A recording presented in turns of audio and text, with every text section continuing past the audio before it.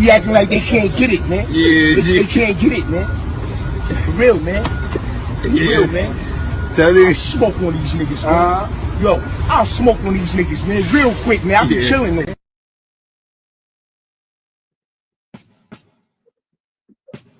Yeah. Salute. Top of the night, baby. That like button, hit that subscribe button on television. Yeah.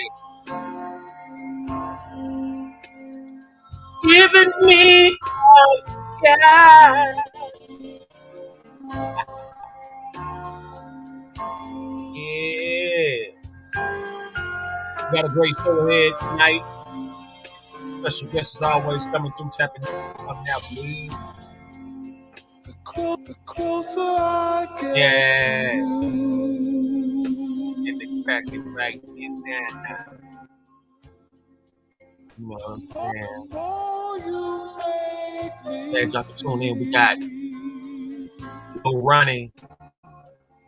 We got G Money Lil Ronnie update. You understand me? We got the second arrest. What did you say, the third? Allegedly, all the suspects are apprehended. We got the death.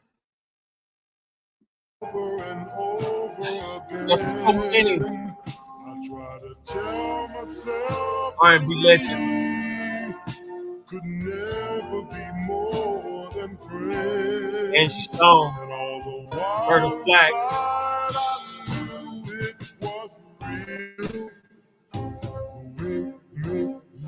We got Roberta Flack, Roy Ayers,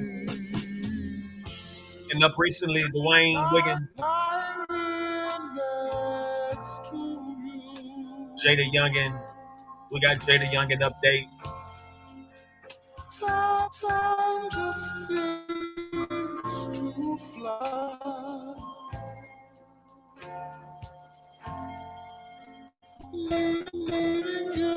So many have passed on. We're gonna be talking about the legend Gene Hackman and wife, death result. $80 million insurance policy, $100 million stake. Yeah. Who fool the tricks of time with the hearts of love designed. Special way. Yeah. Make sure I go subscribe to the Worldwide Single Frappuccino Time. OG Smoke Link. SendaRoni television. The Frappuccino. SendaRoni Sloscru.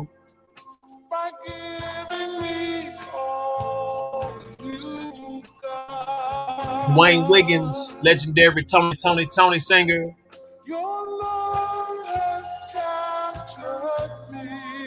We will be discussing the legacy of some town. Over and over again, I try to tell myself that we never be more than R.I.P. to Roberta Flack. One of her best music. These are our educational purposes. We will be discussing the life and death of the R&B legend that passed on 2025.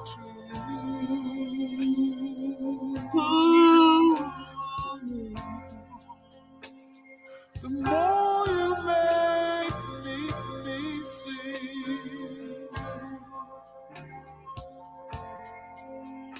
by giving you all I got. Black, legendary in the game. Also, we got LeBron James finally taking that deep Stephen H. Smith. It's still lockdown since 2009-10. I seen that bitch at the game. He act like he didn't want to want to turn his back and then act like he can't do it. He know he hurt. No, right there. I was courtside way before that Mac ever thought about courtside.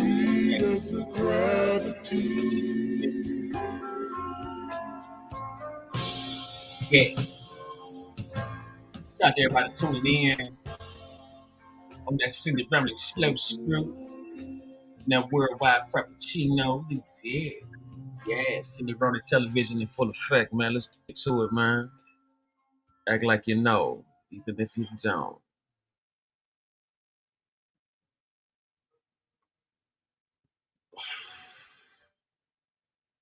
Yeah.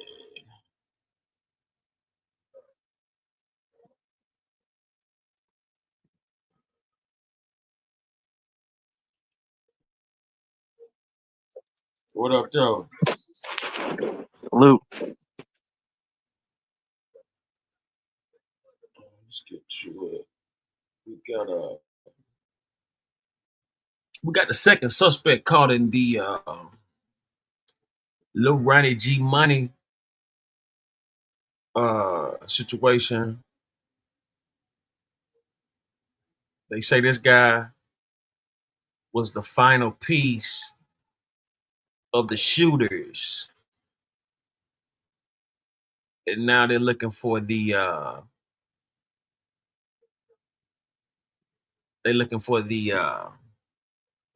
reason why. So what we're gonna do, we're gonna dig in. We're gonna see what's been updated.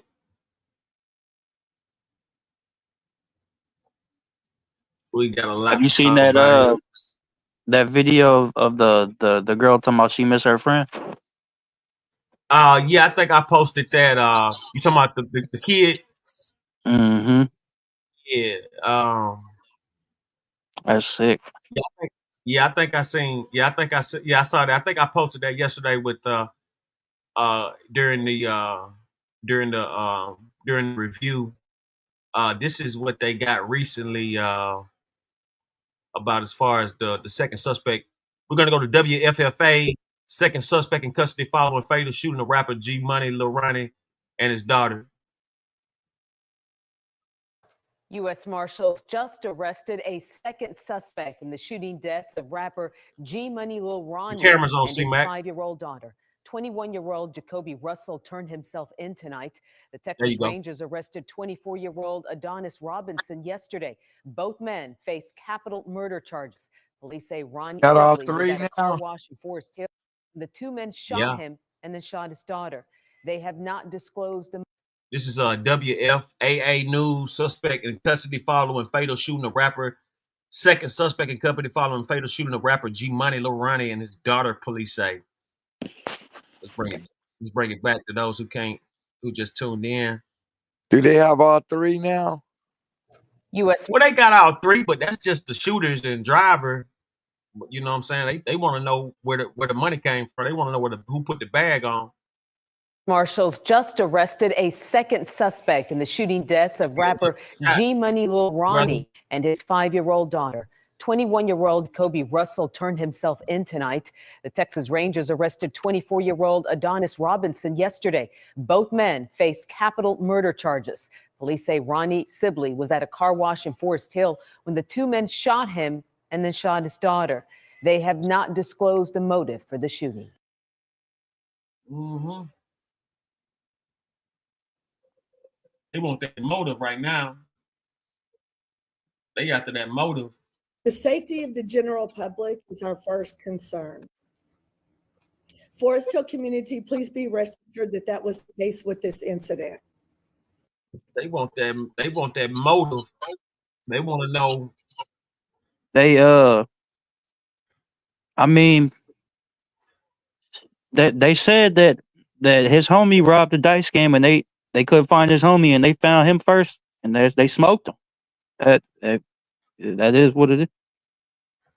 Yeah, I mean that's a rumor, but then you got like 5 more other rumors.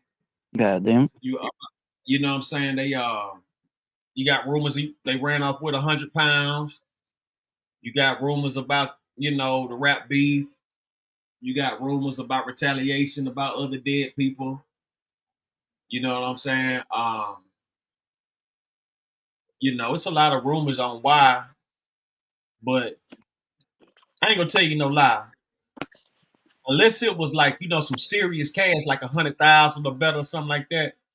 I ain't never heard of nobody killing somebody else. Now I done seen niggas get shot behind a dice game, no doubt. But I ain't never heard nobody go and kill somebody else behind somebody else. You know what I'm saying? In a dice game. That whole situation. Is that plus like the shooters, they got pictures with J-Dub, that brother I was telling you about that got gunned down in Houston. They got pictures together. Sugar salute. It's a crazy entanglement, all this shit. Yeah, you said they got who who is J-Dub now?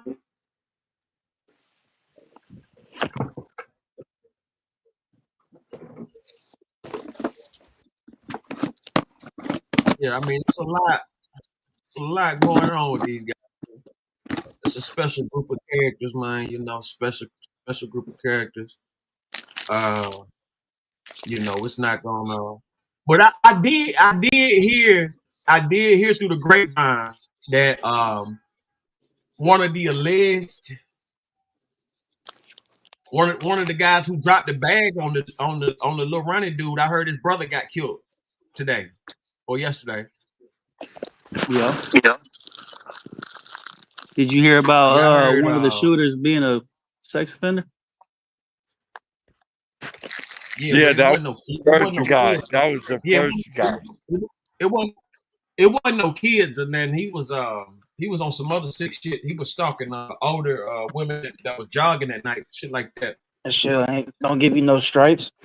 They gonna kill him behind the wall. Yeah, he was on some other shit. But I mean, when you hear sex offender, you immediately think of kids. But yeah, he was up there fucking with some older women and doing some other punk shit. At nighttime when they at night jogging or walking their dogs or whatever, he go out and try to steal and rape them, shit like that. Mm-hmm.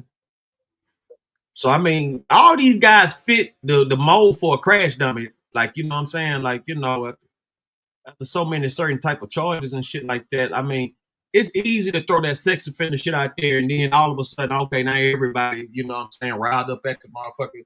But yeah, that shit wasn't nothing like that. I think it's the fact that he didn't register. I think that's the sick part about it. He don't want to take accountability.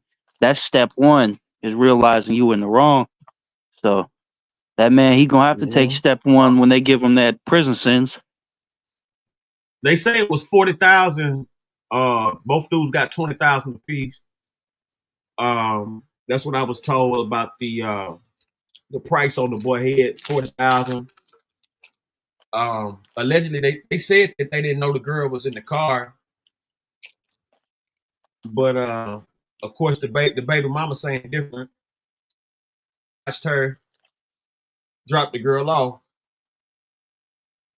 so that's gonna debunk the whole they didn't know But we gotta certain stuff like this. You don't want to speak too fast, because this shit'll flip over real quick.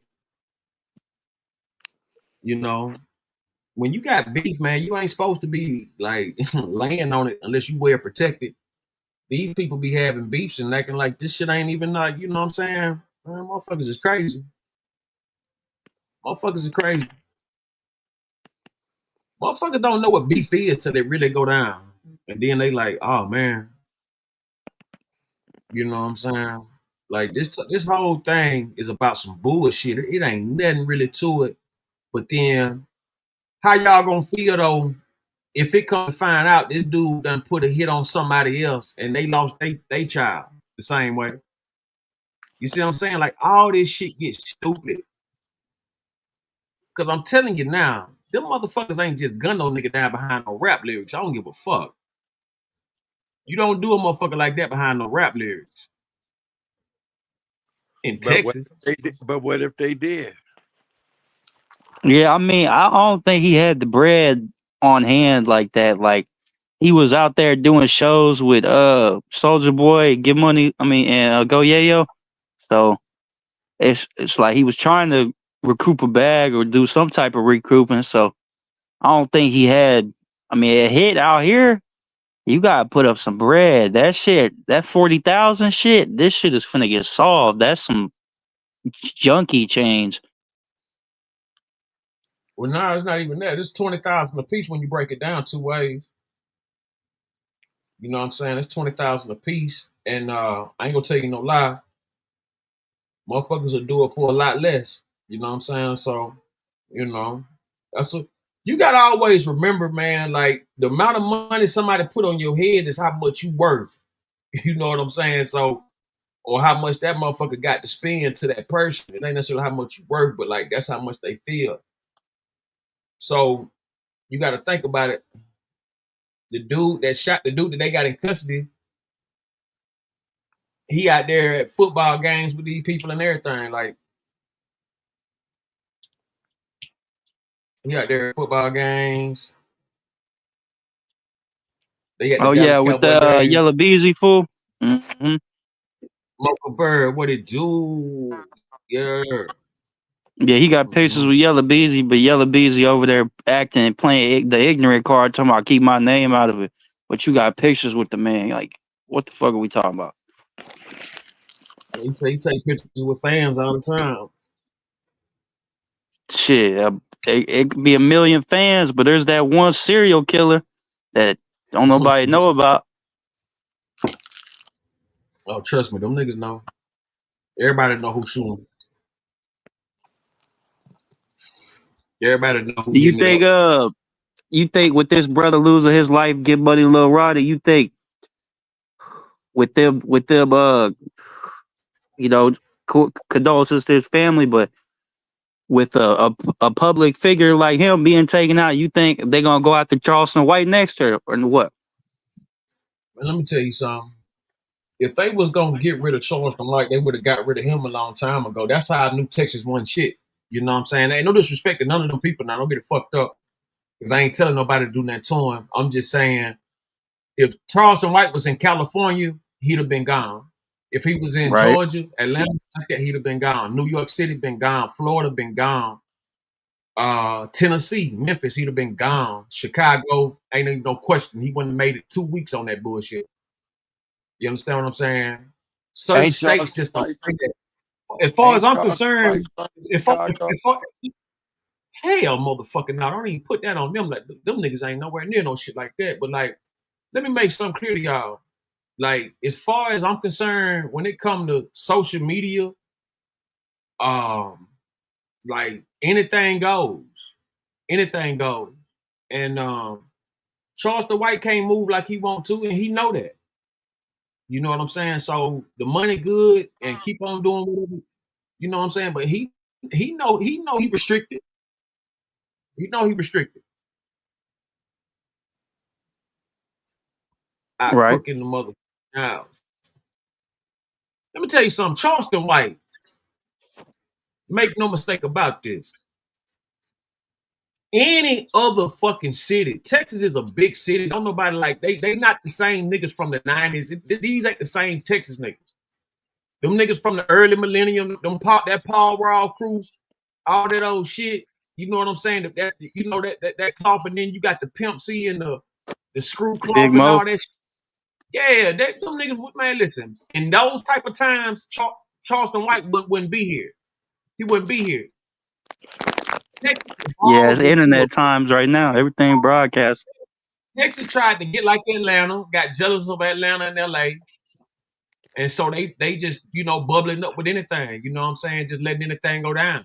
And motherfuckers they so doped out, they ain't necessarily like worried about the integrity of the cloth of Texas. Because if Texas cared about the cloth of they shit, you wouldn't see all these fuck niggas from Texas online. You know what I'm saying? You would not see this amount of fuck niggas from Texas online keeping up all this dumb shit and just setting us back. Now, I give Charleston White his credit. He does what he do and he do it well and he get paid to do it. I can't knock it. I can't give my 2 cents. You know what I'm saying? But at the same time, I wouldn't do that. That's his lane. He found the lane, that's his lane.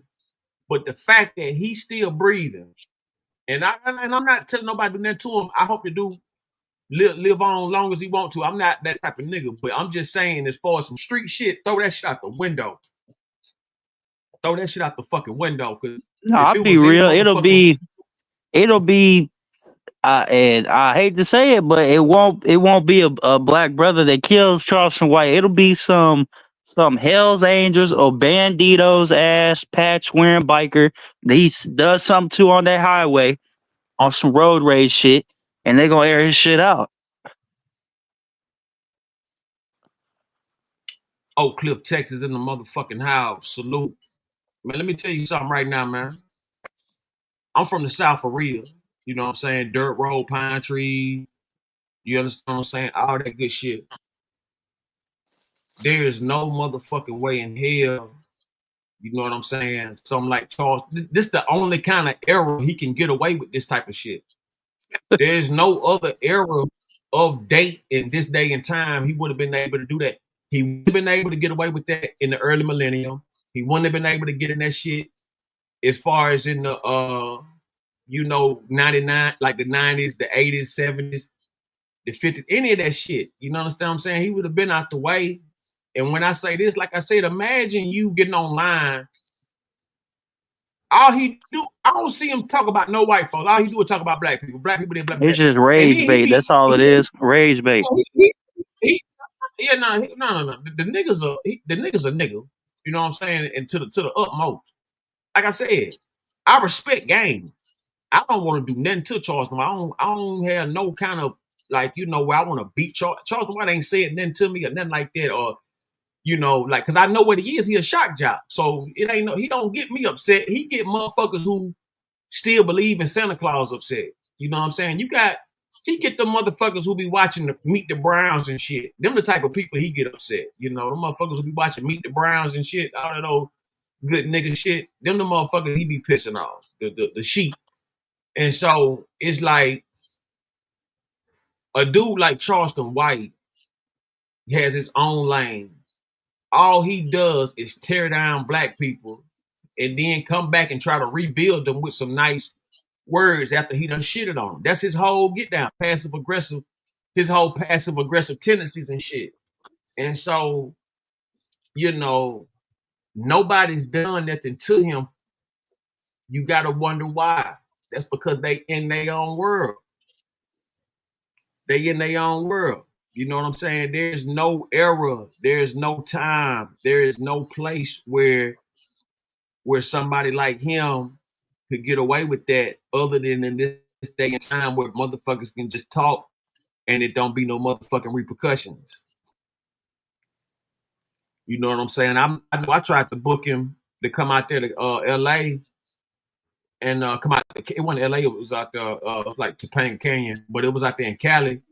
And you know what I'm saying? It don't, you know what I'm saying? He don't really move like that. He only move accordingly. That's for his protection and safety And I understand that because you done said a lot of bullshit. You know what I'm saying? You done said a lot of bullshit, and you done pissed a lot of people off. And that's what, that's his whole. You know, I mean, yeah, if it's not the streets, it's gonna be the laws that end up taking his life. You know, they're gonna lie and say he was reaching for some. Was beef first class ticket to English, first class ticket, no English, but they know what to do. Yeah, hey, I'm gonna tell you this, right? And that's a fact, though. The only reason Lil running nationwide is because the 5-year-old daughter on everything. That's the only reason why. And I said that from the gate. They go use that little girl as a clutch. You know what I'm saying? They go use her as a clutch to push different agendas they've been trying to push. You know what I'm saying? Like, it's all kind of agendas they've been dying to pull, but they couldn't do it because, you know what I'm saying, they didn't have, the right shit wasn't in effect. Now that they done shot that little girl like that, man, they about to start. They about to go in the closet and find all kind of shit they've been wanting to pump out there, but couldn't do it because of they didn't have no regulation or no need to. But when motherfuckers do shit like this, that give them need to. But I keep trying to tell y'all, like, this ain't the first time this happened. Like, motherfuckers, kids get shot all the time. Especially when they around gangsters. You know what I'm saying? That's just the bottom line. When you around thugs and gangsters and shit like that, it can happen. When you around thugs, it's definitely more prone to happen around thugs. When you around gangsters, it's about 50-50. It's about 51-49, something like that. 49-51. I give you 49-51 when you around some real gangsters. You around thugs and shit, man, you got about an 85-90% chance. You know what I'm saying? Your kids, somebody go get hit. You love. Would you say with kids dying, is that a result of single parent households? And of the aggressors making that decision to take people's life? Hell no, that shit ain't got nothing to do with a motherfucking thing, because it's always somebody else. You know what I'm saying? Like, that's why you got stepdaddies and shit. It don't, or stepmamas and stuff. It don't just because somebody go don't mean they can't be replaced. Now, it might not be the original, but you know what I'm saying? It's a substitute. And you know what I'm saying? Sometimes that's all that's needed. Sometimes that's better than what the original was. You know what I'm saying? That's why I don't get involved in, how many baby daddies somebody got or how many, because, you don't know how many times it takes for somebody to love somebody to find the love they need. So, that shit, I don't never get involved in no shit like that as far as words, unless I'm just going in on somebody. Then, I might get a little messy or something or whatever. But even in that type of time, that's not my bag. Anytime anybody hear me going off on something or somebody, I didn't choose to do that. That was something that was forced upon me because of whatever the situation was. I don't just, just drag motherfuckers in the hell and leave them there for nothing. You know what I'm saying? And, but I will say this, though, to answer your question about the, no fathers, or single parent homes and shit like that. You got murders, you got deaths, you got motherfuckers who don't want to deal with that person. You got a lot of reasons why, it could be a single parent home. You know what I'm saying? It don't have to, necessarily be that person's fault. But, I had a cousin. I'll tell you a story. I had a cousin. She was real uppity. And I had told my people, like, y'all need to, might want to check on her and see if she okay. But then nobody want to listen. So she started going in on them. You know what I'm saying? Start going in on them, talking about how many kids they got, buzz. And so, like a year or two later, when she got grown, she got on her own. She was talking about how everybody else had all these babies. She wound up having like 7 kids in like 2 years, 2-3 years, because she wound up having like 2 sets of twins. Then she had like 2 individual kids. So she, you know what I'm saying? So it's like she got like 6 kids off the bat, like, you know what I'm saying, in no time. So the same people you looking at talking crazy to, now all of a sudden you in that same position. And how does it feel? You know what I'm saying? Like, you just never know how these cards gonna get handed to you, you know, to make these moves. See, somebody like Charleston White and Charleston White, Nipsey Hussle, I never say they the same type of person, but as far as fearlessness, yeah, both of them niggas is fearless. They some of the fearless niggas I ever seen. I actually met Nipsey Hussle before a few times, but like I ain't never met Charleston White before and knew it. But just looking at him, that's a fearless nigga. That's somebody who is totally fearless. I don't know if he's fearless because he got government protection. I don't know if he's fearless because, you know, allegedly. I don't know what the deal is. But for somebody to just have a knife or some mace or some shit like that, that's the most fearless individual I've ever seen to get up here and say the shit that he say and to still be out here skipping and boop out. He be waving guns though. He don't just be riding around with like Dog the Bounty Hunter with no guns on him. He be getting caught. He just had to use a Jewish lawyer to get off that gun charge. No. When he be fucking with them guns, that shit be in his house and shit. Shit. I used to see him riding around with Dracos in the car. I used to on live. I smoking weed with the Draco right beside. Let's say, hold on, quick. My thing is, or will become more of a norm because these young niggas fucking. Yeah, that's the whole thing. They out of control, you know, and motherfuckers don't want to Mocha take said she's seen accountability that too. Yeah, I know. I'm not the only one who's seen him riding with guns. Yeah, but see, he riding it. But see, that's what I'm saying. That's his place of business. He gonna say that car his place of business. That's what I'm trying to tell you. Like, when you in a confined place, like when you in a car, a Jeep, a van, a house, trailer, you know what I'm saying, your place of business, a food truck, whatever the fuck. When you in your place of business, he can say that car is his place of business. Because he's talk on the phone in the car. He can say that's his place of business. You understand what I'm saying? So you can have a gun at A convicted felon can't. Convicted felons can't. Man, that's right there. That's over 10 years in the state of prison, riding with marijuana and a firearm. When you sign that paperwork to get that gun license, there's a check mark box that says, "Do you use marijuana?" And if you lie on that, that's a federal offense.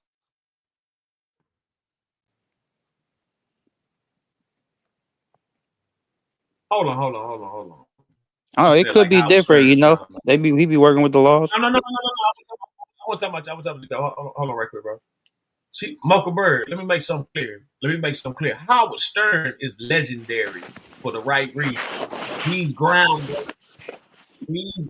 Howard Stern was real entertainment. Man, this motherfucker, man, you can't compare no shit like that to this nigga, man. I'm right here. What's up? What's up, royalty? Hello? Yeah, can you hear me?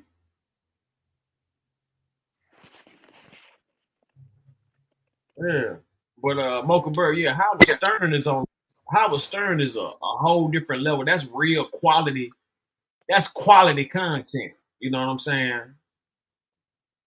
That's high quality content. You know what I'm saying? I never got to tap in with Howard Stern. I gotta. That's old school shit. Man, let me tell you something, man. Howard Stern, Casey Kalem, Tom Joyner. Man, I'm talking about it was a gang. It was a handful of motherfuckers who held the whole cut. Man, listen, man. Listen.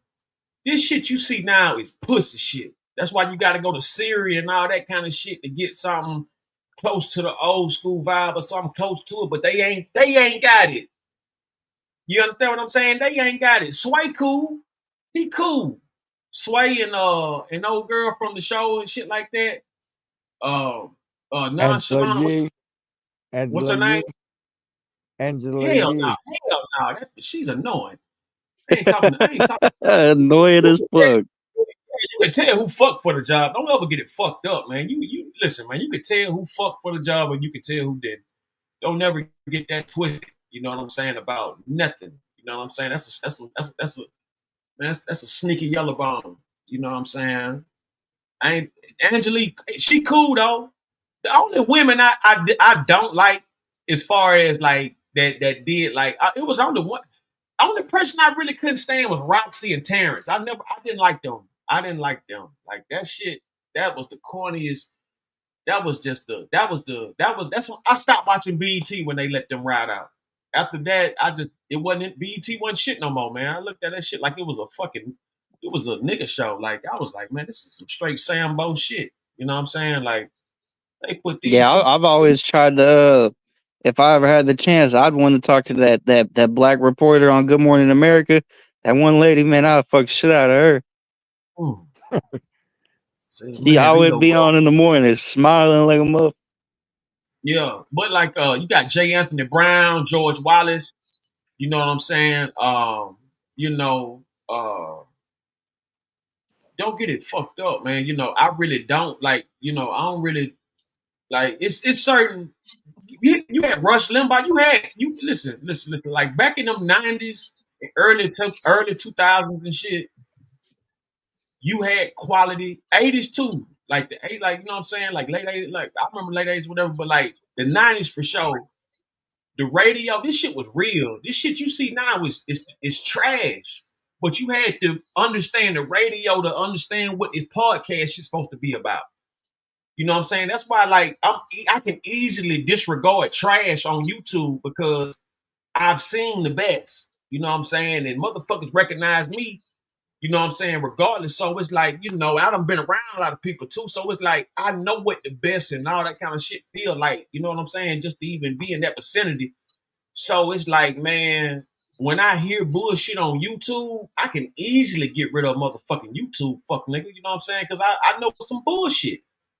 Ain't gonna be nothing but some old motherfucking super hate later or some old weekend shit. Like, you know what I'm saying? Like, listen, man, this shit be so rare and in between. You know what I'm saying? Like, if you don't find somebody on your type of time frame and mentally, 9 times out of 10, you're gonna get a motherfucking straggling, no-name, off-brand fuck boy, fuck hoe, and they gonna try to run you into the ground and make their name something. You know what I'm saying? And that's just the reality of this trash ass shit. But that's when you let trash in your motherfucking vicinity. See, you got to stand on with motherfuckers who see the same thing you see. You can't walk outside. You can't walk outside with a motherfucking, you see a blue sky and they see a red one. You know what I'm saying? Like, you know, ain't no game into that. But I'm just saying, like, it's just real talk. Like, you got to have the same motherfucking perspective. Even if they did see a red sky, like, it still got to be something there. It still got to be the same picture. You know what I'm saying? And it's like, you know, when I grew up, man, you had Howard Stern, Rush Limbaugh, Tom Joyner, Ryan Cameron, George Wallace, you know what I'm saying? Casey Calum. Casey Calum, one of the best I ever heard. Like, if you like, you know, he's a voice. You know what I'm saying? He was a voice for real. Like, you know, he did a little commentary here and there, but he was really like one of them, you know, 10-second, 15-second little brief voices, and he'll go to something else. But like, you know, it's a whole lot of quality, man. When you grow up around quality, you don't have to deal with trash, or you can easily like avoid trash when, you know what I'm saying, when you grow up around quality, man. Because like, yeah, man. I'm avoiding trash like my blind spot in the car. That motherfucking yellow light come on, I'm hitting the blinker, getting off. But you got the brakes or something? What happened? No, the blind side protection. That little yellow light come on with the car pass. Yeah, that's how I'm avoiding trash. Anytime that light come off, hit the blinker, getting off. See, if the money don't stop, then there ain't no beef. All the name calling, talk, nobody lost no sleep. Mm-hmm. Hey, let me tell you something, right? These little motherfuckers, they finding a whole bunch of like back in the day, you had crash dummies who was just putting on for the hood. But like these new crash dummies, they know better, right? But they so psyched out on them pills or on dope and shit. You know what I'm saying? they don't it don't hit them until they at court getting sentenced. You know what I'm saying? Then they all like, how I get here, that type of shit. Right. You know what I mean? Motherfucker be on suicide watch. That's why you can't be, dealing with no off-brand shit. You know what I'm saying? That ain't, down with the cause. Cause like you step up and you thinking this motherfucker step up with you, man. They think, they step away. So you know what I'm saying? After they done put you in some bullshit, facto, crook in front of them stuff. Yeah, them niggas, they dropping money. Texas is a big state, you know what I'm saying? You can make $1 million easy. You can go platinum in Texas alone. It's that big. You know what I'm saying? You can go platinum out there. It's that big. Purge lean, that lean. That lean. Like if they don't know how to control that shit, like I said, it'll take them into a whole new dimension they weren't even ready for. You know what I'm saying? That lean's a motherfucker.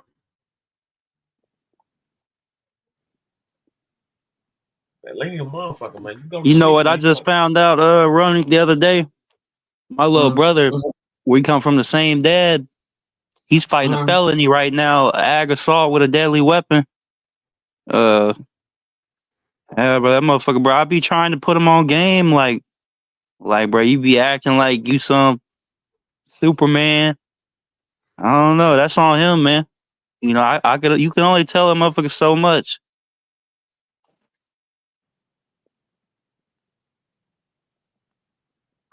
Mm-hmm.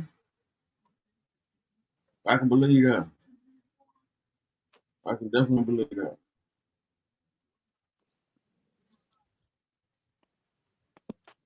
Yeah, man. You know what I'm saying? You say he fighting for what now? Aggravated assault with a deadly weapon.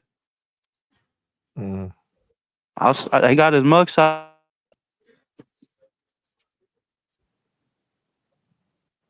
Oh, you got his mugshot? Mm-hmm.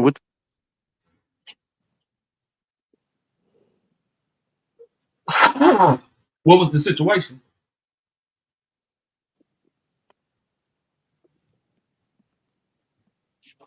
I don't even fuck with him like that. Like, I went to my he was just like you. This shit crazy. That's like, man, that shit crazy. You would have thought, man, that's Kobe, good, but that motherfucker fat as hell. That's a Photoshop of you blowed up. Like, get the fuck out of here. God damn it. Ain't no way. Oh God, tell you, same dad, different mom. Yeah, I got to. The dad definitely gave y'all the same face and everything. He just gave him just a more weight. But other than that, no, he like eating too much. That's him. Yeah, but he be in the hospital for breathing problems. We need to put down the cup and the plate. He can't put down the cup. Ego don't make a man a man. Ego grows by his deeds. That's why, you know what I'm saying? Real shit. That's why you gotta put them deeds. That's why I be telling people you gotta balance that shit out, man. You can't just be out here doing bullshit. You know what I'm saying? Because trust and believe that bullshit, it's gonna come back. And when it come back, you know what I'm saying? Don't act like you don't know. You know what I'm saying? Don't act like you don't know. Yeah, Mocha, yeah, shock jocks, you know what I'm saying? I found out through my aunt. I went to my aunt's the other day in my old neighborhood after like 6 years of being at my apartment, because I never went back. I went over there and I was chopping it up with her, and she was telling me, like, did I hear about him? I don't know, man. If he got a good lawyer, he got a good lawyer, but I don't think he got money for like that.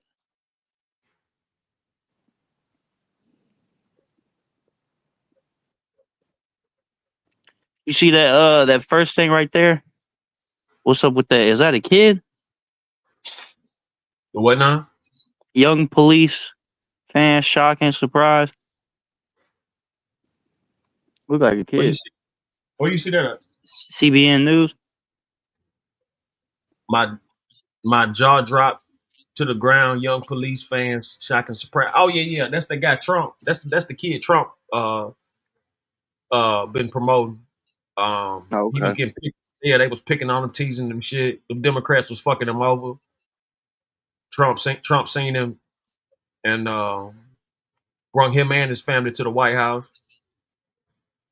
You know, and I'm gonna show some of that later on. But he a big time Trumper. Yeah, I ain't even see that thing right there. Yeah, Free and AJ was that was good. That was some good. That was quality. That was quality. After that was some straight garbage. Like fucking bubblegum motherfuckers up here. Salute people, but the white people. It's a, what y'all got against? What y'all got against? Hey man, y'all got to come up on the. Y'all got to come up on the show, man, and y'all got to talk about that. Y'all got to talk about that. I ain't, I got to talk about that.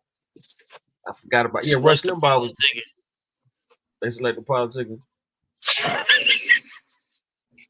Is that what's going on? Selected pop. Shit like that. Yeah.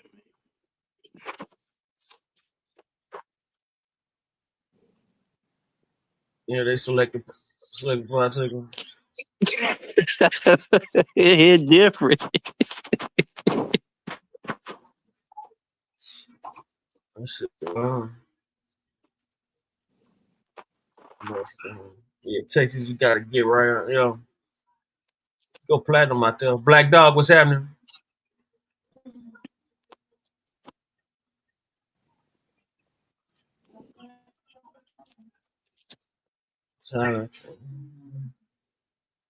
Yeah, man.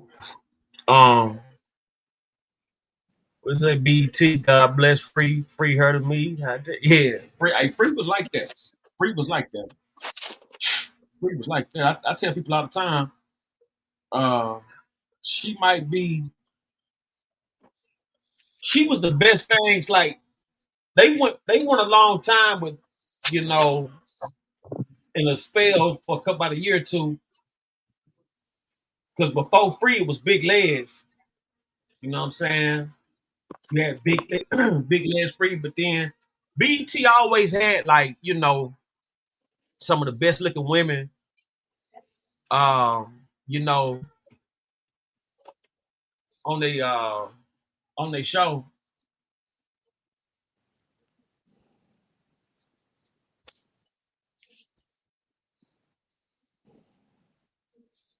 I remember I forgot that lady from Jamaica they had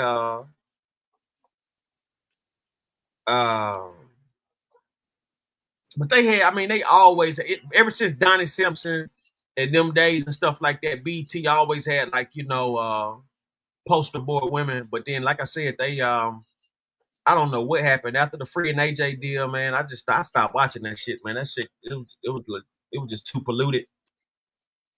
You know what I'm saying? On that. Yeah, it was just too polluted.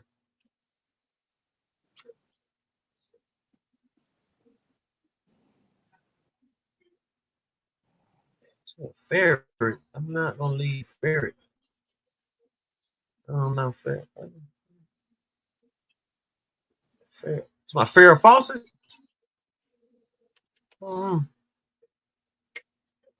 She talking about a Ferret, but I don't know the fuck our Ferret's going. What are you talking about, Mocha?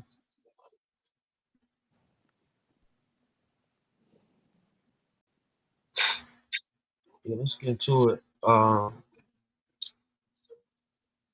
Man, we got a lot of deaths, man. We got Tony,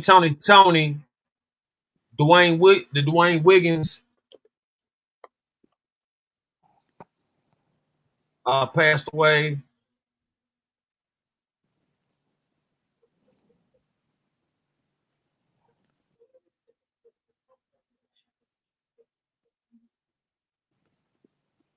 Let's go to NBC Bay Area.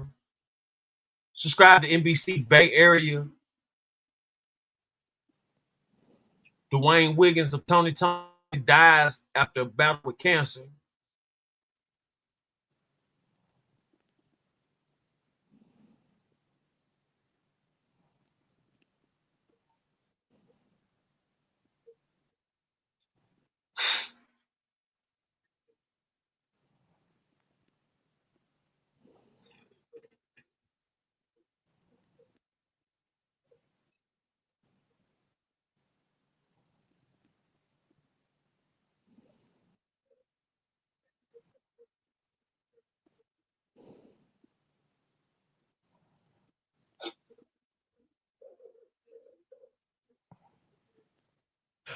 Well, breaking right now at 11, one of the founding members of the music group Tony has died. The family of Dwayne Wiggins posted on Instagram. He passed this morning following a battle with bladder cancer. The Oakland native and founding member is best known for his work with the R&B soul group.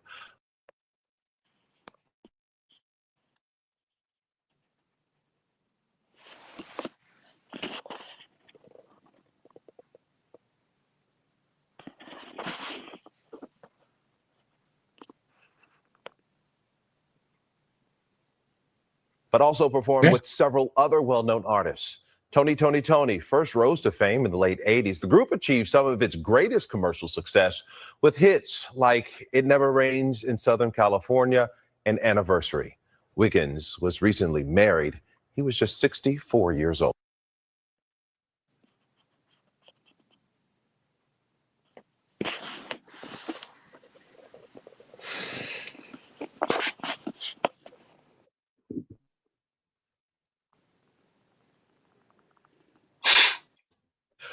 Over 11, one of the founding members of the music group Tony has died. The family of Dwayne Wiggins. All right, let's go to KTVU Fox 2 San Francisco. Dwayne Wiggins of Tony Town. Me.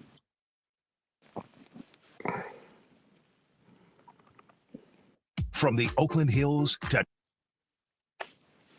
Jack London Square, the Port of Oakland to the Coliseum, KTVU presents Talk of the Town, an engaging conversation about the people and issues important to Oakland. Hello, I'm Dave Clark, and thank you for joining us, and welcome to Talk of the Town. Now, I'm really extra excited today because my guest is not only a talented musician, a talented performer, but he's also my friend. One of the popular groups in America is Tony. And my guest is Dwayne Wiggins of Tony. Do you know how glad I am that you're here? I'm happy to be here. What are you saying? No, I mean that. I mean, I like seeing you off the lake, but this is this is personal. Yeah. Now, what he's talking about the lake, you and I met by happenstance along Lake Merritt. I had just recently came to the Bay Area, and there was this guy. Yes. From Tony.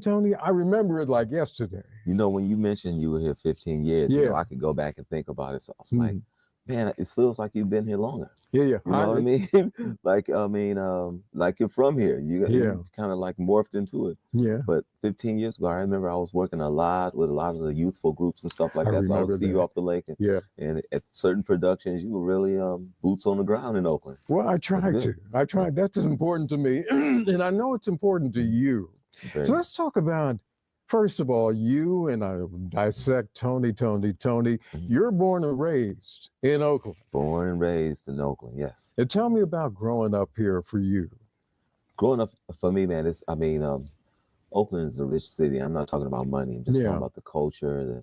For me, growing up, everybody was from the South. I was raised in West Oakland, Lower Bottom. You know, my mom's from Pine Bluff, Arkansas. My dad's from Texas. So, you know, the West Oakland was different then. Yeah. It was all community. It was all everyone for everyone. And education was different. You know, food was different. I had to say that because, you know, everybody had their own gardens. Yeah. You know, so then moving from Lower Bottom, West Oakland, the Infirmary Park area to Sobrani Park, that's deep East Oakland. Yeah. One way in, one way out. And Clip God salute, Oak Clip Texas salute, C-Mac salute. For those tuning in, we going at Dwayne Wiggins, pivotal producer and founder of the group Tony.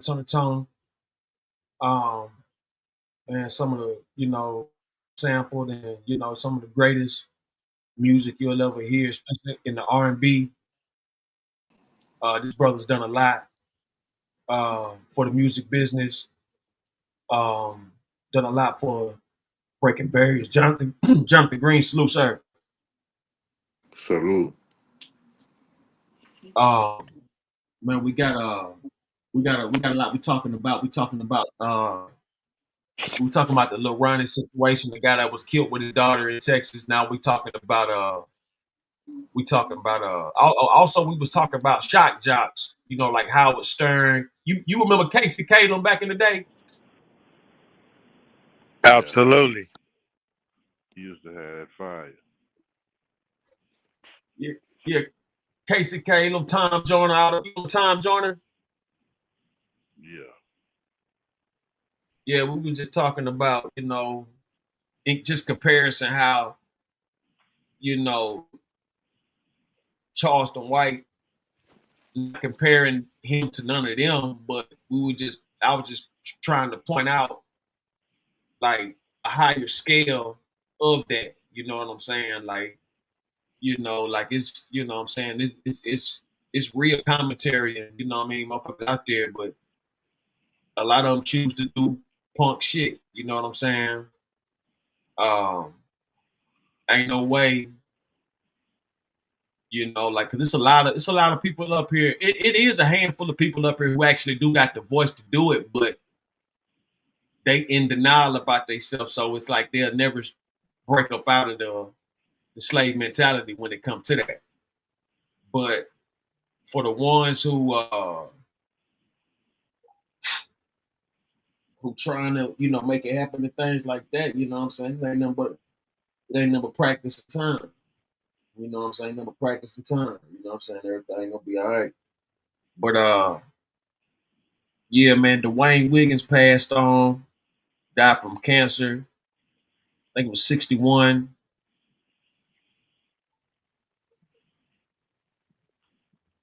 It's an old world.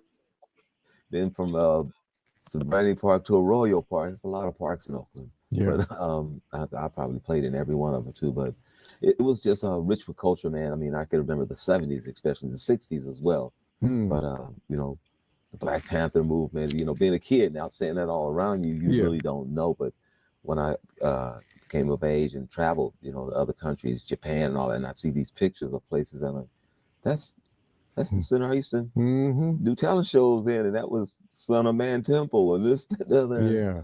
So you just start seeing the richness of Oakland, the culture, and how we've always been the type of city that's, you can get stuck in Oakland, you can because it feels like a country, country. And you start seeing things outside of it, and you really appreciate the fact that you're able to grow and pull from the energy out here. And yeah, I love it. I mean, I travel quite a bit though. Yeah, you do travel, man. Yes, sir. Yes, that's a must. Let me, one thing I got to get out of the way, and you probably talk about it a lot. The name of the group, Tony. Yeah. Where did that come from? You know what? It's a trip because everybody has this sort of definition of where it came from, because we have different people that came through the lens of Tony. But I made that up, man. As I had a buddy that was a roommate of mine, and for a certain style and where we used to act, and used to like to go vintage clothing shopping and all that, and used to have fun characters. But I came up with a character called Tony, capping on him. Capping is when you snapping on somebody. Right. So I gave him envision. First name Tony, middle name Tony, last name Tony. That means somebody who really thinks he's hot. He's fly. So we'd be out in the club and somebody walking in and go, Tony. And that was just our little joke. Wow. So me and my brother Raphael and Tim, we used to jam a lot in the house. And it just became a name that we use. Guy that was managing my mom's job for Sealand back then, and that's when we were doing a whole lot of things for Food Channel too. I'm telling you, this connection is crazy. Yeah, I'm serious. So dinners and all of that, and but this we were doing a wedding, and we really weren't a group. We just used to jam and never really sang. We had hooks, and the three of us getting it. And so somebody asked us, "What's the name of the group?" We was laughing and joking, like Tony. And by the end of the night, everybody kept going, Tony. And it just stuck. Man. And how many years has it been for the group? For us being successful at it, well, it's always been to me. But 35 years. Really? Yeah, I've been touring and traveling 35 years, and I wouldn't have it any other way. Really? I love traveling. I made my house, my bedroom was like a hotel room. like, Yeah. I like feeling comfortable. Dog, you know, we get all blacked out, the curtains or whatever. Well, nah, I like the open light. But yeah, I love traveling. I like meeting the people, you know, the food, just the different cultures. I've been going to Africa for the past 6 years, and I've been going to Ghana, Lagos, Nigeria.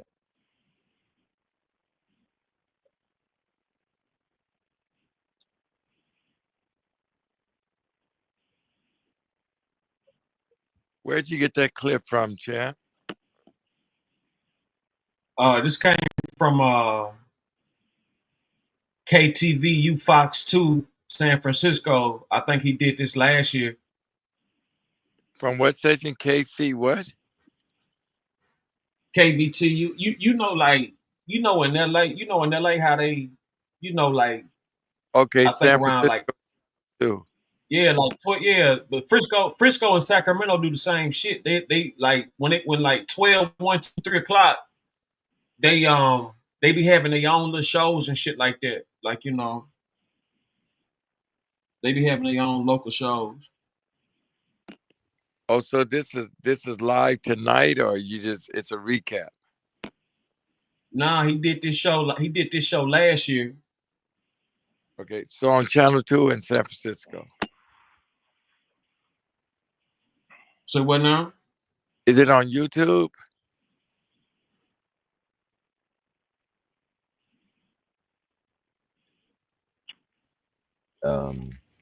South Africa, you know.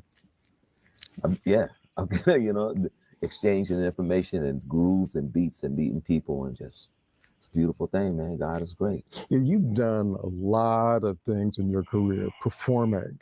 Where would you say is your favorite place, the favorite performance, the favorite place to be that you can think back?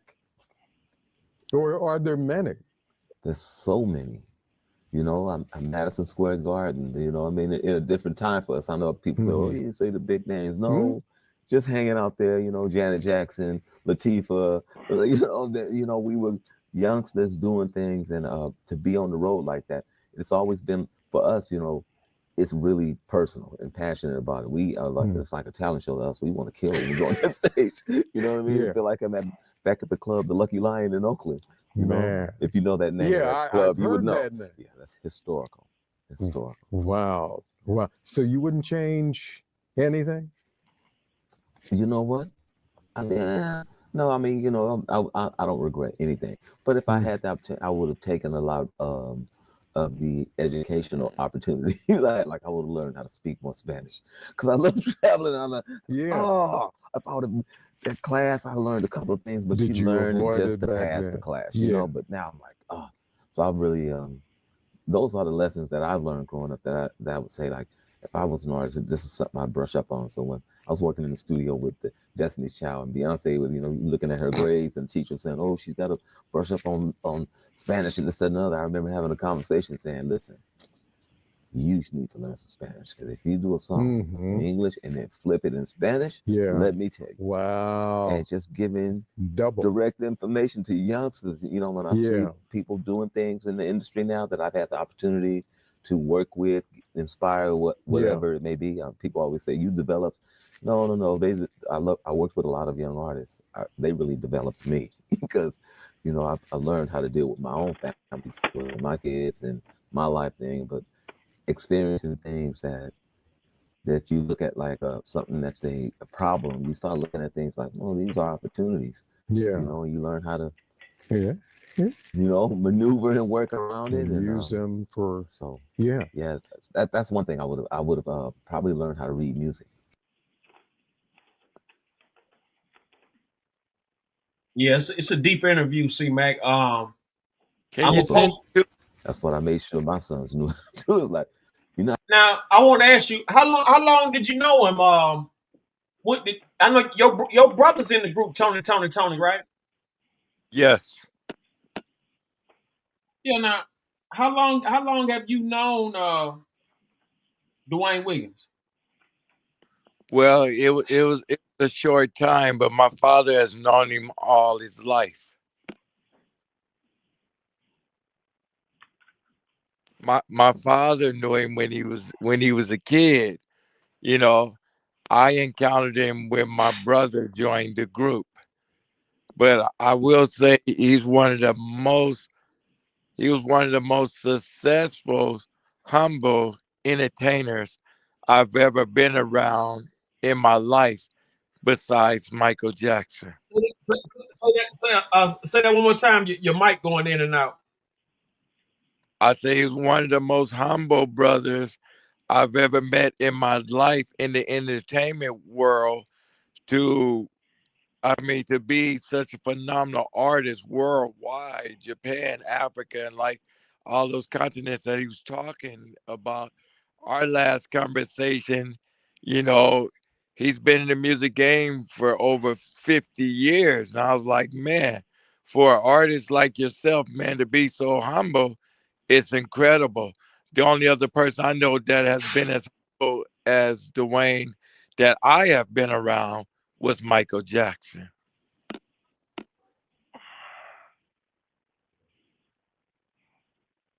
Did y'all hear that? Heard it.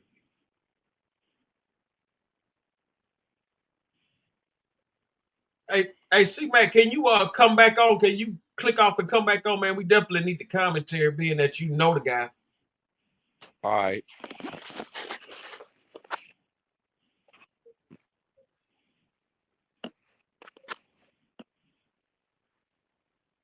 Yeah, man. Dwayne Wiggins, founder of Tony passed away. Man, he was one of the highlights of the late 80s, early 90s. He was the highlight in a lot of songs, a lot of entertainment.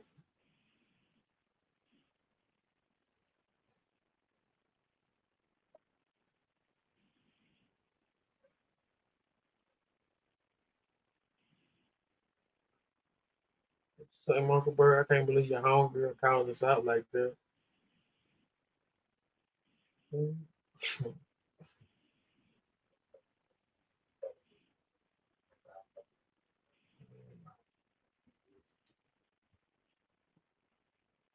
Not gonna only be able to jam, and church out and rock out, soul out, funk out in the hoods or whatever. But yes, reading and respecting order about the game in the industry. Wow, everything has order. You talk about your kids. Yes. I'm assuming there's a great deal of daddy pride. Tell me. Okay, let's run it back. Yeah, I can hear you slightly. Go ahead. Okay, you hear me? Yeah, I hear you now. Okay. You playing the clip, right? No. I was asking you before you got off. How long did you know him? Like, where'd you meet him? Things like that. Okay, I've been knowing Dwayne for about a few years. I would say at max 3. My brother is definitely in the group. My brother is one of the tallest guys in the group of the 3 that be on stage besides the guitar player, because the guitar player is like damn near 7 feet tall. So my brother is the next tallest as the guitar player. But I must say when I met him at the Toyota Arena, which was on Mother's Day, it was interesting because we had just left Snoop Dogg's mama's funeral months before Mother's Day. So when he first met me, it was incredible for a phenomenal artist, worldwide artist that have done so much for so many. And as humble as he was, when he first met me, he says, wow. He said, man, you have character. He said, when we go on stage, you getting on the bongos. I mean, how many artists do that that's never met you a day in their life? And I said, man, I don't know nothing about no bongos. He said, oh, yeah, nigga, you getting on the bongos. But I'm just saying, that's how humble He was, and we was cool ever since. You know, I was looking at my last text message that he sent to me in my telephone tonight, man, and all I could do is, you know, tear up because, you know, of him being such a humble brother. He treated my little brother well. My little brother was at his one of their concerts, and he brought my little brother on stage, and my little brother started rapping. And he asked my little brother, he said, "But can you sing though?" My little brother started singing, and the next week they were in the studio, and he brought my brother aboard as one of the three to lead Tony. And they went all over the world, to Africa and different places, and embraced cultures. Again, you know, rest in peace. He's one of the most phenomenal brothers as an artist that I've ever met in my whole entire life. He treated my little brother well, and you know, he did his thing. He was very passionate. You know, I've sat with him, talked to him while he plucked the guitar. Just a phenomenal brother. Number one, every artist, I mean, certain artists, they be stuck on bullshit and, you know, wouldn't have time. They wouldn't care who you are. That brother, I literally have his phone number right now in my telephone.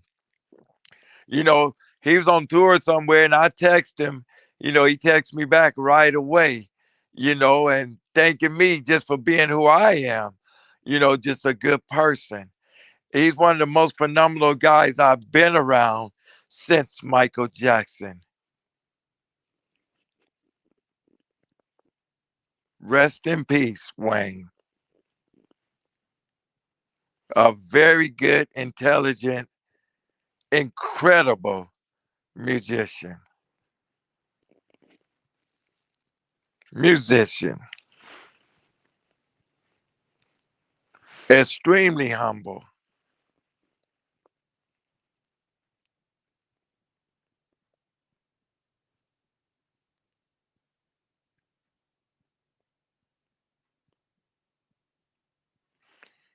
You there, champ? Yeah, I was asking you, how long has he been battling cancer? Well, that was a hidden thing. Some knew and some didn't. I didn't have a clue. Neither did my little brother. Also, nobody knew. Not really. It wasn't something that he just went around talking about. You know, he had, you know, last I seen he was right here at Casino Morongo, you know, so he was cool.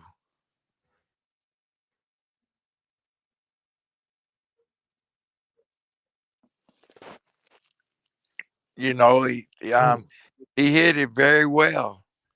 But to my understanding, in talking to my brothers in Oakland, you know, he had it for quite a while.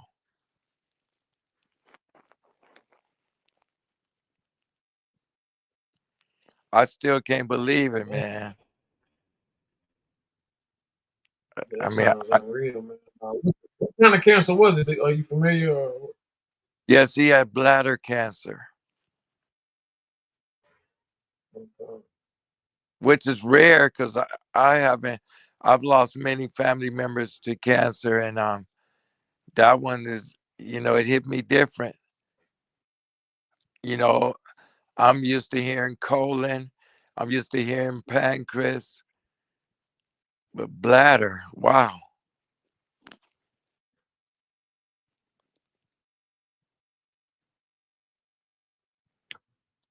Which is interesting because last I saw him, he was, you know, drinking bottles of water.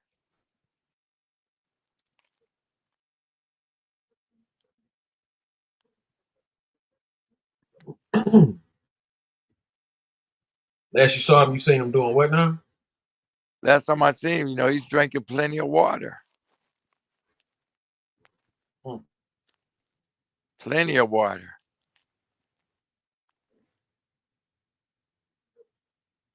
So I guess he was staying. What you mean? You staying hydrated? Yes.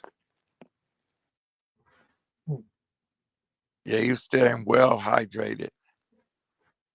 But again, he had it for quite some time because, he wasn't speaking about it.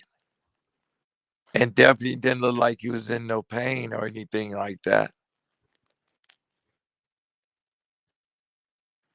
So it's a shock, bro.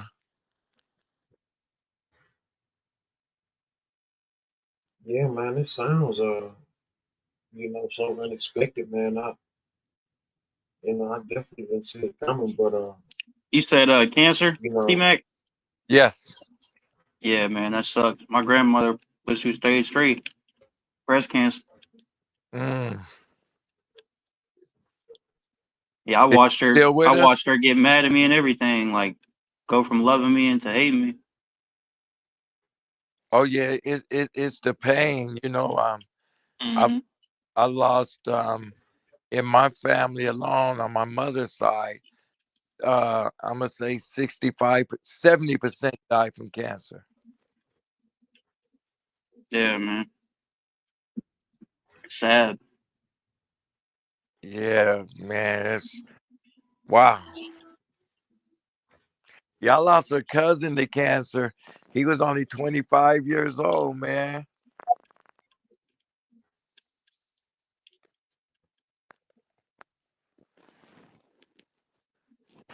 Yeah, cancer, man. 2025.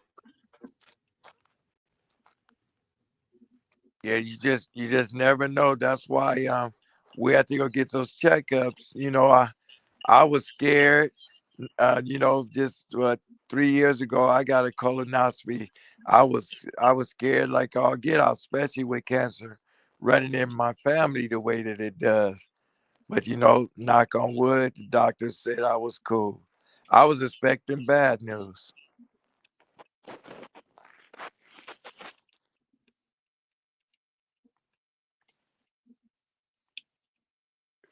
But I think it's in a lot of stuff that we eat too, bro. Yep.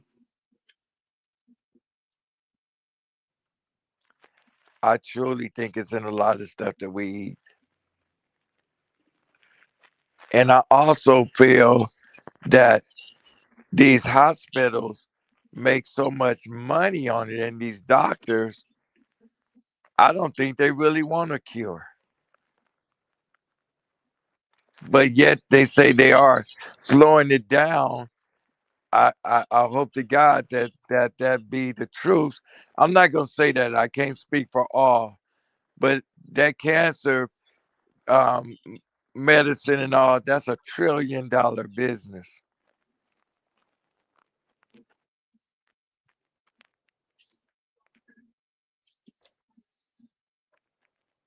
That I will say. But I'm not going to say that hospitals don't save lives because, I know people that had cancer and right to this day, they straight. Of course, with the radiation and everything, but it can work both ways. I've seen radiation make it worse. I've seen radiation make it better.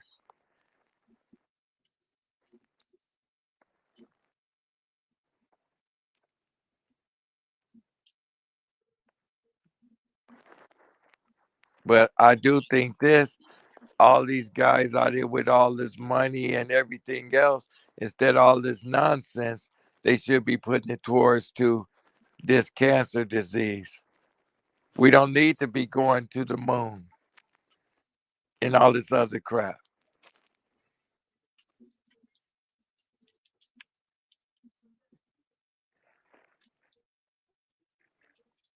Do things, that counts, save lives. Forget all that other shit. Right. Or put your money towards saving lives. All this other nonsense, the moon and building a space hotel and all that. That shit gonna cost $1 million. Who gonna go up there besides movie stars? And who cares about what's in space? The only thing we need in space is the satellites. That's it.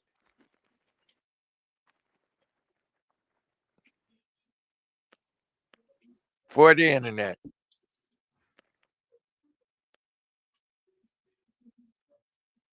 What you say? All we need is a satellite. No, I'm sorry. No, I'm saying satellites. That's all we need in space.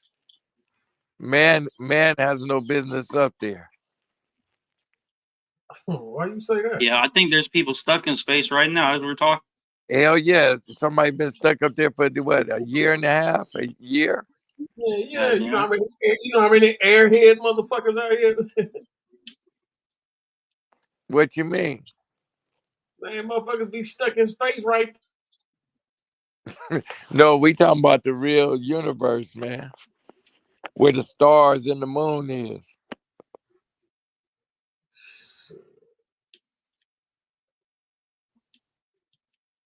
That's real.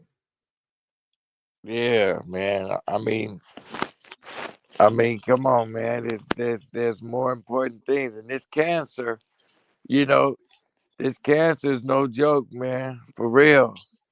I mean, how long has people been dropping dead from cancer?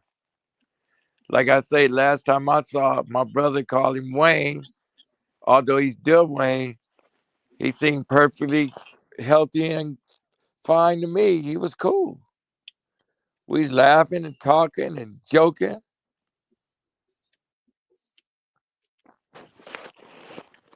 It's just a shocker, I was talking to someone that grew up with him as a kid today. He's still in disbelief. It was him, Dwayne, and MC Hammer. They all grew up together.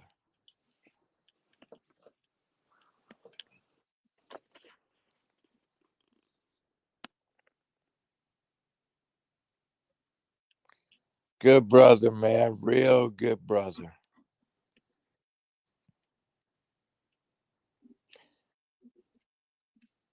That picture there, that's when we first met. That was on Mother's Day.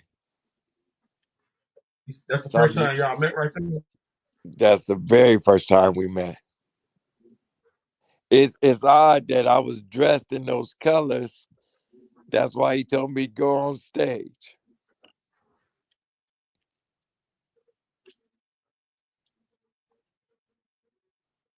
And you in the middle? Yeah, that's my little brother to the left of me. Okay. Man, rest in peace, Dwayne. And on that night when we was on stage, which was Mother's Day, Snoop brother, Bing, rest in peace. I come out in the audience and went and got him, seeing how my mama had passed, and I had just left his mama's funeral, and then that was the first Mother's Day. We kicked it in the back, and now Bing is gone. Rest in peace.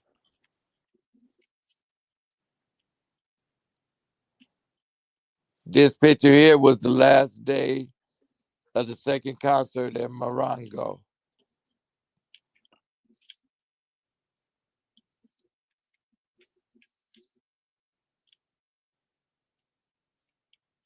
Oh, y'all was at the casino in Morongo? Yeah, that right there, that was the last show they did at Morongo. Yeah, I like Morongo.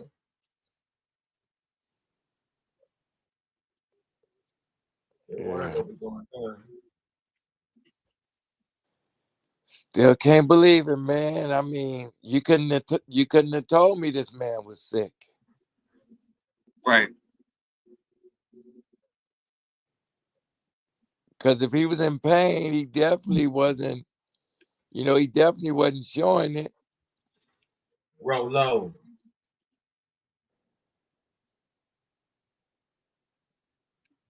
Gotta go with your Rolo.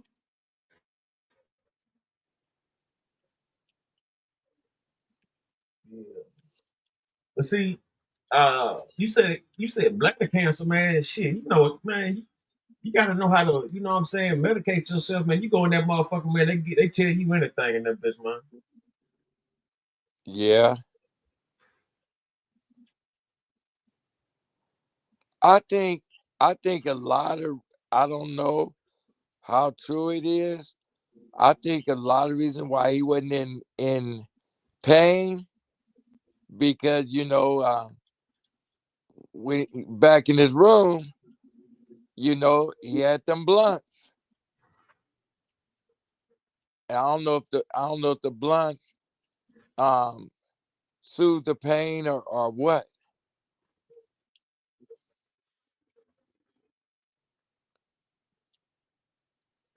Because they say it's medicinal. They say it's medicinal purpose. I don't know. I ain't never had that feeling. You want getting that smoke blowing, No, man, I was, I was too busy roaming around in the casino trying to knock something. I mean, no, not knock something. Oh no, I had a girl there. My girl is even in this picture. Looking at Sue was up in there? No, my last girl. I thought you talking about our girl.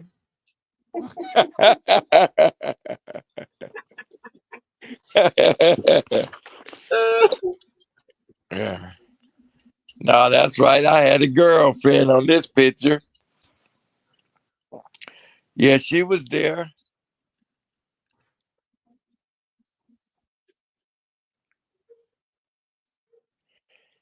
Yeah, man, this should be quite the service. I mean, Kenny Red and now Dwayne.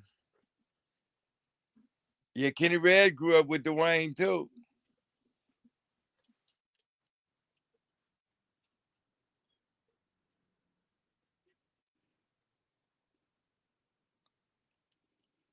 Still a shock to me, bro.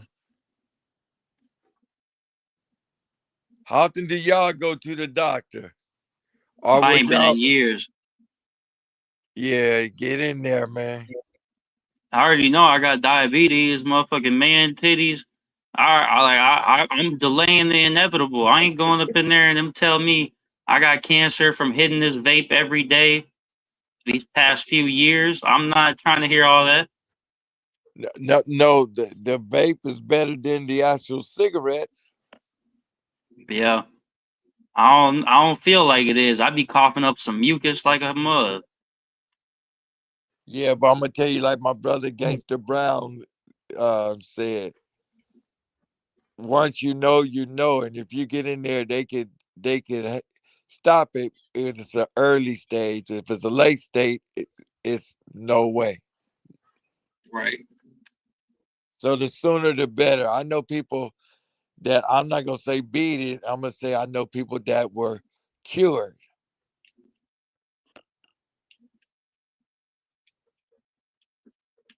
But in Dwayne's case, it must have went on for a very long time.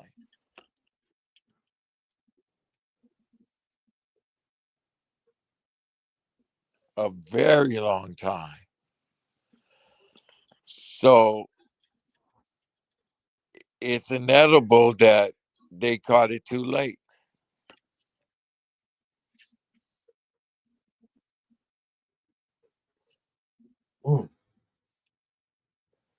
And like you say, and traveling all those countries all the time, he probably didn't have time to go to the doctor when he should have went. Right. Because the man traveled a lot. I mean, a lot. He probably traveled just as much as Michael Jackson.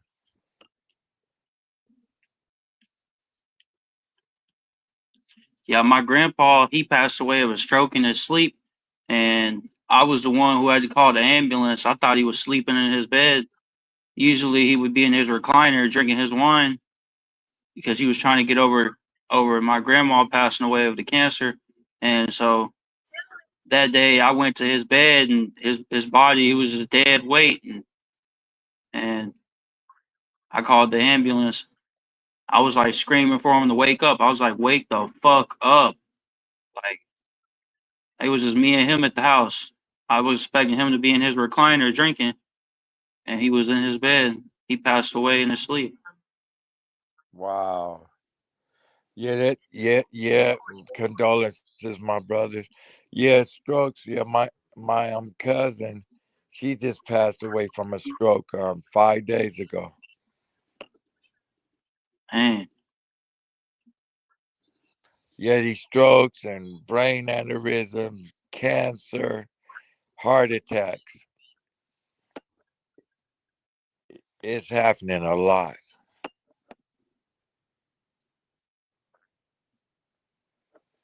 A whole lot.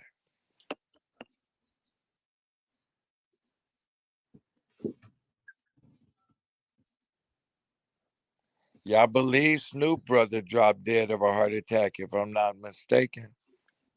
Rest in peace, Bing. Did you know Bing, champ? Yeah.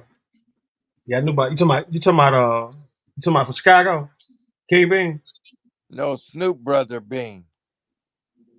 Oh nah. Yeah, I believe he dropped dead of a heart attack. Hold on, we got R. Kelly calling in. Robert. This call will be recorded and subject to monitoring at any time. To accept this call, press 5. To block this call, you may begin speaking. Can you give us a song, brother?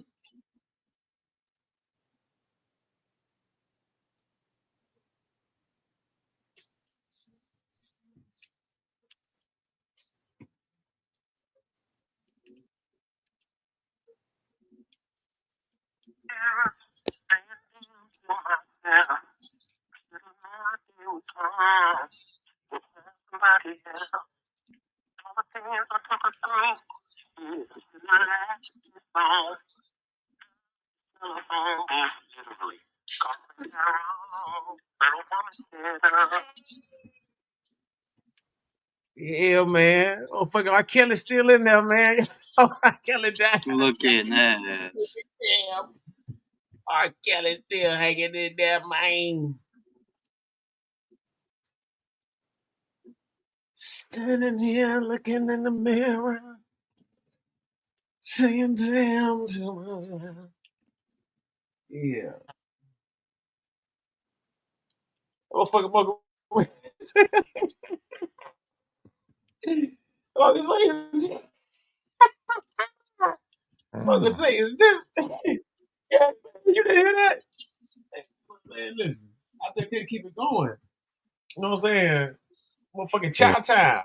Motherfucking, somebody came in and he had to hang up. Oh Somebody came yeah. in, he had to hang up. Hey, what's your brother's favorite Tony Tone song?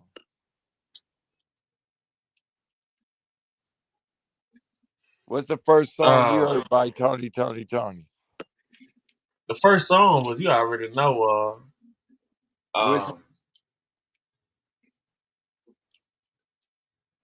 whatever you want. Oh yeah. That's that's gonna always be their coldest. That's gonna always be their signature song. You know what I'm saying? Like that's gonna always be their signature. You know, regardless. You know, I just got some history. You know, something I didn't know. And this come from brother that grew up with him. That song, "Hey Little Walter." I think I've heard of that. Oh yeah, "Hey Little Walter." That song. You talking about wade in the water? Wade in the water, man. What the hell you talking about? No. Look at that. Well, anyway. What the hell? Y'all, you get that mixed up? No, it's called Little Walter. Man, wade in the water, man. No, it's called Little Walter. All right. Trust me. Well, that song was about his brother. They got. I hear this shit. What mother word? Come get this nigga. Okay, pull the song up. It's called Little Walter. That's the name of the song. It was a remake. It was a remake, just like Tupac. His name of his song was Sadie. but the original Yes. song was Brandy. Yes. Well, anyway, that song was about his brother who got killed in Oakland. That's what that song was about.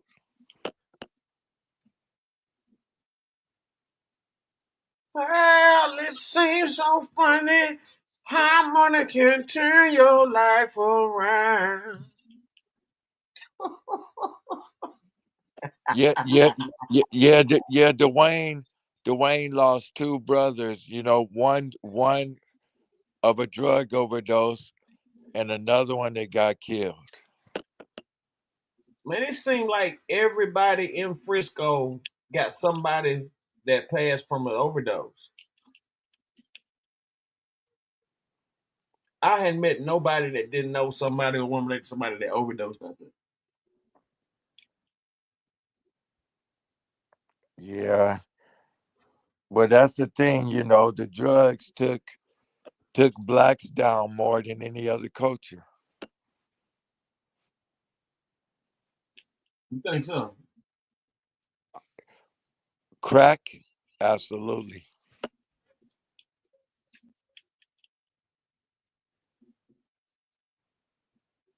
Come on, Jimmy Crack Corn? Yeah.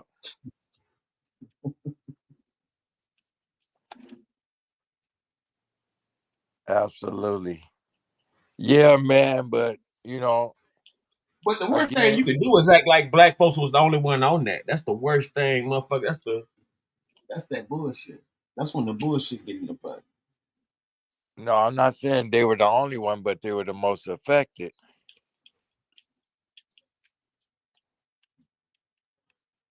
You know why they was the most affected? Because the white man made it accessible to us. You know why the white man made it accessible to us? Why? So we could be the most affected. They want to get rid of us. Yeah. Not necessarily. It's a separation. Yeah. And that's one thing. See, I'm gonna tell you something. Trump had to straighten that shit out. You know what I'm saying? I knew when he had Harry O up there, it was gonna be something. It was a catch to that. You know what I'm saying? When I seen Harry O, mm-hmm. Yeah, when I seen Harry O, I said, "Damn, it's about to be some drug laws coming." I just know it. I knew it when I seen it because it's like ain't no way he up here without something happening behind it. You see what I'm saying? Because if Trump don't, if he don't, just like he talking about, death penalty to kill a cop, all that old bullshit. They ain't about to do no bullshit like that, especially in this day and time. These crazy ass cops. I wish they would say some shit like that when these crazy motherfuckers coming in killing people. Who is Same that? way. Who was that somewhere they just got in front of a firing squad? That was the guy in South Carolina. Yeah, that was a firing squad. He said he didn't want the lethal injection. He didn't want the electric chair. But the cold thing is they let some other prisoners shoot him down. Get the fuck out of here. Who told you that lie? I read it tonight. That sounds like a lie if I ever heard one. I read it tonight. I just read it. Pull it up. You can read it.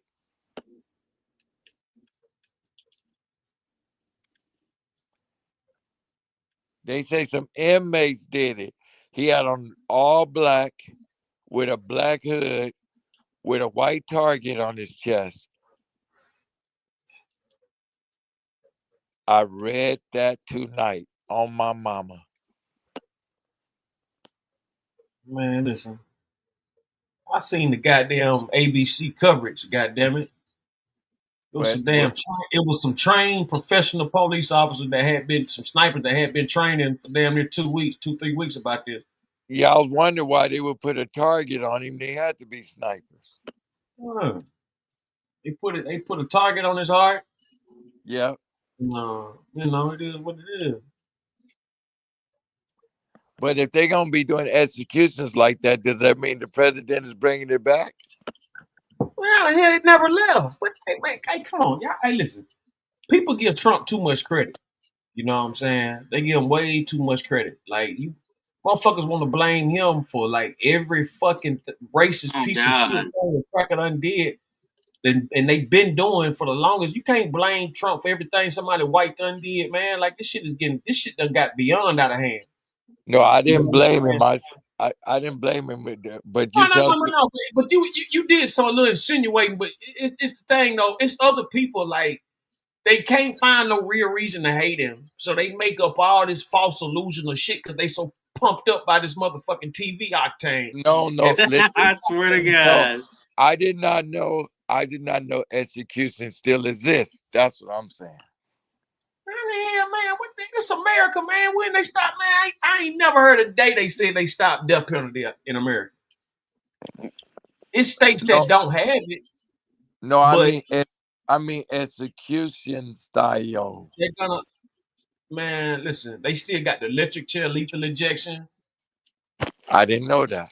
No Pelican Bay still got the gas chamber, all that old shit. Motherfucker smell like pine oil. I didn't know none of that. Hmm.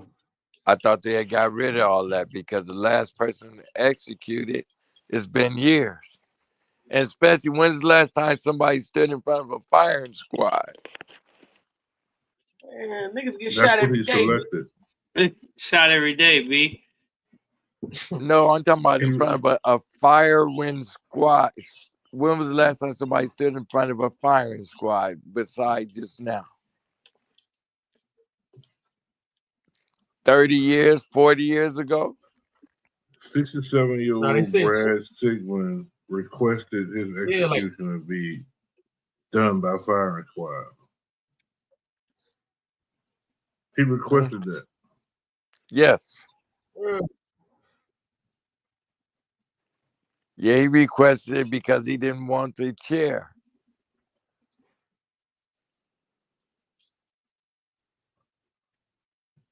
Capital punishment was reinstated in the state of South Carolina in 1976. Okay.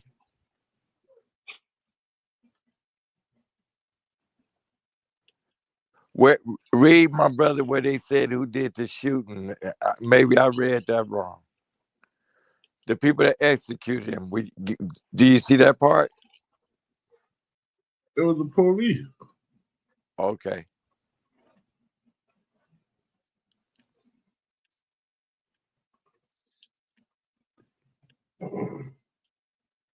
Now, I think it was. I believe it was 20 years ago. The last time somebody was executed like that.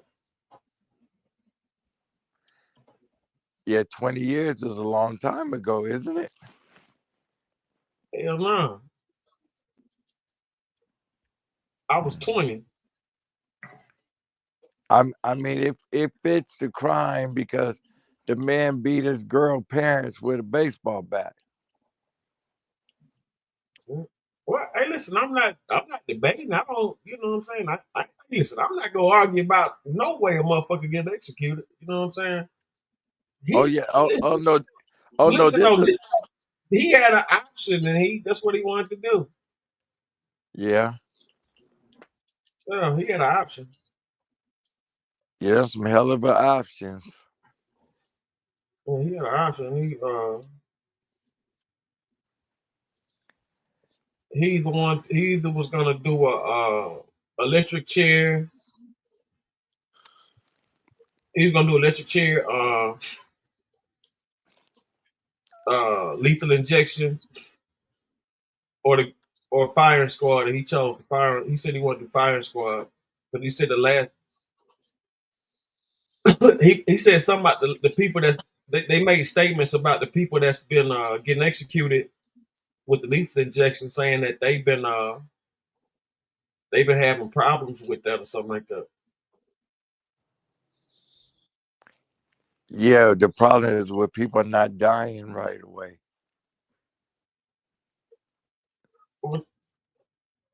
Well, now he's saying motherfuckers taking like 20 minutes to die.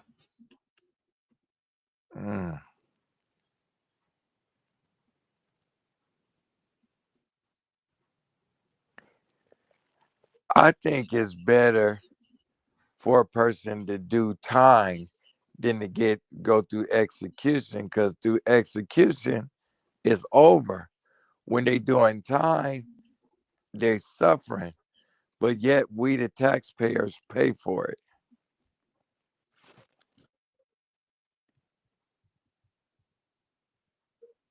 Motherfuckers, they gonna pay one Yeah, way it's or all another. sorts of weird. When you hire them motherfuckers, though, it's the same shit. Like when you motherfucker go to jail, that's like $250, $150 a day. You know what I'm saying? In prison, that shit like $500 a day, house, $1,000 a day, depending on someone. I'm like, I shit real. heard per prisoner is like 150,000 a year, probably. Yeah. Mm-hmm. It's Yep. big business. It's big But that business. was like in the 90s. You know what I'm So it's saying? more Like, now. So it's yeah. more. That's why Air Jordan, he invests in penitentiaries. Mm-hmm. And then people did not invest in penitentiaries. Yes, he do. He did not. He never had. Michael Jordan. That's a white man. That guy who has the namesake of Michael Jordan, who's from Oregon, is that a right? white man. He's a white man? Yeah. Huh. Like, I went to high school with a young guy named Michael Jackson. That don't mean that he's the king of pop. King of pop. He's not the real Michael Jackson, but he is the real Michael Jackson. That's what his people decide to name him. Just like with the white boy. The white boy's name is Michael Jordan. So Air Jordan does not invest in penitentiaries. Never did. What about Ice Cube? I'm not an Ice Cube fan the way that I'm a Michael Jordan fan. And I've argued this. I've been arguing this for 20 plus years when it first came out. What it is the white boy, he put his name out there to tank Michael Jordan. Michael Jordan makes billions of dollars a year plus from shoes, and he hasn't played in the NBA in 22 years. He don't need to invest in prisons. I mean, but prisons is big business. It's a guaranteed return. Yeah, it's a guaranteed return, but a person who invests in a prison is somebody who needs the money. Like, it's a stock option that's always going to appreciate. It's never going to depreciate unless some fucking some shit happens. But he never invested in prisons. Like, that's just, it's a propaganda that was put out there by the white boy in an attempt to taint Michael Jordan. Wow. Now, he did say that he made the shoes for rich white kids. I heard he's a selfish individual. It's a lot of money. Yeah, I heard he's a selfish individual. They say he was on the golf course with the caddy all day long, and the caddy asked him, "Are you okay, Mr. Jordan?" And he looked at him and said, "What do you want, a tip?" Sure, give it up. And I heard he don't tip when he go to restaurants. I don't know, but I mean, isn't that an option that a person has? Yep, it is an option. Yeah, hey, listen, he's right. It's the Michael Jordan guys out of Oregon. what happened was let me read it out. Michael Jordan invested in prisons thing. Turned out Michael Jordan did indeed invest in private prison stocks, just not the basketball player. It was a different Michael Jordan from Oregon. It was a white guy. Wow. Yeah, I'm gonna put his picture up. I just got the picture sent to me. Good looking. I'm gonna post this. Yeah, I still can't get over the fact that that shit got swept under the rug with Michael Jordan's son.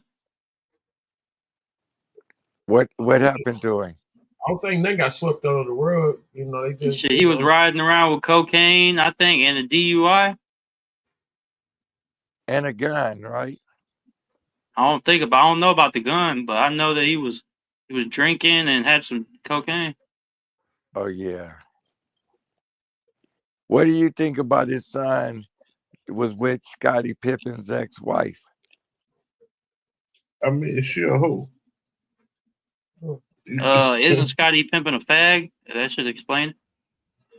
That ain't got Scottie Pippen being a fag ain't got nothing to do with Michael Jordan's son fucking his old lady, his ex-wife and shit or whatever. But at the end of the day, you know what I'm saying? She was like backstage, you know what I'm saying? Like, she was a fan, you know what I'm saying, type of chick. So, that's what happened. Like when you deal with, you know what I'm saying, that type of shit. Like, don't just, you know what I'm saying? Like she is who she is, man. You know what I'm saying? And he knew who she was when he got with her. So it ain't like, you know what I'm saying, he didn't know, or whatever the case may be. I think that they sabotage her a lot, but she present that for it to be public. So it's like she want that attention. Mm-hmm. But see, you know what I'm saying? Hoes love attention. You know what I'm saying? Yeah. Hoes ain't loyal. Yeah. But look, she's successful. She got special kids, you know what I'm saying? Scottie Pippen's son is cool. Nothing I'm saying now, I'm not trying to disrespect, the kids and nothing like that, but it is, but they know what's up, you know what I'm saying? But she ain't the only one. She just the only one that got famous. Like a lot of them kids you see that's coming up from like, NBA parents, a lot of their mamas like that. About 75% of their mamas, you know what I'm saying, on that type of time. They just don't go viral like that. Look good. They have to understand that Scottie Pippen is a country boy from Arkansas. So, yeah, but see, Future the one that really made her famous though. Like that's who blew her up for real. It wasn't Scottie Pippen. Future blew. Yeah, when Future started talking about her in the rap songs and shit like that, that's what blew her up. Like, you know what I'm saying? It wasn't, I personally think like a lot of people that's involved in like polygamy after they've said that marriage, they got a reservation in hell for that shit. I don't know. I mean, but that's what I'm saying. Like when you get too personal, see, like you could be taught one thing, but the world's still spinning. You know what I'm saying? So whatever kind of like, Christian morals or beliefs and shit like that, that shit only gonna fly amongst like, you know what I'm saying, people who like are into that type of shit. Like you can't go out in the free world and tell somebody you can't have 2-3 women or you can't have 4 or 5 men. You know what I'm saying? Like motherfuckers who think like that, they think they mama ain't never sucked a dick before. You know what I'm saying? So, they just feel freely to like, just poke their chest out and, like try to downplay somebody, you know what I'm saying? But like, you got to go through life before you can never talk about the next motherfucker. You know what I'm saying? Like in any kind of form, you know what I mean? So whether the world was never made for a man to be with one person, no way. You know what I'm saying? That's just the world. Like if it was made like that, everybody would be equal. There wouldn't be no more women than men. There wouldn't be no more men than women. There wouldn't be none of that. Motherfucker would be The same amount here, the same amount there, one person for one person, and that's that. You know what I'm You think saying? those two brothers that killed their 5-year-old going to hell? For what? Jesus Christ go forgive them for their sins. The same shit you talking about, go forgive them for their sins. So do you believe in Jesus Christ? Yeah. I mean, come on, man. Like this ain't none of that bullshit. You know what I'm saying? Like, you know, like on some real shit. You can't, you know what I'm saying, be like you can play around. I can't. You know what I'm saying? You know, that's just about that shit. Like, I personally, like, you know, I just feel a situation, but don't nobody give a fuck about that shit. This is real talk. Motherfuckers die every day. My cousin got shot 32 times. You know what I'm saying? And they locked the nigga up. And it was her dude. She was leaving him. He couldn't take it. I mean, you know what I'm saying? Shit like that. No, I mean, you know what I'm saying? Like, it only affects the people right there. This shit is only, you know what I'm saying, this and that, because it's an artist. What about the unpopular person who you know, who got killed and lost his daughter too? The unpopular person, the motherfucker who didn't have a record deal, the motherfucker who didn't have a social media. You know what I'm saying? What about him? You know, you don't even know who the fuck that is. But I feel like this, you know, the child had nothing to do with none of that. Yeah, that shit's sad. Don't get it fucked up. I feel like I said, I feel like people, they really talking like people acting like they ain't got no sympathy for that kid. It's like, hold that's up. a hard situation, but at the end of the day, you know what I'm saying? Like, the only reason we talking about this is because of the kid. It's a lot of people that this shit happened to. It ain't No, this if the kid, this if the guy's kid not the was first person this happened to. You understand what I'm no, saying? He's not the no, first person this happened. It's just the fact that somebody can gun down a baby, and that's in any place. It's just a situation, but that's not the only reason why. Listen, That's not the he only reason why we talk. rapped about. We already went through this. He rapped about killing a dude and his daughter, but it wound up happening to him and his daughter. So what are we saying? Like, you know what I'm saying? To throw this yin and yang and all that kind of shit in there and this right here. Listen, man, the whole situation is horrible. Sad situation. That's that. You know Yeah, what I'm saying? but here it is, though, champ. It is though, champ. The kid had nothing to do with it. She kicking it with her daddy. She happy to be with her daddy and lost her life. Bottom line.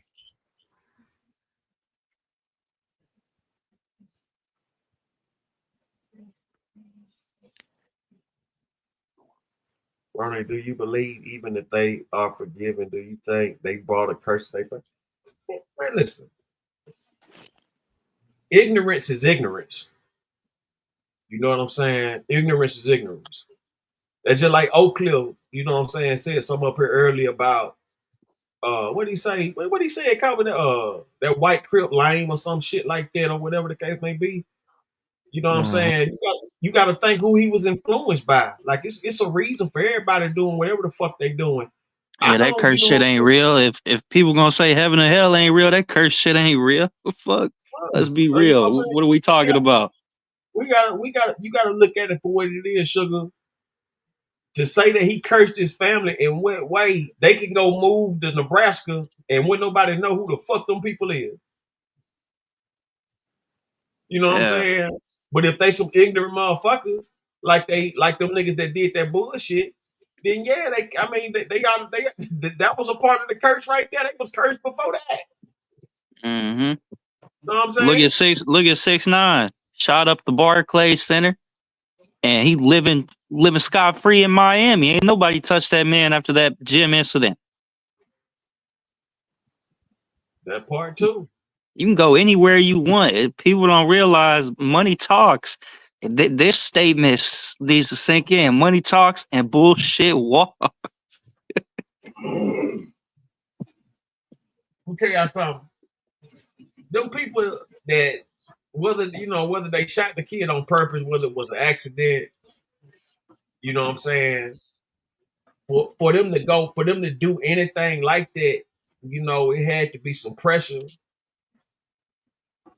You know what I'm saying? One way or another. Like I said, the whole situation was cursed. When you bring up these curses, sugar, was the baby cursed?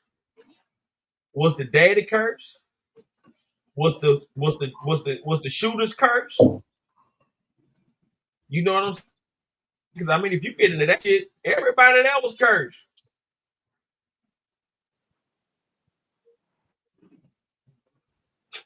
I honestly don't believe. I don't think. How many Christians we have on a panel?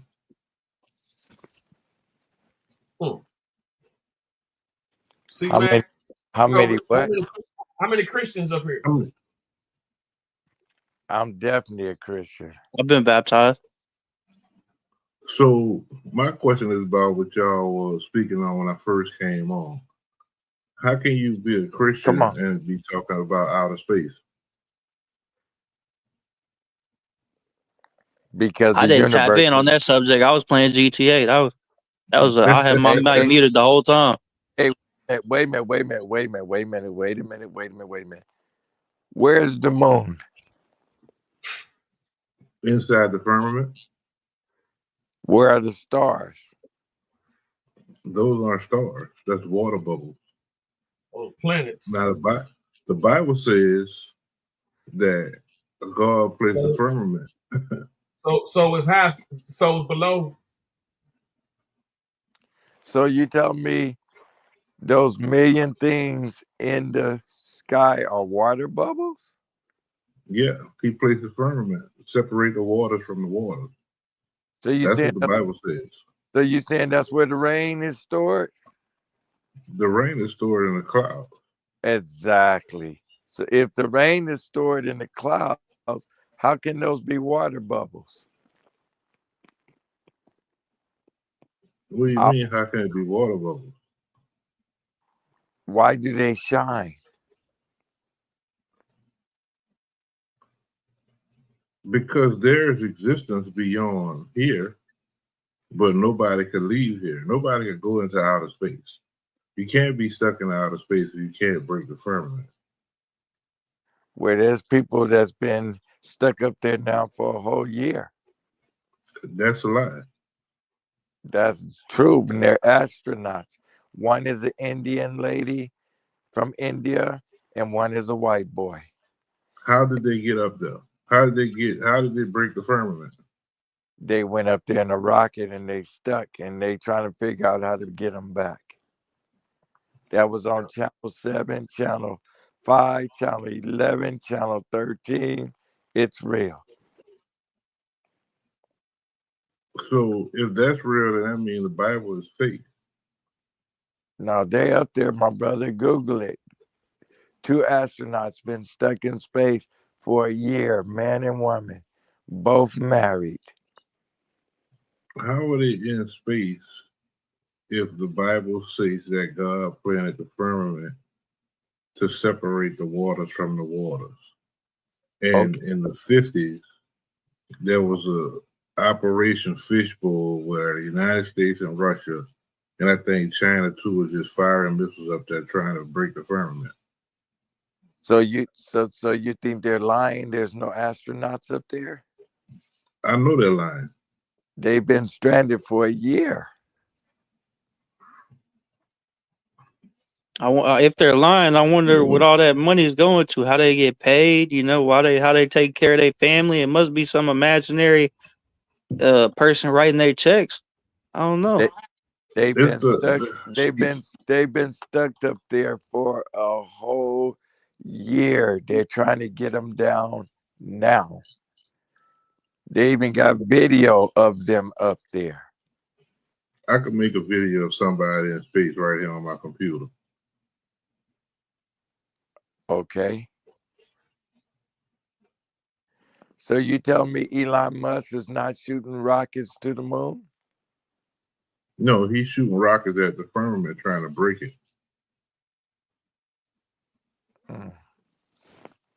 Well, you know, from my understanding, when you think they going up, they really curving. You know what I'm saying? You just can't see it. Mm-hmm. And then they get so far out the way, you know what I'm saying? It breaks through and everything like that. But break through what? Well, you got the ice wall. You got no. I'm not talking about breaking through the firmament. I'm just saying it breaks through the clouds so you can't see them. Like they go so high in the air to where when you looking up, they're going like right or left, but it looks like they're going straight. You can't really see it. So once you pass the ice wall and all that stuff, Antarctica, everything like that, that's when you get into different planets, you get into different, regions and stuff like that of the world. That's the outer space. Yeah, that's the outer space. They want us to think that they going all the way up. If they go too far up, they gonna break that. Like he talking about that firmament, they gonna break that. They can't do that. That's why they lying to the people when they be in outer space and all that shit. They talking about, they showing you and stuff like that. That's when they be past the ice wall, them different planets and stuff like that. That's in this galaxy, but not out of the dome. If they break that down, I don't know what to say about that. That's some kind of, I don't know how to explain that. I don't even think they could get that high to do that. But the moon is right there. Listen. Everything you've been taught is a lie. So you gotta erase that. So that's it's good for the show, but no. But wait a minute, that's not the moon we looking at. That's the moon, but it's not what they tell you. Yeah, that's the moon, but it's not really a moon. What is it? Some say it's a ship. Some say it's a reflection. So if a nuclear missile hits us tomorrow, is that a nuclear missile or is it just CGI? Is CGI? Now, but you can't compare the two. I hear what you're saying, but you can't compare the two because you can make you can make a missile. You know what I'm saying? It might not be nuclear, but you can make one. You know what I'm saying? But wait a minute. We're talking about some Star Trek shit down there. Like you can't compare. Wait a minute.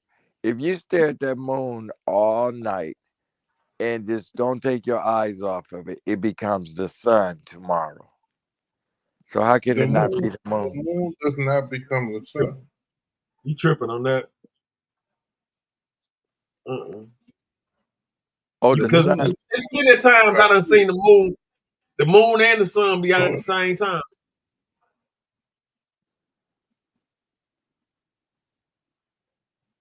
The moon and the sun. You have the eclipse. Oh yeah, the sun is behind the moon. That's what y'all saying.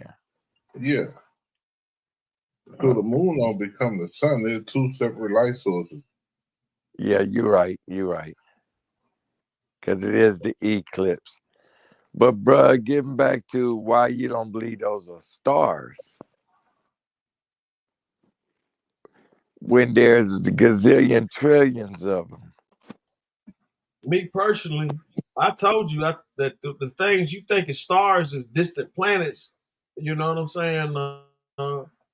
Have y'all ever seen a falling star?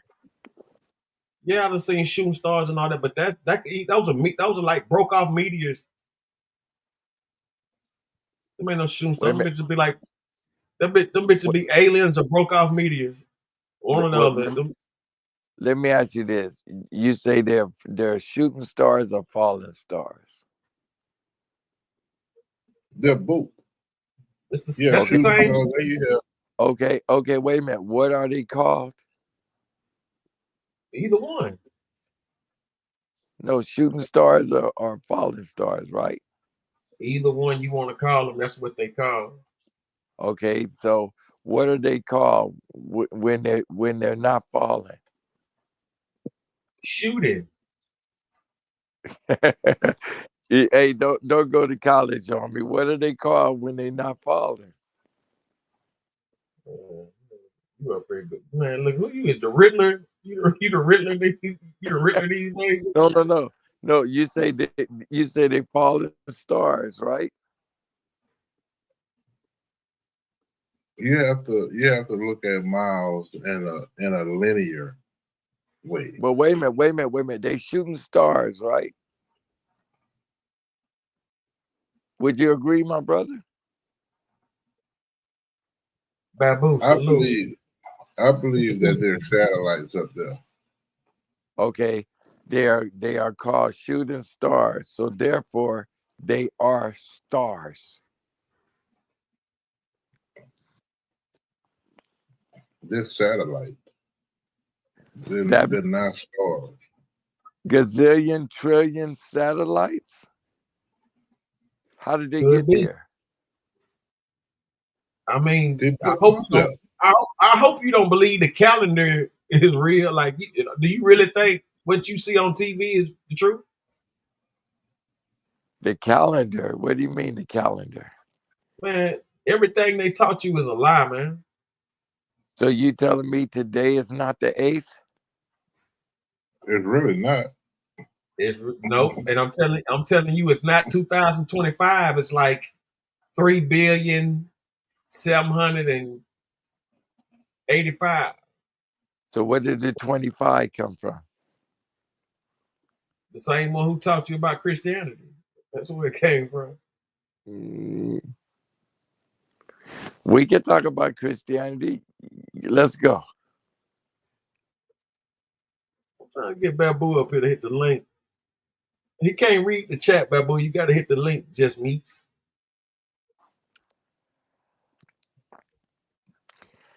Christianity is very real. There is a heaven and there is a hell. What's the difference between a Christian and a Muslim? A Christian is one that believes.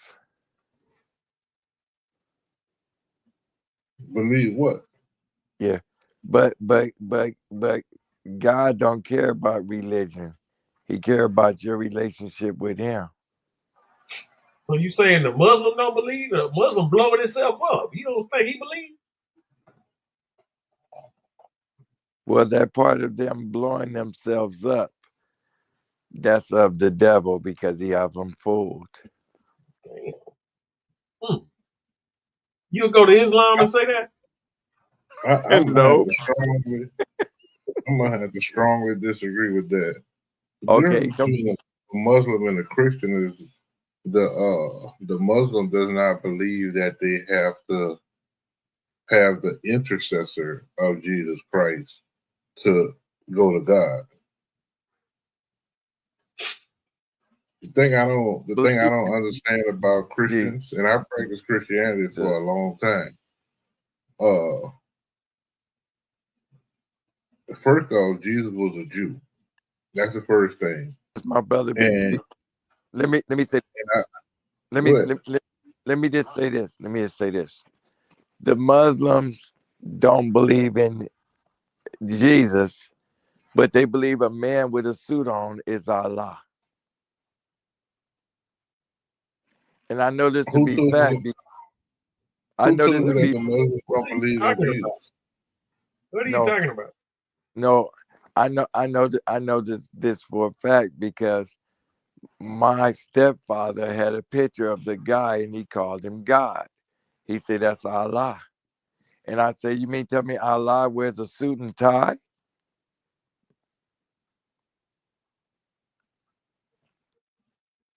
And that's not Roman Catholics believe that the Pope is God. I mean, what's the difference? Now, let me say this. The reason why there is war is because the Jews deny that Jesus is the Son of God. The Bible says, and you could quote me on this, and you know it to be true, there will be wars and rumors of war if you deny God's Son. That's what the wars are over. It's over religion. Is it not? Man, ain't no damn war over no damn. That war is over drugs. What the hell you talking about? Religion. Man, you on dope. Nope. Ain't no damn war over no damn religion. That shit be about drugs and land and territory and stuff like that. Did you hear about Christians getting executed? If you believed in Jesus, they cut your head off. In certain countries. That depends on You where must you at. know about you must ain't never heard of the Spanish Inquisition where them Christians was burning motherfuckers alive and all that. Or you could think about back in it was up there having them when they was up there fucking over them black folks in public.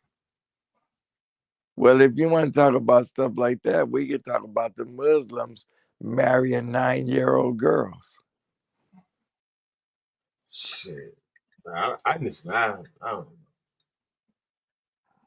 know. I just find it, Well, you know, I'm gonna tell you what I do find it. I find it striking that, you know, when it come to shit niggas doing everything, fuckers will be right there for that. But when it's time to face they motherfucking truths and that bullshit and them lies and all that dumb shit, they get the fuck up out of here. I'm glad you can stay alive. Go ahead and see, Mac, what you saying? No, I say, well, the thing is, you know, I strongly believe because it said in the Bible there will be wars and rumors of wars as long as they deny that Jesus is God's son, that the wars will never end. And that's amongst those countries. They've been fighting forever because they deny who Jesus is. That's not why they've been fighting. Okay, they've been fighting over that Holy Land.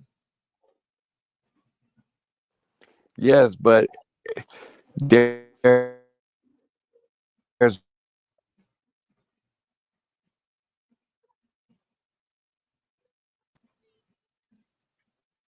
that's a fact. So I got a question for you. This should be about that pipeline.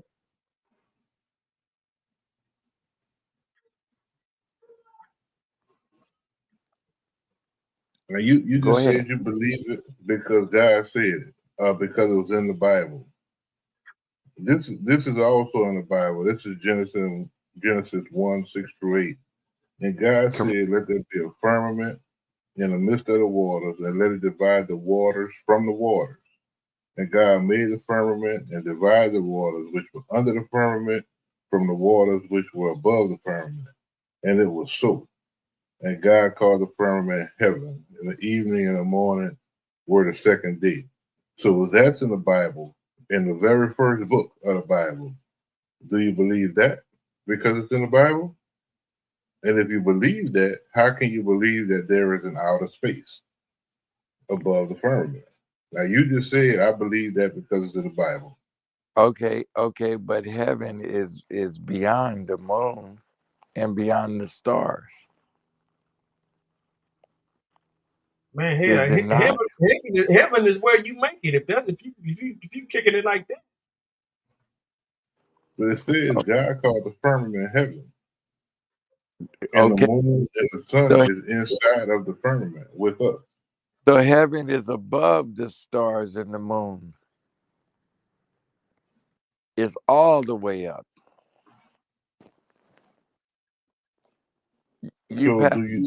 So it sounds like you're disagreeing with Genesis chapter 1, verses 6, 7, and 8. Which Bible is that? This every Bible. That's in King James? Yeah. But again, heaven is above the stars and moon.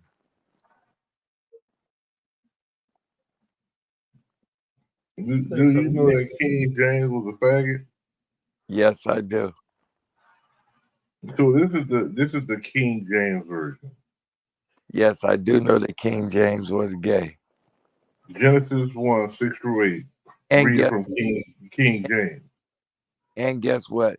The image of the white Jesus was the image of King James lover. No, the white Jesus, Caesar Du Bois, yo. Yes, but it was still an image of King James' boyfriend. Oh, I didn't know. I don't know. I don't know. I never heard that part. Possibly, I'm not sure. I know that to be so. Reason why I know it, because I got into an argument with a fag 2 days ago, and he expressed that to me. But you can't be believing no punks like that, though.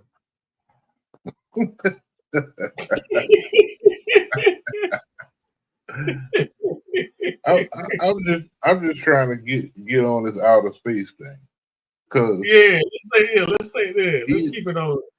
Either the Bible, but that's honest to God's truth. I just had this conversation 2 days ago, and because the punk don't want to accept who Jesus is, and he told me that as a matter of fact, I've been trying to get him on the show.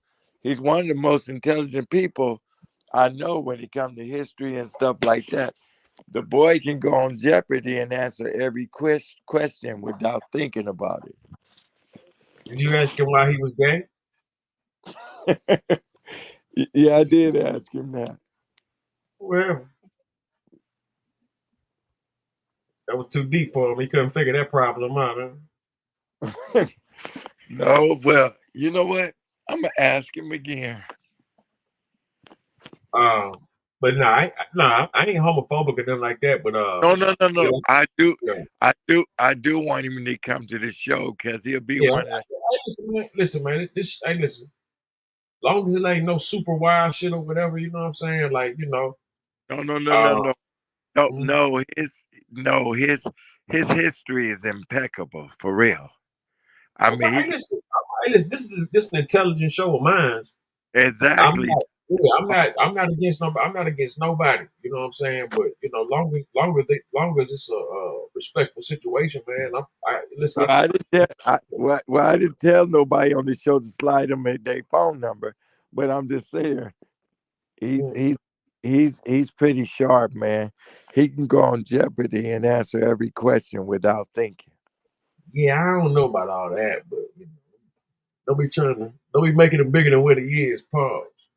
Nah, questions he ain't gonna be able to answer. Nah, I'm wait till I get him on the show, champ. You'll see for yourself. Yeah, they say you believe the news, you don't believe any goddamn body.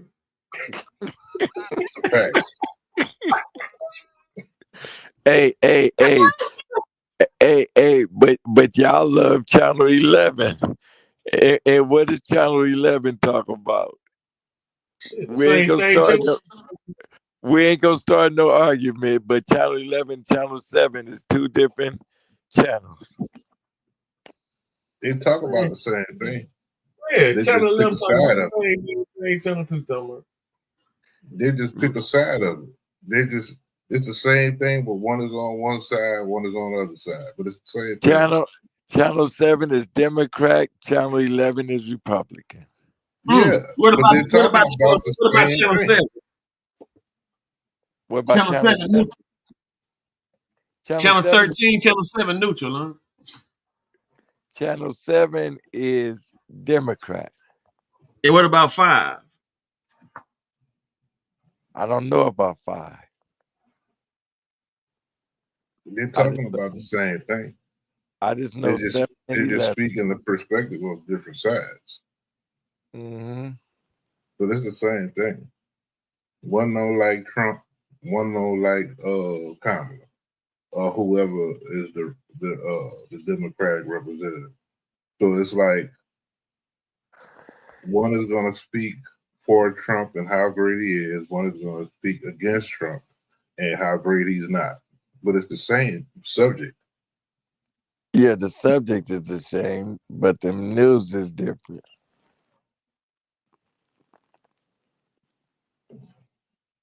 It's all about perspective. They're speaking their perspective. The other channels speaking their perspective. Like you have a lot of people that believe that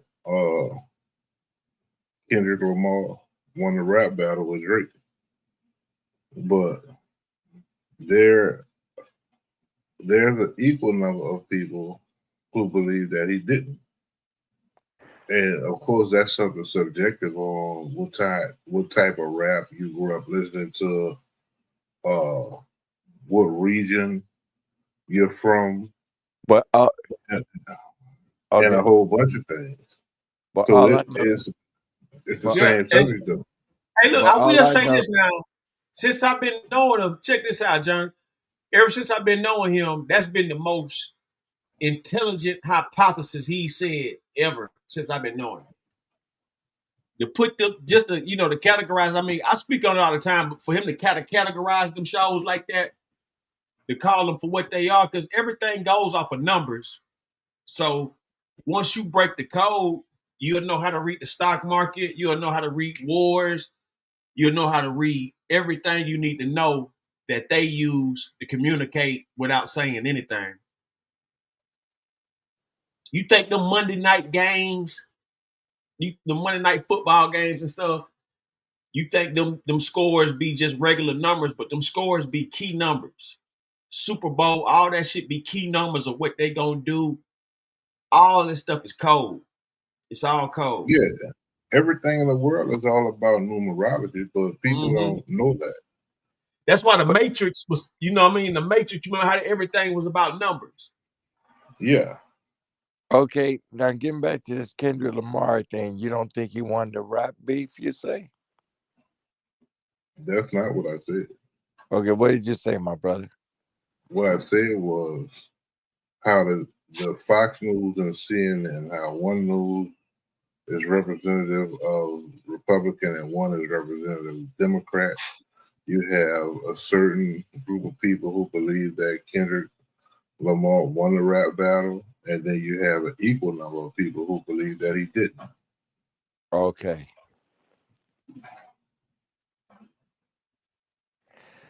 As to that situation with, if we gonna talk about Kendrick Lamar and Drake, I know you're talking about the news. I'm not to jump to subject, but Drake just broke in history 110 billion streams for Spotify, and no one else has ever did that. But do you know how much payola he done spent? You think he paid for it? Man, that man done spent so much. The same shit he's suing Kendrick outside of the sexual assault charge. Besides the sex offender shit, like I ain't sex offender, but like besides like the rap shit, that's the same shit they did for him. They played this shit over and over, hypnotizing everybody with that bullshit. Motherfucker spending about $3 million a month. That's how Drake got 110 Yeah, motherfucker be spending like $1 million to $3 million a month to keep them motherfuckers spending that. Man, I remember because I don't even listen to the radio. I've been stopped doing that bullshit. But every time I get in the car or I go on a long trip, if I get back in the car, cut the radio on or something, they cut the joint on or whatever. They playing some Drake. Like that motherfucker, man, they was playing that motherfucker, man. They played that dude. I remember in 1 hour, they played that dude's song probably about 20 times. No lie. About 20, 30 times. So, yeah. And that's just one song. He got features. So the songs they playing in between that shit, you hearing that shit too. He on that too. He's everywhere. So, you just gotta come in the game with a bag. If you ain't got a bag, man, or done put a bag up already or something, man, you about to fuck up. Unless you know exactly what to do, this and that, because it's too many loopholes in that shit. And you're gonna have to be ready to take a motherfucker to court every time. That's like the song you don't like when you first hear it, but then you find yourself out in your head. So you done heard that bitch 1 million times. Yeah. I mean, to sit up there and say, to say that he, you know, I mean, I don't know. I mean, anybody can say who won or who lost. Like it ain't, you know.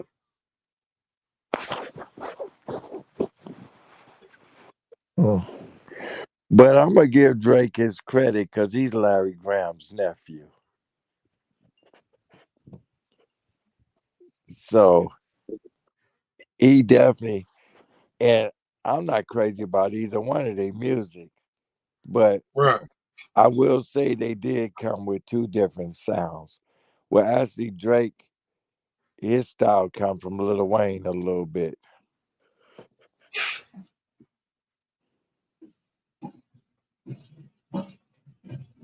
Just a little bit. I got a question just for shits and giggles. Because he got writers. Do you think that if Lil Wayne had intervened, it would be the thing? Say what now? If Lil Wayne had intervened in the rap battle. Oh yeah, that shit would have went. Yeah, that shit would have went crazy. Lil Wayne is still cold. He was the last person I seen in concert. He back on tour right now. Is he? Yeah, they got the Hot Boys reunion tour going on. Wow. Yeah, Lil Wayne is cold. No if, buts, or maybe.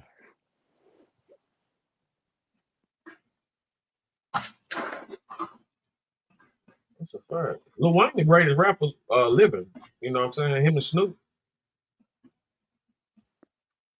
Him and Snoop do it. You know what I'm saying? The best to do it. Yeah. I heard Lil Wayne is finna become a sports agent. A sports agent? Yeah. I mean, he's already doing that on ESPN with Skip Bayless. There it is there. Nah, he been doing that the past 5 years though. But now he did it. Yeah, he been doing it.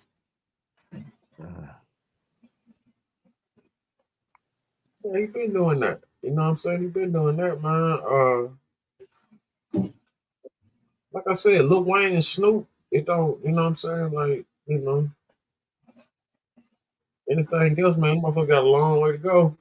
What you think if 50 come out of retirement? He just got off tour. These people out, they already been on tour. Okay. Say Birdman forgot his rhymes and shit. 50 still a hell of a cat too, man. I mean, for a cat to just come out and just smash people the way that he did.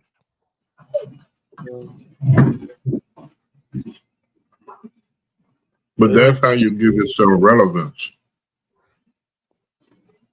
That's how you what? That's how you give yourself relevance. Oh, you come out as a new rapper, you go to dissing everybody. As soon as one of them say your name back, you're relevant. Now the people waiting for your next shit.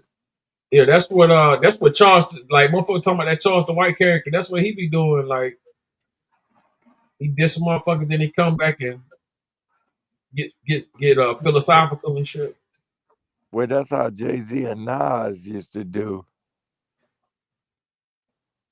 Man, I don't fuck with Nas at all. I don't even care to hear that nigga name or nothing. You know what I'm saying? What's wrong with Nas? Hate anybody hating on the South, I don't fuck with it. I didn't know Nas hate on the South. Oh, that nigga was a major hater. You know what I'm saying? Major hater. I don't fuck with that at all. Did y'all like Kanye's music? Hell no, I bought 50 Cent. I bought Curtis. I ain't about that damn Kanye shit. Kanye got like 4 or 5 songs I like. Other than that, that motherfucker's the most overrated motherfucker in here, bro. He got good politics. He got good politics, but that nigga, what's his name? Bullshit. So you would take. Sometimes I feel like Kanye writes for others better than he writes for himself. Yeah, that type of shit be happening. Like his music is trash. Like he got some good beats, But man, that dude, he got like 4 or 5 songs that's jamming. Other than that, man, that shit is garbage, man. I can't stand that motherfucking music. I like that flashing lights. But Kanye got a That Grammy. slow jam, that the shit he did with Twister and shit. He got like 4, 5 songs I fuck with. Yeah, but But Kanye everything else is trash. His music is trash. but Kanye got Grammys. That don't mean he's good. Like, you know what I'm saying? Like, he got Grammys because he don't curse that much. That's how you get them Grammys and shit. You know what I'm saying? He got Grammys because he don't curse that much, and his shit ain't based on killing every motherfucking, killing all the time and shit. That's how you And get a Grammy. Snoop Dogg gonna get a Grammy. Hey, watch this. Snoop Dogg might get a Grammy soon. You know what I'm saying? Because he making music. He making that type of music where it ain't about, it ain't really no gangster shit going on like that. Yeah, Mocha Bird said she liked College Dropout. College Dropout was the truth. Yeah, that first joint was serious. Yeah. No, was serious. Be sure, salute. Yeah, that first album was serious, man. But after that, he was only having like 1 song per album that was jamming. And to me, you know what I'm saying? Like I said, I like, you know what I'm saying? I like that raw shit. So, he was just getting too. What y'all think about too soft, man? That shit was just getting too soft. You know what I'm saying? It was getting too soft. Getting too soft. Common? Yeah, that shit got too soft, man. That Kanye West shit was just soft. That shit was just soft as shit.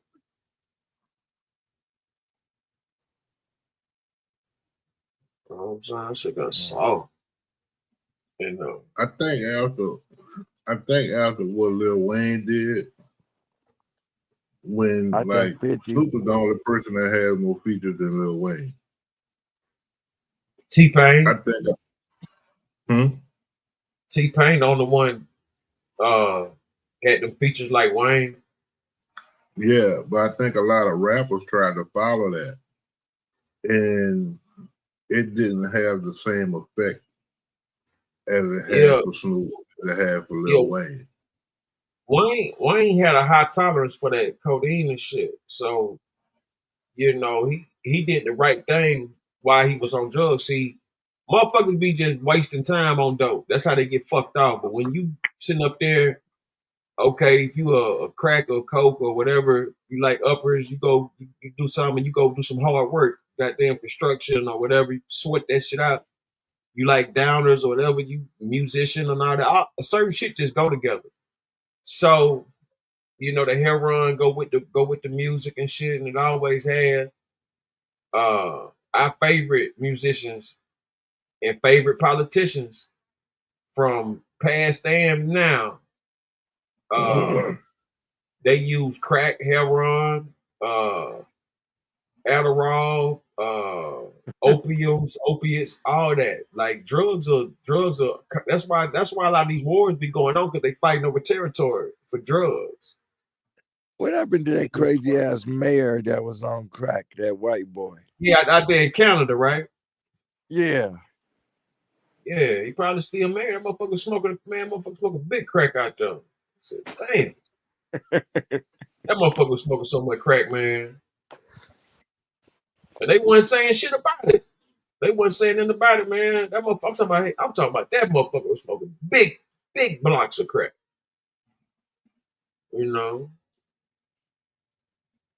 Yeah, he was. Motherfucker smoking big goddamn. Motherfucker smoking them boulders.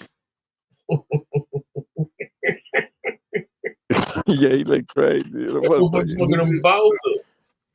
When you look at it, some of the most successful people was fucking drug addicts. Steve Jobs, he trip out on acid. That's a fact. Man, He said, look at them Osbournes. Yeah. You know what I'm saying? You look at Led Zeppelin, all them motherfuckers, man. All that shit, man. Like the 50s, the 60s, man. That was that pure smack. That was that pure raw diggity. That was that raw diggity. That was that raw diggity. And they was motherfucking. Yeah. Rick James, the one. Rick James really. He the one that really like amplified that crack into the into the R&B hip hop scene like that. You know what I'm saying? I ain't gonna say he was the first to do it or this and that. I'm just saying he made it. He made it popular. You know what I'm saying? Like coming in, busting kilos right there on the table, smoking crack, in the sessions and everything like that, smoking crack at the restaurant tables and shit. No, I'm gonna tell you who broke the barrier. George Clinton in Parliament. George Clinton. I ain't heard about George Clinton going to prison for fucking, kidnapping bitches off crack.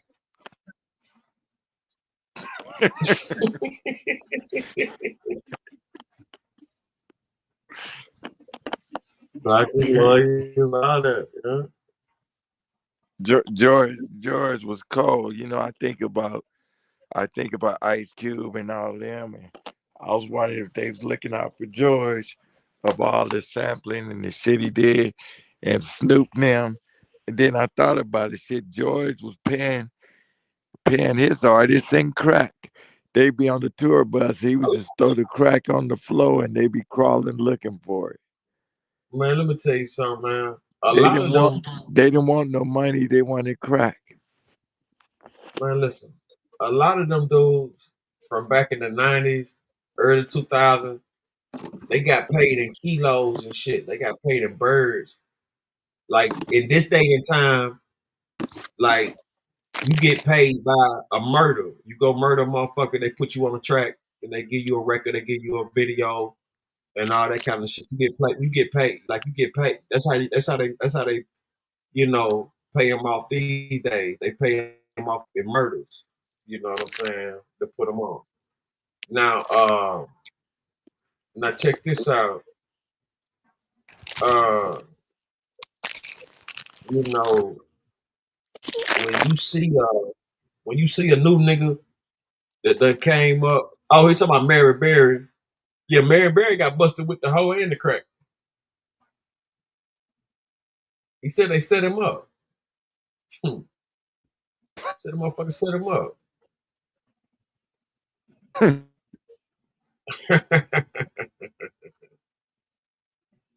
So he got set up. Yeah. Mary Berry said he got set up, man.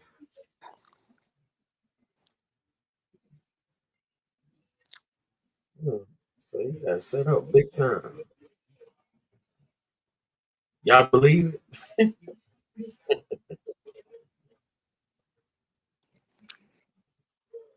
Yeah. Used to travel with Mary Berry came, on got tour. set up, then he got reelected.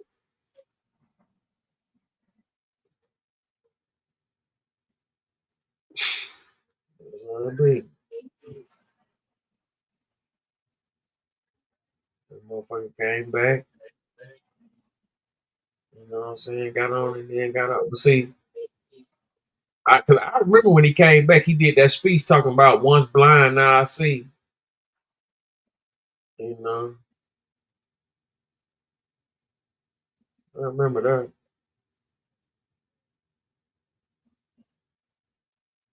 I think, yeah, but for him, the way he came back and this and that, he had to be tied in with the community though. It wasn't no regular situation. He had to be tied in for it to go down like that.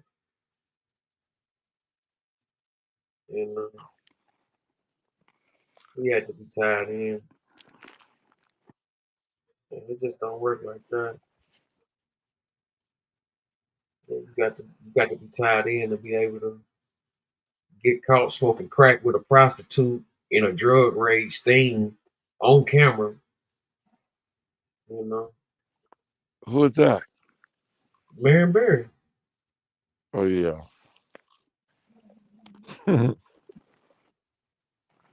Well, who is that? Jimmy Swagger.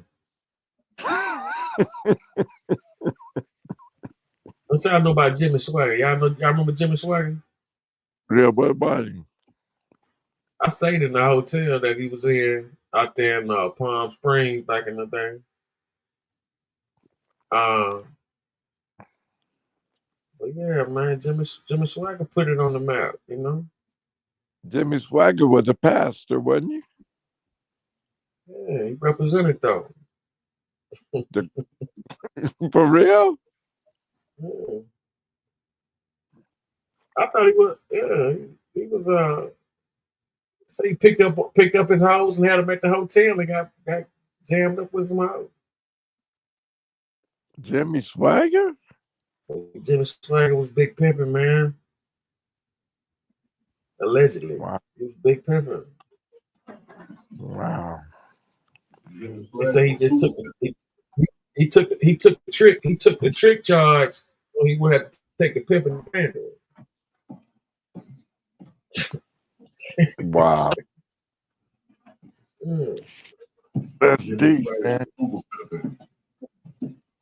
Yeah, he was working the hoe, but he took the trick charge, so he didn't have to pay those. So he didn't have to get the pimping and pandering charge on it. You know. Wow. Jimmy Swagger. Hey, back to that brother that's talking about there's no stars. What religion are you, my brother? Are you non-denomination, Muslim, or what? I'm non-denominational because I know the categorization of the three Abrahamic religions were founded by white faggots. Okay. You believe it? You believe there is a God, right? Yeah. And you don't think that you're a God, right? No, I'm not on that. I'm not on that. Good. But I do cool. believe that I possess the God consciousness because in the Bible, yes, the King James Bible, it said, "Let us make man in our image." But who is the us? That's another question I got for you. Okay, let us. Us meaning the world. So the world made man in their own image? No. No, in the Bible, God said, "Let us make man in our own image." Okay, let me see. Let us make. Oh, yeah, he means each individual. Who? What individual? Let us. This is the word of God in the Bible. Let us make man in our own image.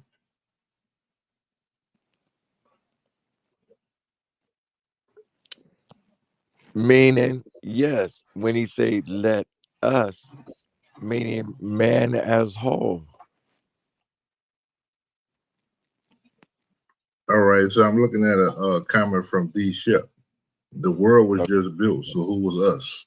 That's a great question. The world was just built.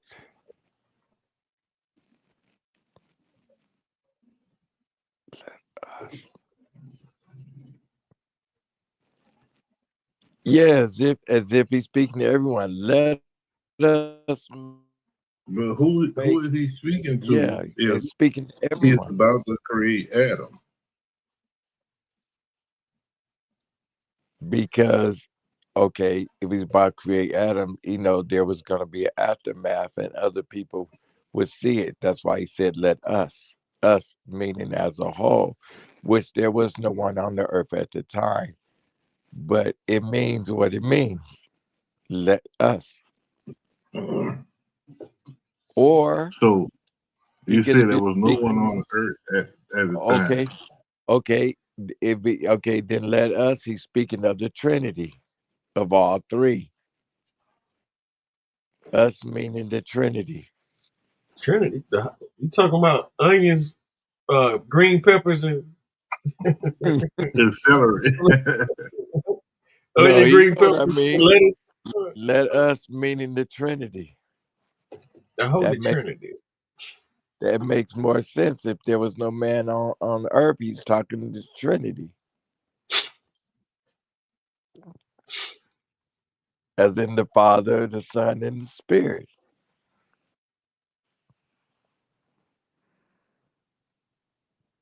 Makes sense to me. You sure? Man, salute to the panel. I was about to go ahead and lay back down for this last hour before I got to go to work. But Okay, my brother. yes. All right, my brother. Oh no, we good, man. We're not. I was sitting there laughing my ass off. Is that question threw you for a loop? And I caught it. Yes, they did throw me for a loop, but when it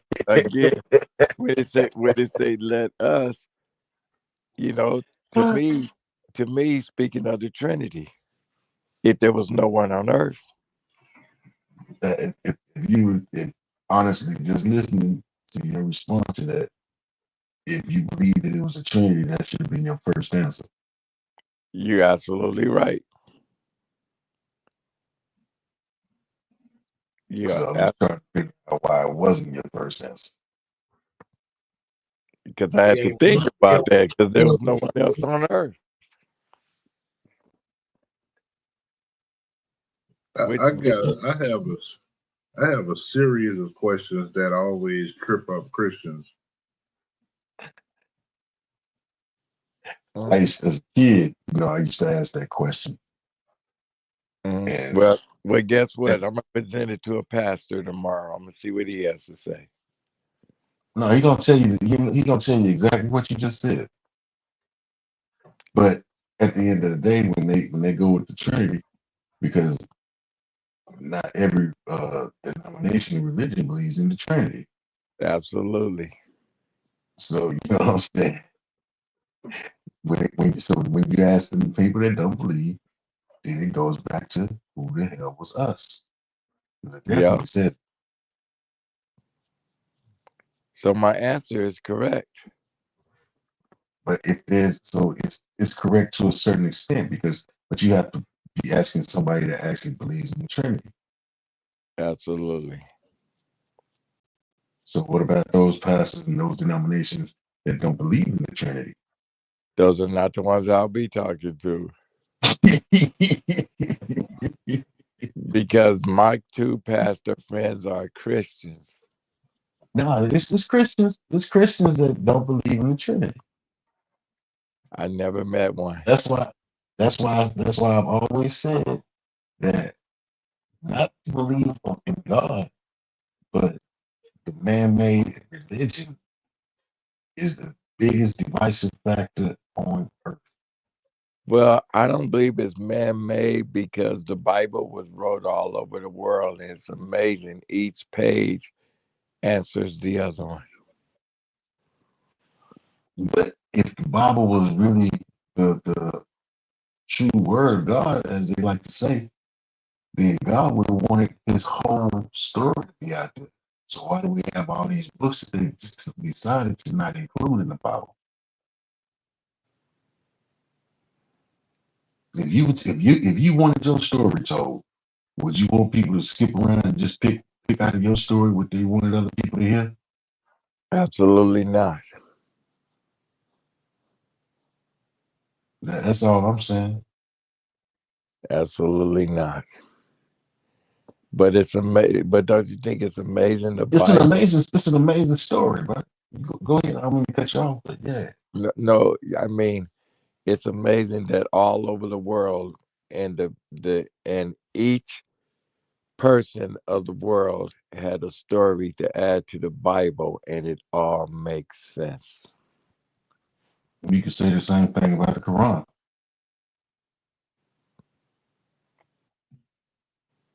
Not exactly.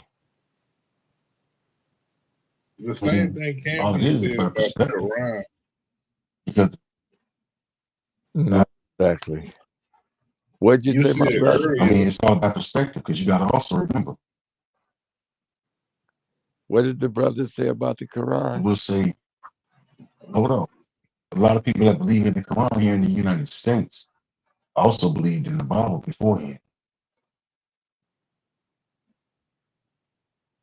And that's I just wanted to point out that Even you said even Farrakhan go both ways with that.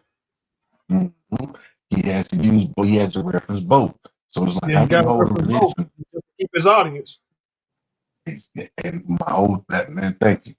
Because Farrakhan got tied up in that Scientology too. But do you believe in Scientology? Not at all. I figured as much. And you know what? I dealt with some people that were the head of Scientology that kicks it with Tom Cruise.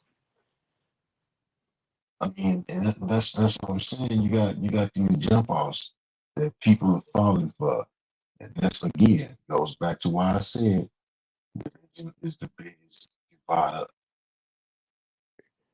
In fact, every time I see these people, I ask them, how is Tom doing? And they said he's cool. He's fine. And of course, they're white people. Nominations that every time I see him, I ask him, how is Tom Cruise? I'll just be like, how can you say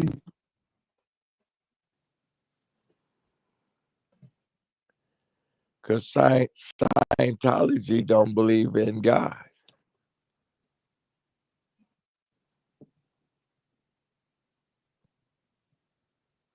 denomination said this is how you get to heaven? They doing it wrong. But we all believe in God. That shit crazy. Man. Well, the only way to the Father is through the Son. That's what some people say. That's a Christian belief. Mm-hmm. Like I said, that's what some people say. Mm-hmm. One of us is right. I don't believe so. I believe. I believe that. I can definitely believe that. But the fact that the whole thing, I guess, is really reality is to believe it.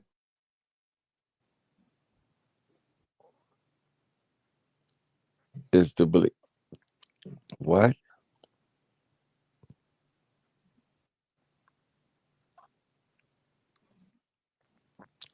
So you don't believe the way to the Father is to the Son, even though it's in the Bible.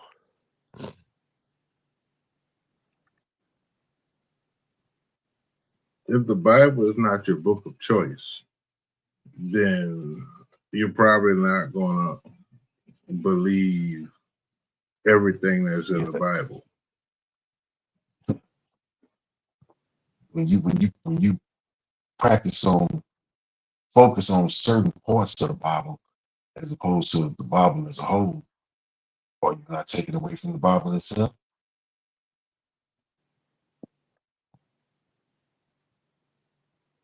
Come again?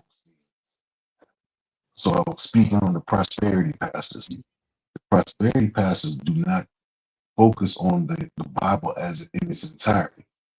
They take the sections out of the Bible where God has said he promises you success and fame, riches and shit like that.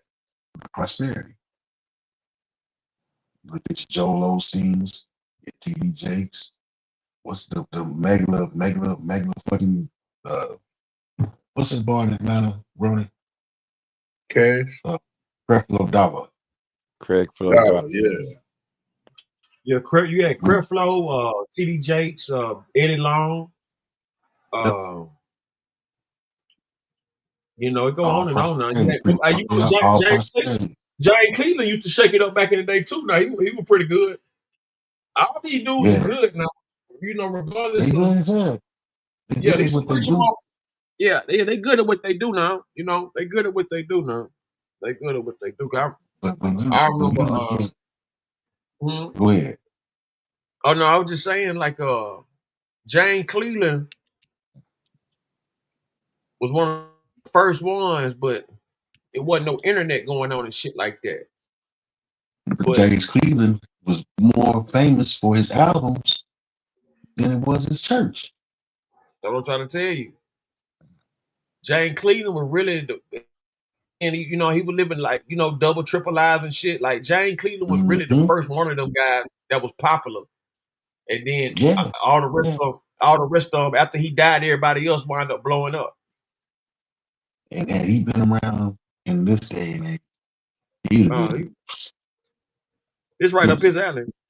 Yeah, he be catching cases. It's right up his alley right here. This shit going on now. Real tough. Like Sister Betty go get 10% of her fixed income every Sunday. So pastor is riding around in the Benz, living in nice home and whatnot. She's staying in the projects.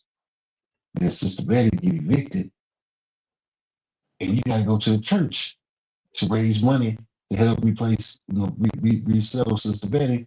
When the salary that the pastor took, I understand that he's doing a job, and he should be compensated for that job. But when do you consider compensation overcompensation? Mm-hmm.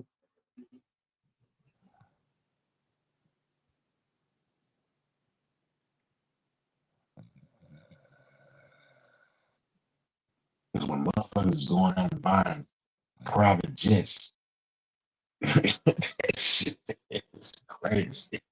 Oh, it's meant for me. I was told that I need to get a jet. So what's that white dude?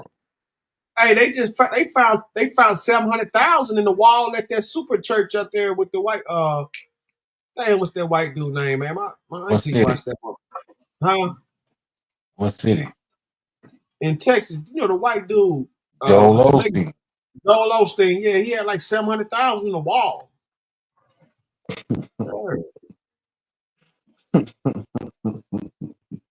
He the same motherfucker that wouldn't open the church to the people when Houston flooded. And he said the church was flooded. That's why. Yeah, that's why he went over there. That motherfucker holding all kind of shit. That was in one wall. They found like 700,000 in one wall or some shit like that. You know what I'm saying? Motherfucker got money all over the place. Joel Osteen, fucking filthy rich. Motherfucking he got Slim Thug wrapped around his finger. Yeah. He did that album with Slim Thug, right? And I'm just sitting there like, wow. He did not get an album with him, but he was featured on a song that Slim Thug had. And I'm just sitting there like, Mattress Mac was a bigger contributor as far as what do you call it? People that like give and donate and to give back to the community. Shit, Mattress Mac did that. I've been doing that shit, man. But this motherfucker here, living off the backs of everybody, in a grand fashion, wouldn't even have to fucking people when they really needed it the most. Until he basically put his hand was forced. Like, man, get the fuck out of here. See, man, you have a lot of the majority of these pastors and shit. They really, really, really sincere about they calling. And it's the ones like them that fuck it up are the ones that really, really are trying to put the word out there and change lives.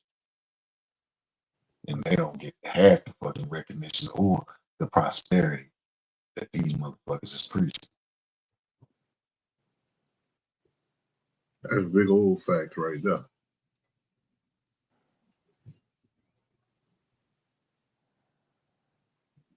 Mm-hmm. They got all kind of regulations and shit on how they call it. I crook in the building, BMW, slow. Say Jesus was compensated with room, board, and sustenance. Things have changed. Yeah. Yeah, most definitely. That's what kills me, because he according to the Bible, he didn't sit up. There was no four walls that defined the church. Church is wherever he stood and drew the crowd. And like I said, whatever they were willing to give him as far as food, room, and board, that's what he accepted. He didn't accept money. But these people have let society change the way we would say, and I look at the Bible, I just use that as a reference to things that say, because we know the stories. Do I believe it? Nah. But it's a good story. It's a good life guide, I would say. It does have good shit. But when you look back at the King James version, and how many different versions of that same book have been put out, because one version was said to not have words that people wouldn't understand. Also written by a homosexual. Change. I mean, it's so goddamn crazy when you look back at it. At the origins, man, it makes you not really want to fuck with it. But there are good life lessons that if you really use them, you can live by them, but just not so believe in it as it's being depicted to be. You know, read the Quran, what threw me off about the Quran, I was locked up, I think I was about 19. And I used to fuck with this Muslim cat. He used to cut my hair. And every time he get to go to turn me up and shit, he be trying to get me to check it out. I come over there and fuck with them. Like, man, you know what, man? Let me see what you got. He fucked up off top. The first thing that he wanted, that he let me see, that he wanted to put in my head about the Quran and being Muslim was goddamn it, what's that motherfucking name? The witch doctor that created white people. About Yaku? Yaku, that's it. I say, man, I'm 19 years old, bro. And you trying to bring me in, trying to recruit me to this religion, and that's the first thing you tell me. Get the fuck out of here. Oh god, like, yeah, homie, I'm cool, man. I'm gonna slide back over here.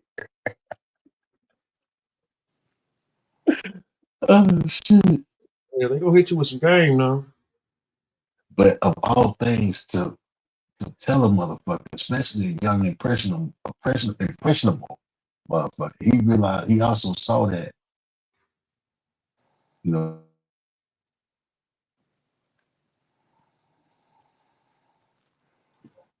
person like myself to come over to your religion. The fuck would you lead off with that? When there's many other things that I could have looked at and said, oh damn, yeah, that's interesting. You know, let me teach me some more. But you teach me that some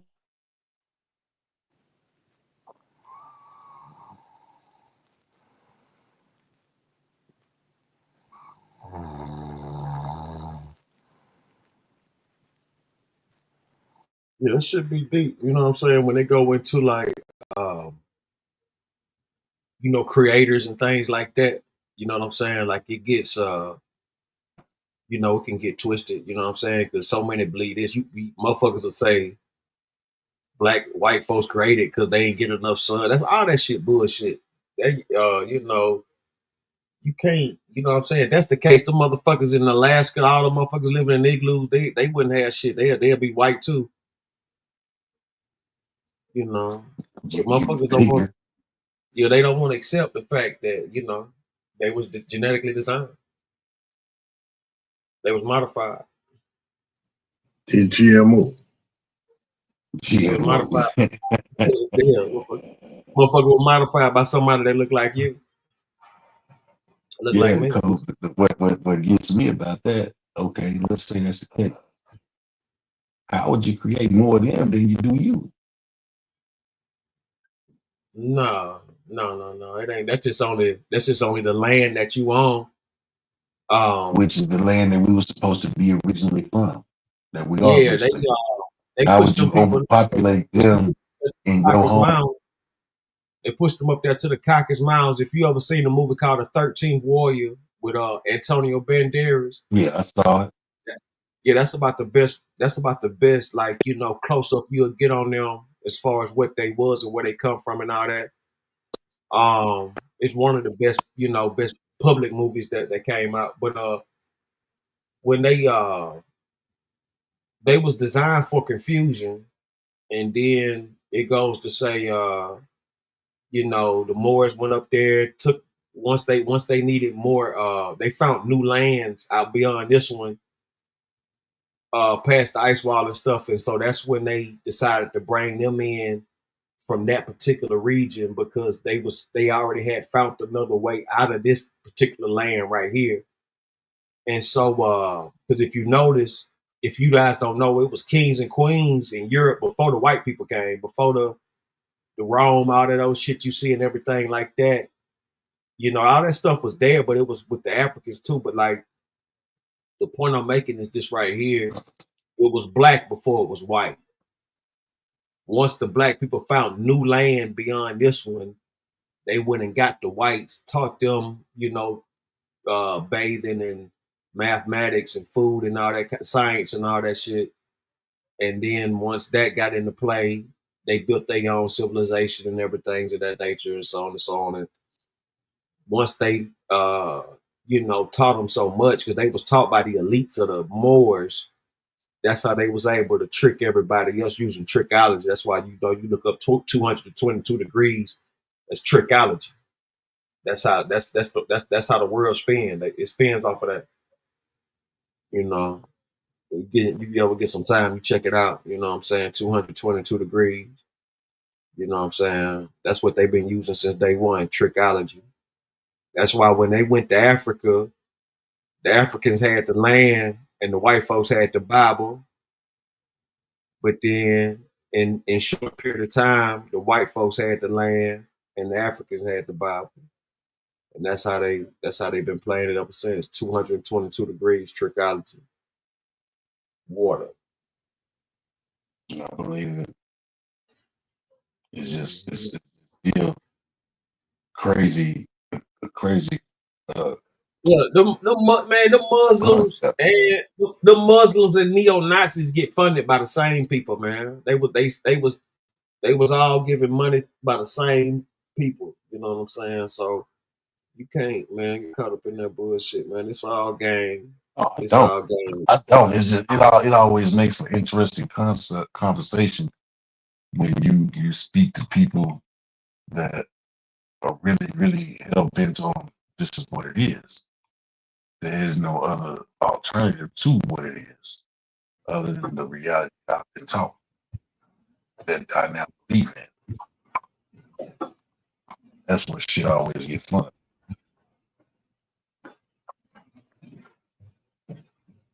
See, man, just leave out. I had that next question for him, but I'm gonna hit him with it. I guess tomorrow night. Yeah, he was up there. Remember, he up there on some sleeping pills or something. That was knocked out or something. Right. I heard that. Oh shit. But he say England, Rome, and Israel are dwindling. That's why I guess that's what that Ukraine shit. But one thing I did notice out of that whole speech, that Zexenberg, that dude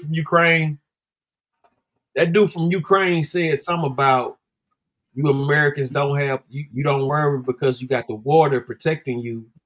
But he said soon you will. He said soon you will. Like he was like, like what? Like damn. Say every teacher is not a master, but every master can be a teacher. That's real shit. A wise man can play stupid, but a stupid man cannot play wise. That's crazy. I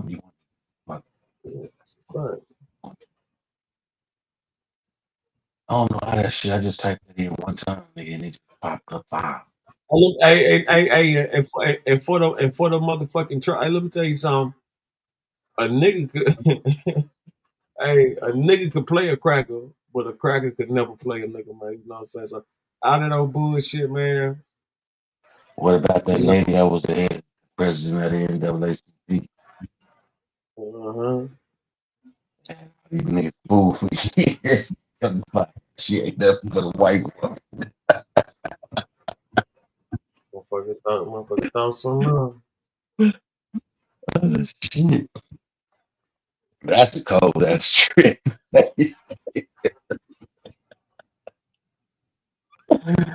You the head of the motherfucking national advancements for Africa.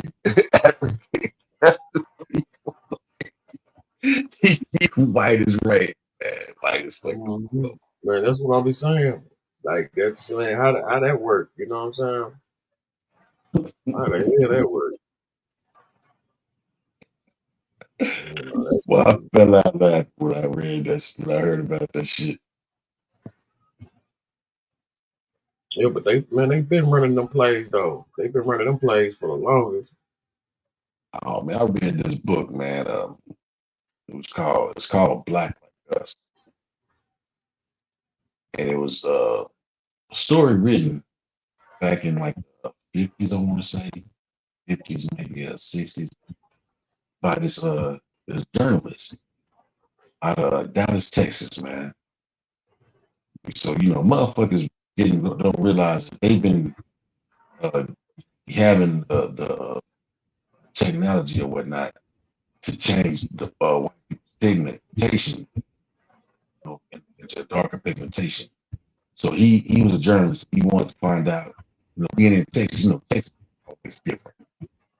But he wanted to find out things for black folks all throughout the South, so he could write a story. He knew that they wouldn't trust him if he went down there as a white man. So he had a partner that had a doctor that had these pills. Dude gave him these pills, and of course it darkened his pigmentation. So the first stop he made was in New Orleans. He got cool with a shoe shop, and the shoe shop got him a job teaching him the trade. He said, right here is where you get all the information in the city, in New Orleans. And sure as shit, you just sit there and do this thing and just talk to people and get all this different information. So he just traveled all through the South, and the only state that he went from Louisiana to Alabama, and he was on the bus with this veteran, a black veteran, and the veteran told him, he said, well, he going home to Mississippi, but talking with this guy, the guy was telling him how fucked up Mississippi is. So the guy got off the bus in Mississippi, just turned back around, right back on that bitch, because he realized that wasn't somewhere he needed to be. He ended up in Georgia. From Mississippi to Georgia, no, I'm sorry. It was Mississippi that he skipped and went to Alabama, Georgia. But yeah, it's a very interesting fucking book, man. It's called Black Like Us, written by a white man that was passing as a black man.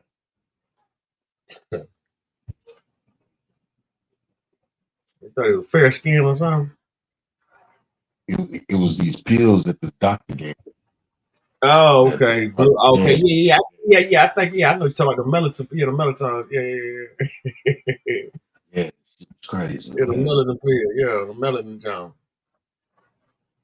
But the story itself, that was bad, motherfucker. Because he got firsthand. He was like firsthand able to see what it was to be black in America, South anyway.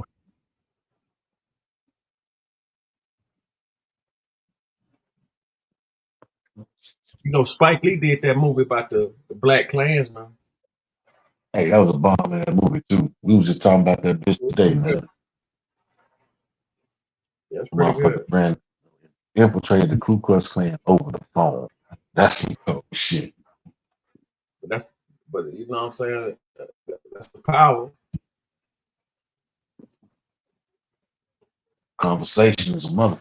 You got it. Yeah, that's why you got to know who you talking to. You know what I'm saying? I'm telling you. Got to know who you talking to, man. You talking to some straight trash, don't even know it.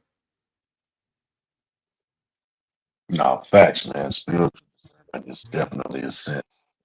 But you know, you have to just like with just what the word discernment means, man. You know, you have to be able to separate it and figure it out. Otherwise, you'll get wrapped up in it all. Oh, that's a fact. That's a fact. That should go both ways. But That's what you know, but you got to think about it. Hitler was Jewish though, so it you know what I'm saying, it wasn't the first time. He wasn't Jewish, but he was grandmama, he wasn't something a like German motherfucker. He was Austrian, but he saw how the Jews did his people, and that's his hate. Jews were so strong. Exactly. That's exactly what that was. Yeah, man. Yeah, they took everything. But you look at how shit going over here. That's why in reality, Hitler didn't hate niggas, man. Oh, God. Motherfuckers say it's crazy because motherfuckers took the hate that he had for them, try to lump everybody in under that same umbrella. He hated you motherfuckers. He didn't give a shit about us.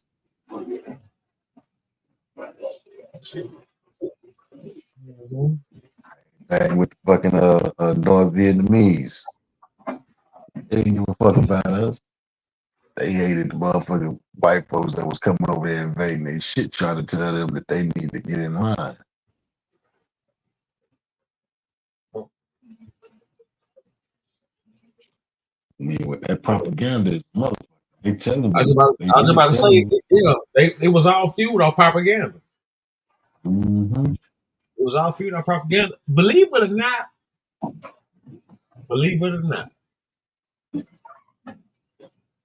the hate that they be putting out for motherfuckers be what keeping these motherfuckers out here.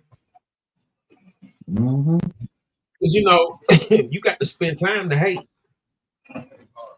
That shit take more energy, man. I'm telling you.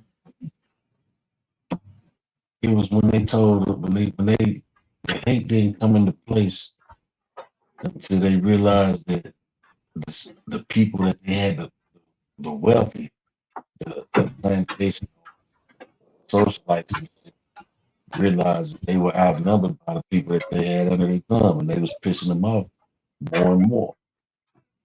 And if they were gonna come, they feared that if the white folks, black folks that was out there working their lands came together up against them, they would be fucked. So what did you do in a situation like that? You said you ain't finna advance the niggas because you own them. But then you got them under contract, so to speak. But the white folks that look like you, but ain't that you don't think they you treat them like they ain't shit just like you treat the niggas, right?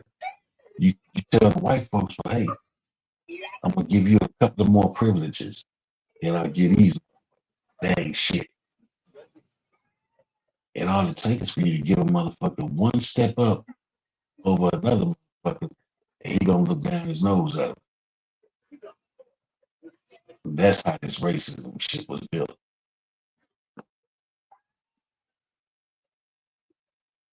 Because with the slaves, But you the had whole one thing motherfucking about white. the whole thing about racism, as far as with black people and that stigma, it came from, I think, the 14th century, where, you know, back in them times, they like the only people who had books was the rich. And so what happened was one of the Portuguese travelers, who report, like the historian who report to the kings and queens and stuff like that of the world, who write these books and stuff and give them to the kings and queens and stuff. he went to Africa and he seen how they was, getting down and everything in Africa, how they was moving around, and he just, I guess he had a bad time, whatever. He probably couldn't understand them or just everything was on. So he writes a dialogue about it. This was in the 13th, 14th century. He writes a dialogue about it, and it spreads around to all the kings and queens in the Europe thing, and that's how they, got that whole stereotype on black people because of a fucking a fucking This grown up motherfucker that had a trip and yeah, didn't go. basically a book. Mm-hmm. Let's see, So you that's got why that whole misconception about. because you gotta think about this. How in the hell motherfuckers who can't even speak your shit, like, you know what I'm saying? They gotta be an inside job to come over there and do as much as they did. That's an inside job that backfired on a bunch of, them Africans over there. They've been mad about it ever since. Same shit, man. It's no different than the fucking the people over here taking in the fucking pilgrims, the Quakers, being led to believe, oh, everything is good, man. We love you guys. We thank y'all, just so they can turn around and stab you motherfucking back. Take shit because they looking at the indigenous people over here saying they got all of this and they choose to live like that. We can do something with this shit. We gonna bait them in, then fuck them over. We gonna make them bow down to us. But they approached them. That's that wolf in sheep clothing shit. I believe that's where the shit originally came from. The saying anyway. They sucked them folks in and believing everything was good and they could live together on the land and learn their ways and how to grow the food and how to live off the land in America. Just so them folks would sit back plotting and scheming the whole fucking time. Mm-hmm. Here we are today.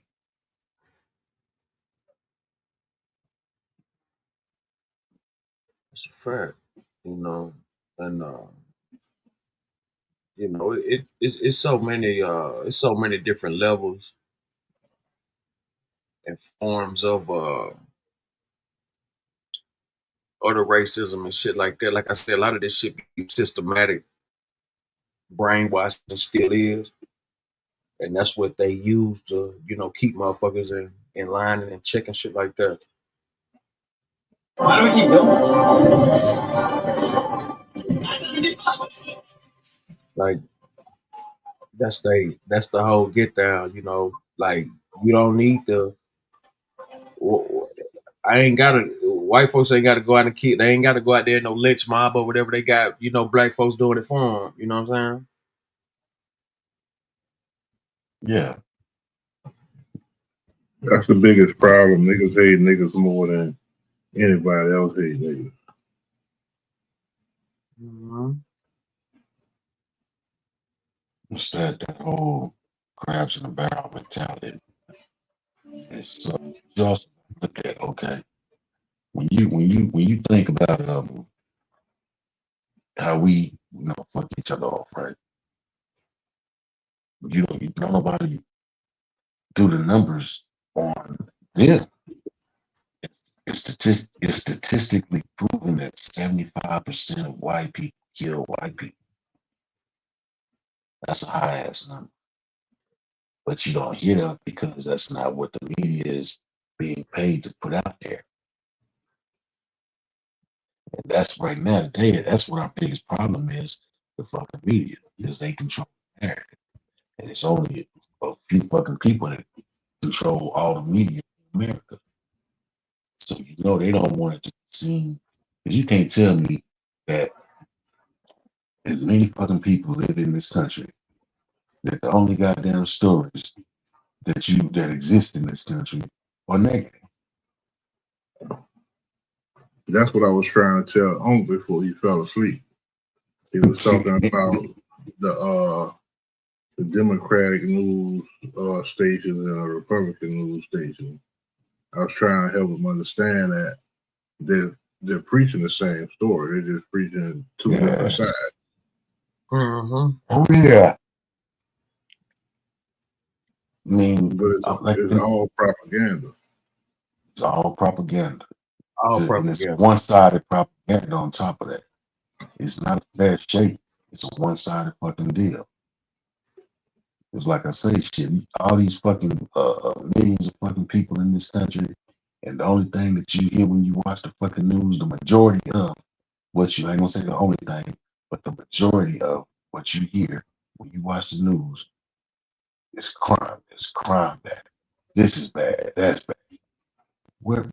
So there's nothing good happening in this fucking country that's newsworthy. In all these 50 fucking states, it's all bad. Is what I'm hearing. When I used to watch this, I refuse to believe it.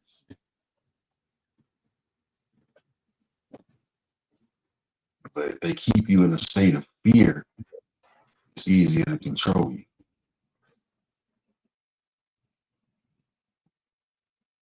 So anything systematic operates by a set of rules. Learning the rules allows you to think beyond them. That's a fact. That's why they don't want too many black lawyers unless they some some old slave chicks. You know what I'm saying? They don't want to see no powerful black lawyers. Johnny Cochran was the worst headache they ever had.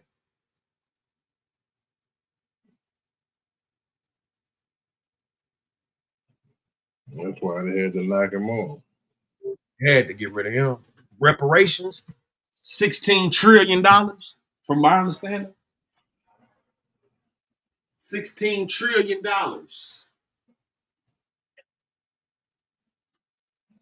I mean, to be honest, man, when you really look at it, lawyers, politicians, man, they all start out. Most of them start out with genuine ideals about how they can go change the system, make everything right. And then when they get hired and picked up by these firms, these big law firms and shit, that they somehow believe was the place to be, they realize that the system ain't trying to change. To change the system is not a moneymaker. So they need the system to stay broken in order to prosper. So in 2024, in 2024, there was 3.2 million race-on-race homicides. Of those 3.2 million, 13,446 were black-on-black homicides. But they don't put that out. They only going to put those 13,000 out. Do you see what I'm saying? That's 75%, man. I had a motherfucker argue with me. Well, I won't say he argued. He called himself. I used to when I was on Facebook, I used to have these conversations with this white dude whose belief system was different than mine. But we shared a mutual respect for each other because we also was able to learn shit from each other. So the dude had a partner, I guess, that ran across some conversations and shit and decided to jump his ass in.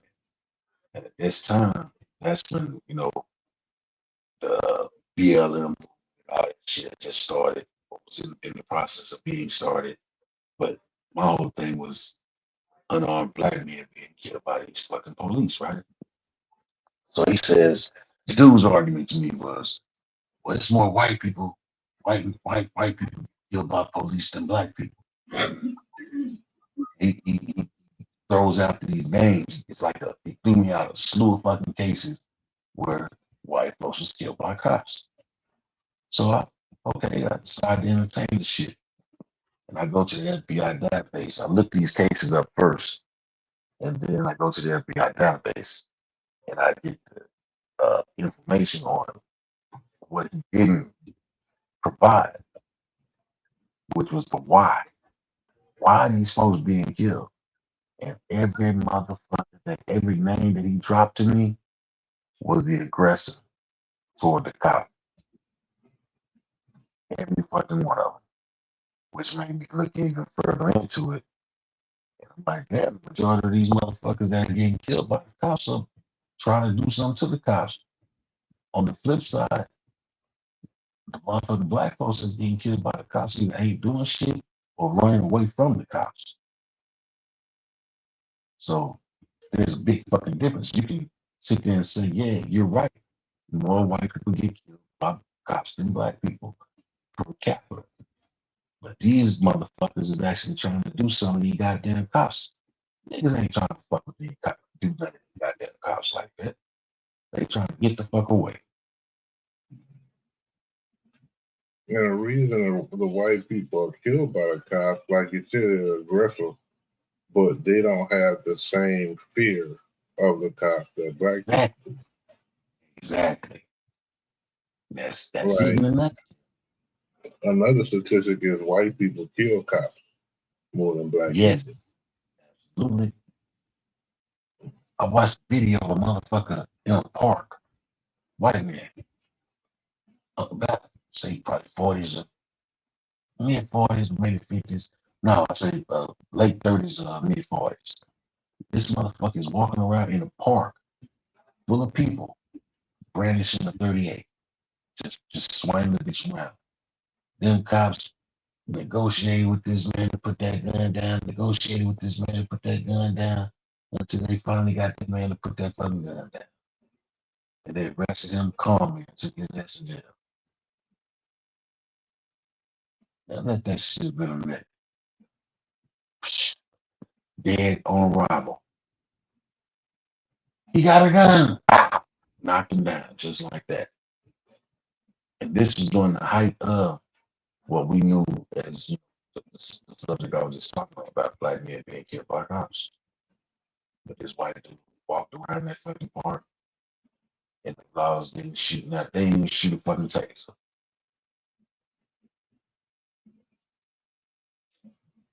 Like, yeah, they do hold them to a higher regard than they do us. Well, I believe the reason is, this is just my opinion, white people are not human beings. They are animals. They don't have hair, they have fur. Fur grows to the ground. If you look at every animal on the earth that has fur. Well, they the only ones that got the animal DNA, you know what I'm saying, in them. You know what I mean? Right. This is scientifically proven. So it ain't no make believe, Right. ain't nobody, none of that, ain't no alleged shit about this. What goes down here, like, you can't just say they, not humans. Like, we can't go that far with it, but you got to think about the systematic design of the creature. You see what I'm saying? And so, that's why you put racism and all kind of shit in the mix. That's why so much shit in the mix, because if you take away the black and white shit, take away black, brown, yellow from out of here. Let's give it all to them. Now it's all them. None of us are around. They'll eat each other. You understand what I'm saying? It's a fact. They'll start eating each other. It ain't no, you know what I'm saying? Like, whatever. So they gotta put these illusions, you know what I'm saying, these falsified documents in their mind to make one think it's better than the next. That's just like you getting a brand new Mac computer and you don't know, you know what I'm saying? But you got a new computer, but you don't know how to use it. And motherfucker got an old, out-of-dated computer, but the program telling that computer that it's brand new. You see what I'm saying? You just got to learn how to work with what you got. You know what I'm saying? Like, it's like this shit is, they are the newest to the planet. You know what I'm saying? So for it to be like, to watch these movies, that's why I can't watch certain movies, because it's all bullshit. Like, to have them folks out there like they just the beginning of this, the beginning of that, and it just don't work like that. You know what I'm saying? Like I ain't never been whitewashed or none of that bullshit. You know what I'm saying? Like, and I can't stand when it's tried to get ran on me. You know, but I do like the facts though. If it's some real shit and it's really went down and you know whatever. But as far as that shit being superior to me or some bullshit like that, you can't run that on me when I know the truth. I know you a snake. White people. I know you part monkey. You know what I'm saying? Like, and this is not even no assumption or none of that. Genetically, DNA, whatever you want to do, they the only ones with the monkey DNA at that type of percent. I think it's like a 7%, 5 to 10%, some shit like that. Somewhere around that type. Genetically modified organisms, they're born with tails. Yeah. White folks are albinos. You know what I'm saying? It ain't no motherfucking weather change. And I can't stand. And when I see folks get up there and speak that bullshit about a weather change, do you really think the weather go change your color as far as the cold? Like that shit don't even make sense. Like what kind of bullshit y'all on? Like to even get up there talking about, you know, the cold weather made these people white. And you got motherfucking Native Americans in igloos. You got, you know, Native. They change color. Yeah, they ain't changed colors yet. These motherfuckers been in them goddamn ice cubes the past motherfucking 1,000 years. Ain't changed nothing yet. You understand what I'm saying? And it's like, man, what the fuck are we talking about, man? This shit right here is not even, it's not even funny. It's not even like, you know, the fact that motherfuckers can't even see it in their face. Man, these people are, first off, genetically modified organisms. Genetically modified. It was over 1,500 year, a 1,600 year plus, over 2,000 plus year process that still goes on right now. Like we all evolve, you know what I'm saying? But if you look at them, they evolve. They evolve into that Tinkerbell, like them Rice Krispie treat characters, you know, with the pointed nose, sharp, you know what I'm saying? Yeah, they evolve into that. That's what they evolve into. You see what I'm saying? It's a few, like you'll see like a few hybrids out there, like, you know, some Mexicans, but some whites and everything. Like as the lineage goes down, they genetics evolve into them Tinkerbell and, you know, them type of looking characters. When you sit up here, people don't even know the process. They don't know the get down. They don't know about the Lebanon. That's what that whole Lebanon region, that's the islands they was created on. You know what I'm saying? It was some animals mixed in that, you know, maybe by mistake, maybe not, who knows, but it was animals mixed in this breeding. That's why, you know, they talk about the slave and all this and that, the slave breeding farms, that they was on a breeding farm first. If they went around this whole entire little circle right here from all the continents that we know of on a major ship. This was a big ship. They went around and they was taking all the women and they was getting them pregnant.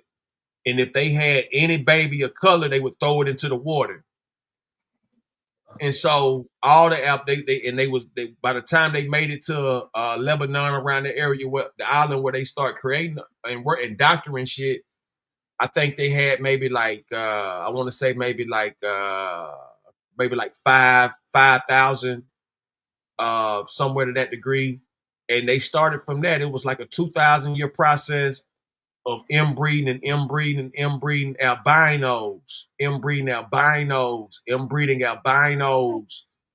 Because, you know, we got black people with blonde, blue hair, blue eyes. We the first ones with blonde, blue hair, blue eyes. Black folks are the first with blonde hair, blue eyes. This is not a myth. They sliced up the genes.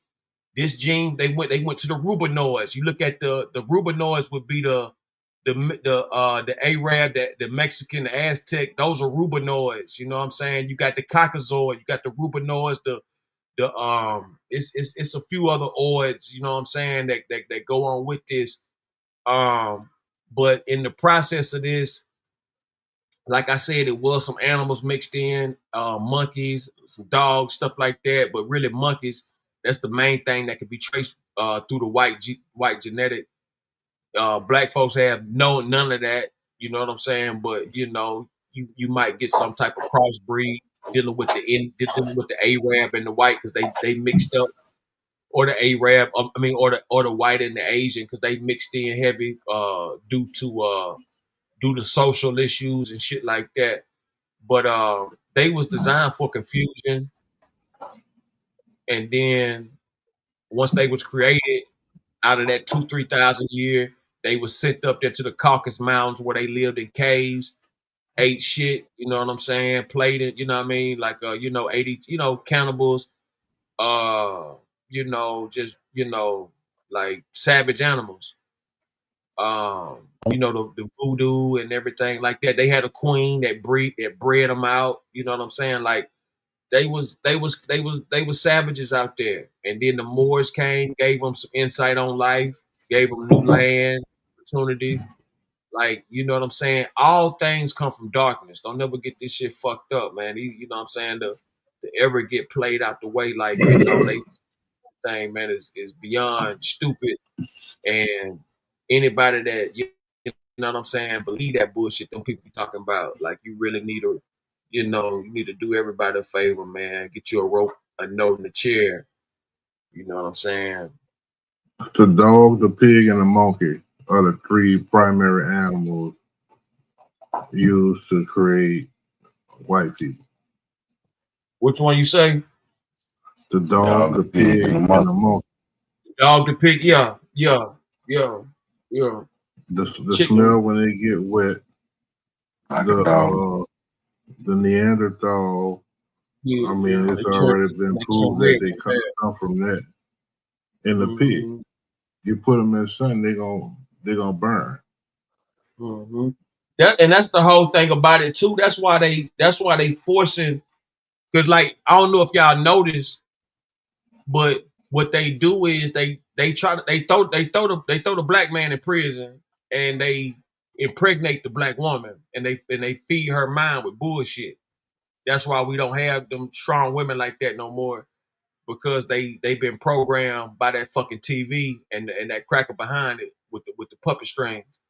Now, when you look at the way we are and things like that of now, you got to choose this. You got everybody up here done been humbled in some type of way, whether it be, doing time, or whether it be, losing somebody or all of the above. You know what I'm saying? Ups and downs, man, to humble anybody, especially, when you out there on it.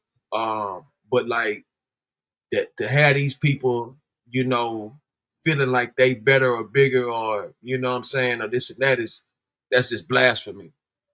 And you know what I'm saying? I didn't learn that. I didn't learn it until I went down. You know what I'm saying? Had one of them 5%ers from up top, 7% or whatever, 5% would break it down to me. You know what I'm saying? Break a whole lot down. And once he broke it down, I never stopped seeking knowledge after I met that brother. Never stopped. I was in the cab county for like, I think I probably doing like 3 months on a violation or some shit like that, on a probation violation or something. And I met that brother up in there, man. And he filled my head up. Like, you know what I'm saying? Because telling me like the Nike symbol, like, you know what I'm saying? Like all that shit. Like he just kept on like, feed me. And then once I got out, I started meeting more people like him.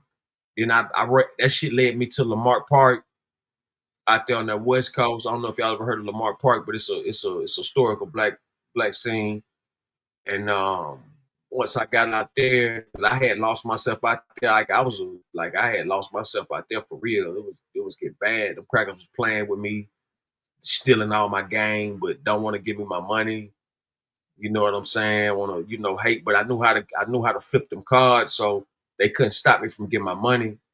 But it was just a lot of fuck shit. Then I was seeing a lot of shit I was saying and doing. They'll take my shit and be up there putting it on TV shows and shit, acting like they don't know what's happening there, acting like I ain't supposed to see it. Then when I say something, motherfuckers turning their head. You know what I'm saying? Like I don't see this shit. Right, was what good. I'm saying? Motherfucker be at the beach. A nigga be at the beach, right? saying all kind of shit. The motherfuckers will be right there with the cameras on a nigga at the beach. Next thing you know, your conversation and shit, all that shit talking and shit.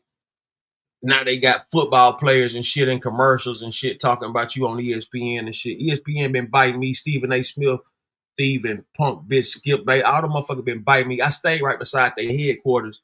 So when I be on Instagram, Facebook, I post my location and them motherfuckers will see it. And they been stalking my social medias, biting all my shit since 2009, 2010. If I could, know what I'm saying? I'm finna get up. I'm finna get up to go to work. I just wanted to say this, but you had mentioned something early on about, you know, a man that did the statistics, you know, about the savagery of folks, right? If you really want, they showed the world a true savagery, right? In a movie based on live shit. Anybody that's ever watched the gangs in New York, that movie tells you everything you need to know about how they felt about each other. They felt that way No about doubt, each other. about the What Irish, makes you think they gave a fuck about us?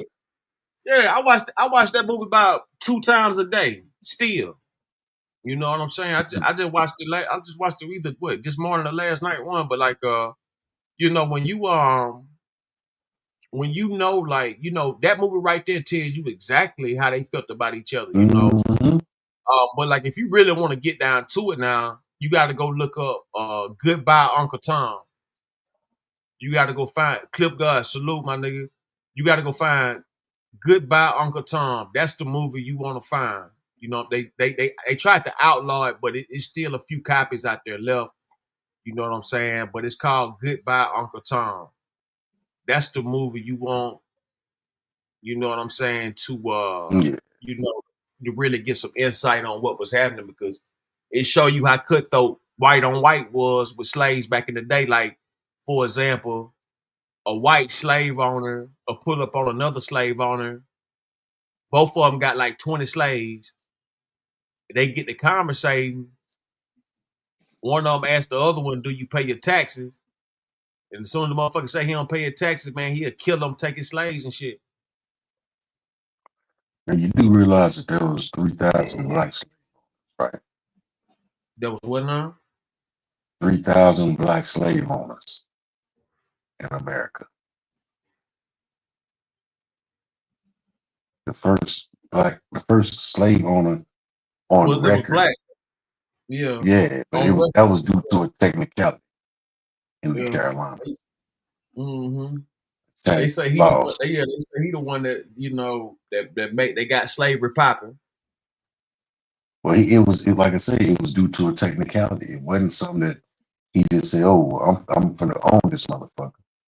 The dude had indentured service, but it was a case where a guy that was under his indentured servitude felt that his time was supposed to be up, so he ran away and went to work for these white folks. Well, the black dude took that shit to court, and when the laws changed, he ended up first he lost, but he appealed it, and he ended up winning the dude back on appeal. And it was doing that right during that time of that appeal that the laws changed in Carolina about he was the first slave that was basically said to have become an indentured servant for life, which is what we know as slavery now. That's how he was technically the first slave. Some crazy shit. Yeah, because the first president was black, John Hanson. He was black, you know what I mean? Mm-hmm. I think Abraham Lincoln was like the 8th president or something like that. He was like the 8th or the 9th or something like that. He wasn't the first. Well, he wasn't. He was in the books. They say the 5th. George Washington was supposed to be the first. Yeah. George Washington. Not Abraham Lincoln. I meant George Washington. George Washington's supposed to be like the 8th or the 9th. He wasn't the first. He's supposed to be like the 8th or the 9th. If I ain't mistaken, they had between 7 and 14 other presidents before George Washington. I think he was just the first to get documented publicly. That makes sense. You got to think about it. The Moors are the ones who helped them find this land.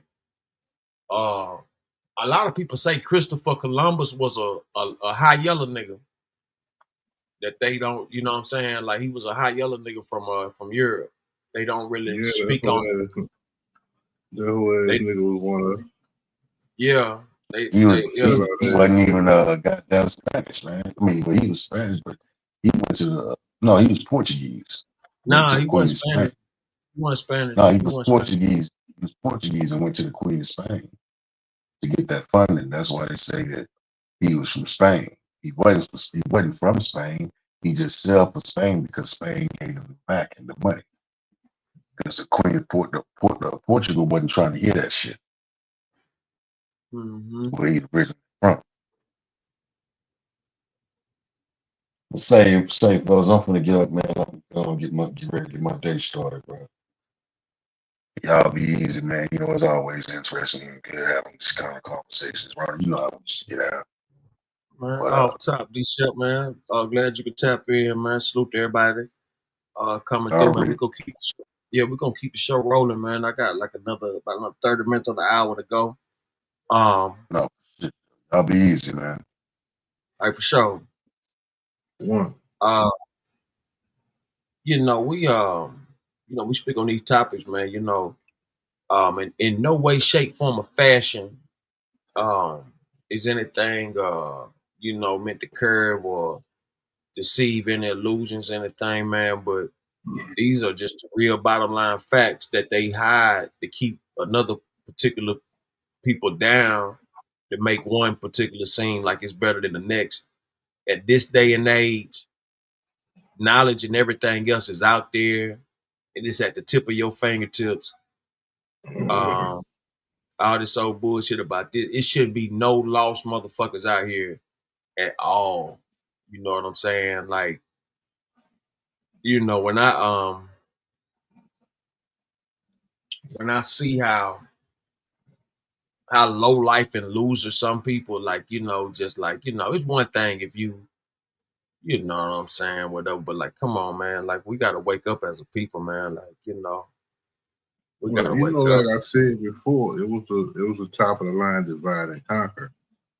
So, like I said before, it's 8.8 billion people on the earth, and 5 billion of those people have melanin in their skin. But what they did is they separated the Brazilian and said, well, you're a Latino, and the Mexican told them that they were Latino. People from Argentina, you're Latino. People from Central America, Panama, you're Latino. The people from India, the country, that some of them are blacker than me, and told them, well, you're Indian, you're not black. And then same thing with the people in Africa. You're Africa, but those people are African American. You're originals, and they're the ones who were kicked out. Those are the weaker ones because they got caught and they were forced into slavery, which was a whole bunch of bullshit. But that's what they did. They tricked us. We fell for the banana and the tailpipe. And now that they've divided us and put us into these separate categories, and for the ones of us who are still believing that, that's the thing that is holding us back. We are the majority.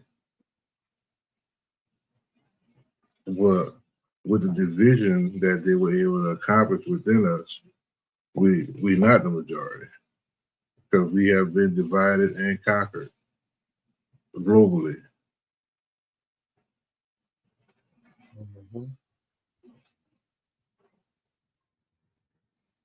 And then not just that, when you just look inside this society, we have regional divisions. We have these divisions with all of these gangs. You got a lot of kids now in New Orleans screaming about their blood and don't even know what it means to be blood. Same thing with the Crips. Like, a lot of people don't even know how Cash Money became blood. But it was like Baby and Master P hate each other so much that when Master P signed Snoop Dogg, who was a Crip, Baby had to sign Mac 10, who was the exact opposite. Yeah. And that's how they became blood. If you look in a lot of the previous Hot Boy and hey, videos, look, and both of them niggas did hella fire once they went down to New Orleans. Yeah. That was some of their best shit. You see Baby, Lil Wayne, BG, Juvenile, all them niggas got blue flags on until No Limit signed Snoop. Then next thing you know, they sue, they pyro. You know what I mean? Like, if you listen to some lyrics, Baby and Lil Wayne ain't even the same type of blood, because they're just saying shit that they hear from other people. Them niggas ain't get jumped in, and I know that jumping in ain't the only way in, but just look at it. Listen to what Baby say. I'm gonna tell you like this, right? And this is just the honest and the truth. When you from like out of town, right, and you ain't really got no affiliation, that's the best thing in that area, and we're dealing with that LA shit. I'm strictly talking about LA and Chicago, like major gang, you know, like shit like that, where like meccas of the gang shit. So it go like this too. If you already certified, let's say if I'm certified in Georgia, it can transfer over dealing with the right people out there too. You know what I'm saying? Where like you ain't necessarily got to go through no rookie stage because this and that. Now you might have to like know where not to go, know who this, know who that. You know what I mean? It might be some knowledge you might have to catch on to, but if you a older cat and you done already put the work in, you know what I'm saying, somewhere else, and you fucking with real niggas and shit like that who already got the juice, it's easy to get, blessed in, or you know what I'm saying, quoted, you know what I'm saying, whatever, because one thing for sure, you got job opportunities with that. You got it's all kind of shit, you know what I'm saying? But yeah, man, if I ain't mistaken, Mac 10 and it's somebody else that put them on, like they Baby was already a gangster though. You know what I'm saying? I ain't gonna go into no details of them, but Baby was already certified. So that was whoever he decided to join, that wasn't them but a plus on them. Cause he could have easily, if I ain't mistaken, they were supposed to be from Grape Street, but then somebody came and snatched them. Yeah, they was running around with Grape Street at first.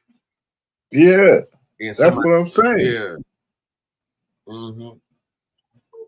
They're supposed to be from Grape Street.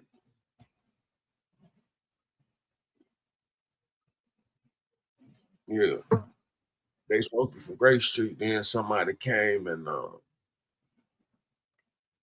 swooped them up. Yeah, because the closest Grape Street to New Orleans is right there in Little Rock, Arkansas. Yeah, Grape Street Crip.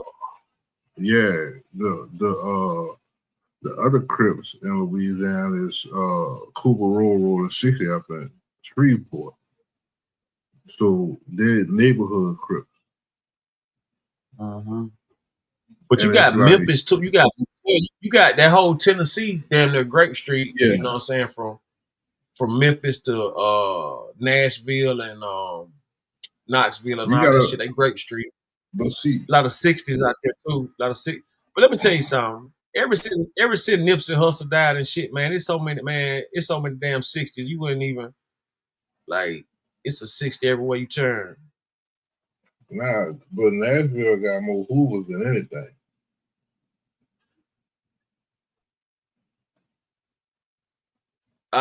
That's in California. What? That's in California. California and Texas. California and Texas got the most Hoovers I ever seen, but like outside of that, No, man, you don't hear nothing about. I'm saying that as far as Crip in Nashville has more Hoover Crips than neighborhood. Oh, you said Nashville? Okay, I didn't know that. Yeah. I know it was a bunch of greats and some 60s out there or something like that. You know what I'm saying? But I know Arkansas for real with that gang banging. They gang bang like a motherfucker. Yeah. You know, they used to. I don't know about now, but they used to. Like, they used to be serious. No, it's still. Yeah, because I'm about to say that shit ought to be like, that shit gonna be like, you know, passed down. Like, that shit like generational by now. Yeah. You know, real talk. Now down here, we got neighborhood, but like it's so many young dudes screaming blood and don't know what they're screaming. Can't recite no lit. If if the right nigga walk up on them who is blood, they can't even verify themselves. You know what I mean? Yeah. But I'm gonna tell you this too though. Because it's something to scream. Yeah, cause see, some of the people, for the most part, like it's all about like location. You know what I'm saying? Cause I don't know if you're familiar with that boy Quando Rondo. You know what I'm saying? He wound up turning a Muslim after his friend died, but see, didn't nobody know what was going on. But come to find out, his people had set him up. And his people had set him up, and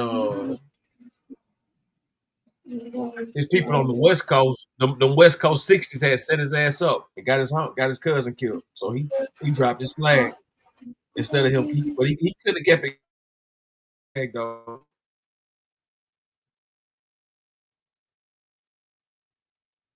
He could have kept it going and said, fuck them niggas. And he know they set him up. He know they set him up.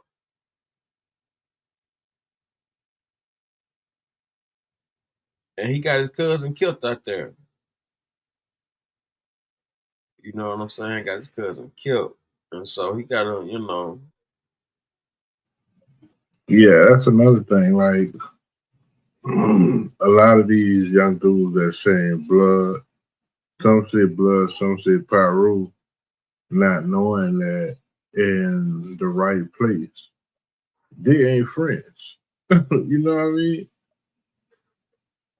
Just like who was in 60s ain't friends everywhere. But they believe since they saying blood and since they saying pyro is all good. But you don't even know that in certain areas, a blood will kill a fucking pyro, a pyro will kill a blood, a Hoover will kill a 60 will kill a Hoover in a blink of a fucking eye. And they don't even understand that.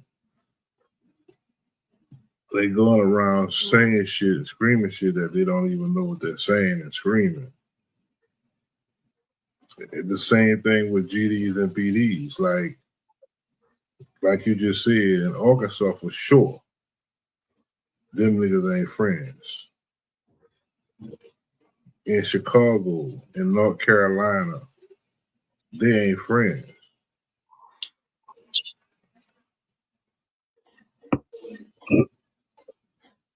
Yeah, Chicago, North Carolina, all that shit gang infested. And a lot of them don't understand that just because you're a disciple, that don't mean that we friends. Because you could be a gangster disciple or you be a black disciple. A black disciple, yeah. Hey, look, hold on.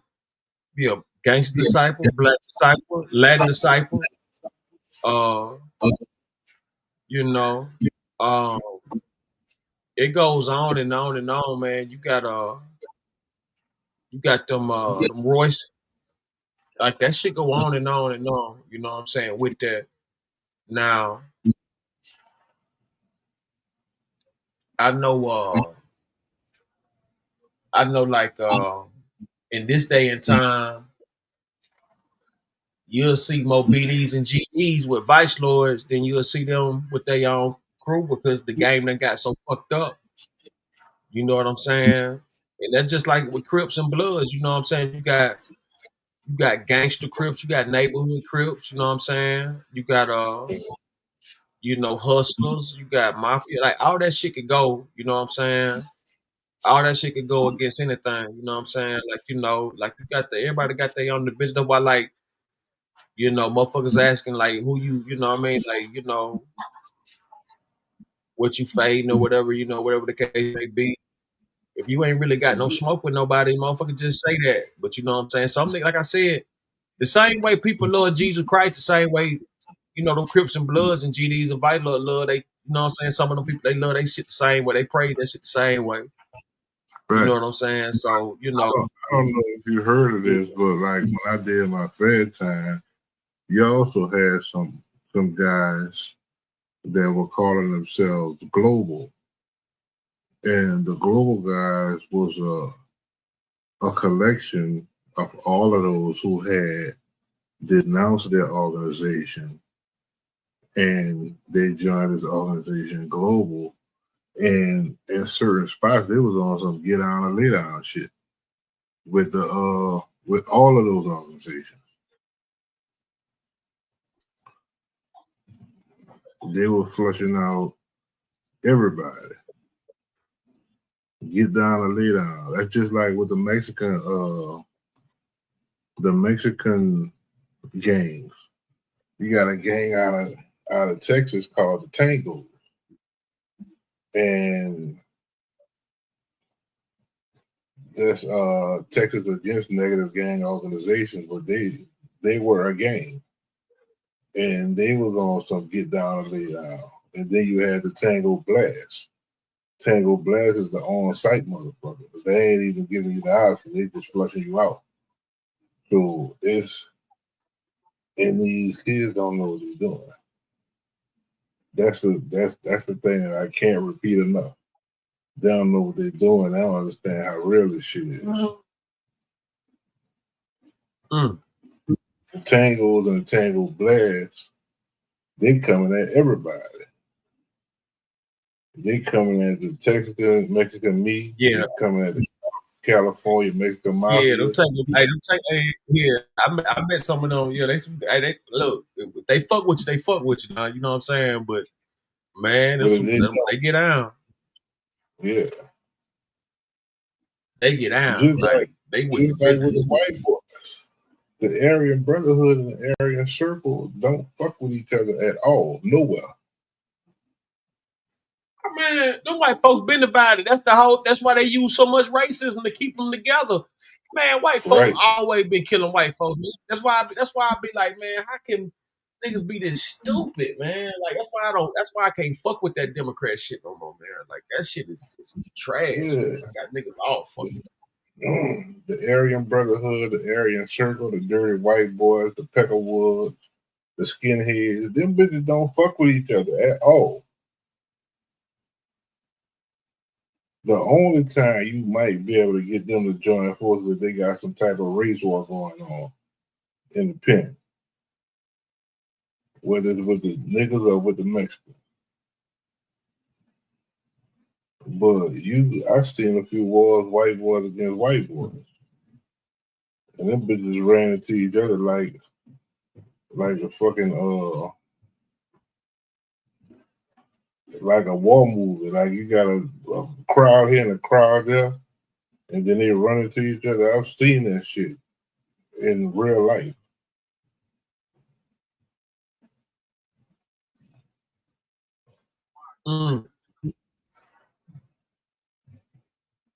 Yeah, and I'm talking about, man, it's all, like I said, man. It's all systematic. All systematic.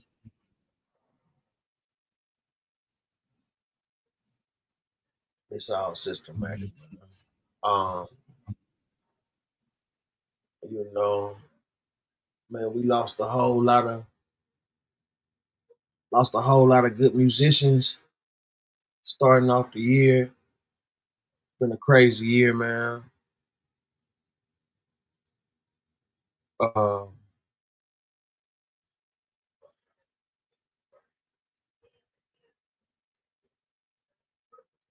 Man, shout out to everybody that tuned in, man. Hit that like button, hit that share, hit that subscribe, man. Man, we gotta get this on a regular basis. You know what I'm saying? I'm gonna try to start going on a little earlier. You know what I'm saying? To get the that early crew in and stuff like that. Man, I can't even. Yeah, I can't.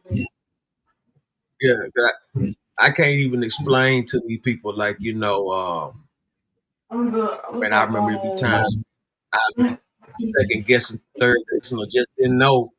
Man, you know what I'm saying? This brother right here, Jonathan Green, man, one of the most intelligent black men, you know what I'm saying? I done had the pleasure to coming across, you know what I'm saying? Because, like, man, you'll be surprised how much trash I meet, man. You know what I'm saying?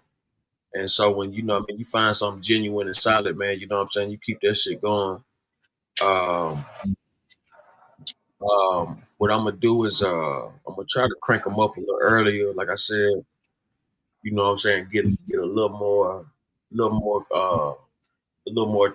chat interaction, and a little bit more view. Even though we're doing pretty good now, you know what I'm saying? We got 63. We got 63 on one. On the Sloscru page, we got 22. On the other channel, we got 45 on Twitter.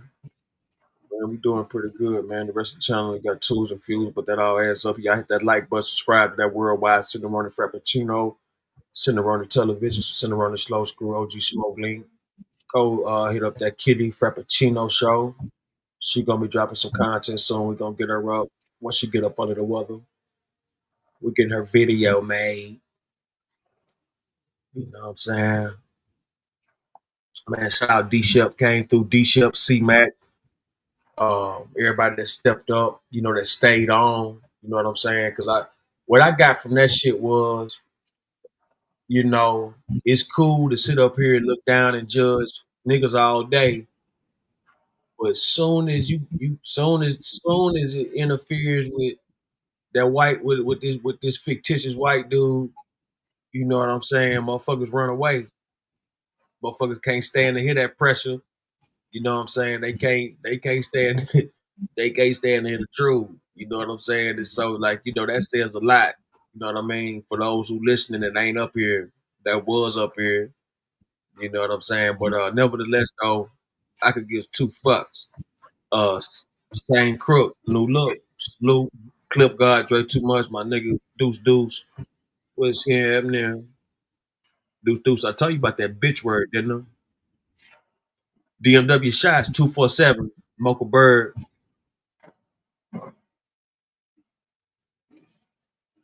Deuce, I'm telling you now. You hop out there with that bitch shit again, I'm gonna put your ass on the motherfucking barbecue grill. Sugar love, y'all. Just meets, Babu salute. Black Dog, everybody that came through, stepped up tonight. Oak Cliff, my nigga. Man, much love, Oak Cliff. Man, appreciate you always stopping through.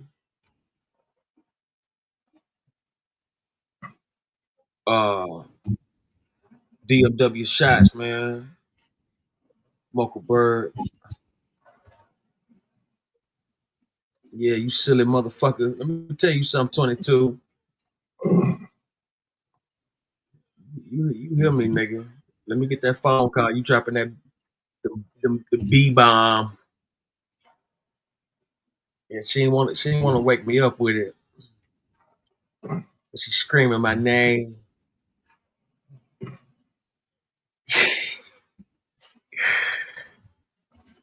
Deuce, I catch your soy sauce, your raw soy sauce eating ass.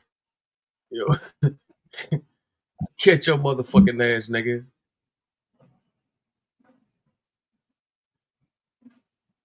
She be doing y'all a favor coming over there moderating. Yeah, you better be bent, man. You gonna get motherfucking goddamn. You gonna turn into goddamn Mr. Rubber Man. I'll tell you something, nigga. Kitty be a blessing to everybody's show now. Y'all don't get too carried away, goddamn. You know what I'm saying? With the bullshit. Now I cut the goddamn shit all this goddamn moderation shit off, nigga.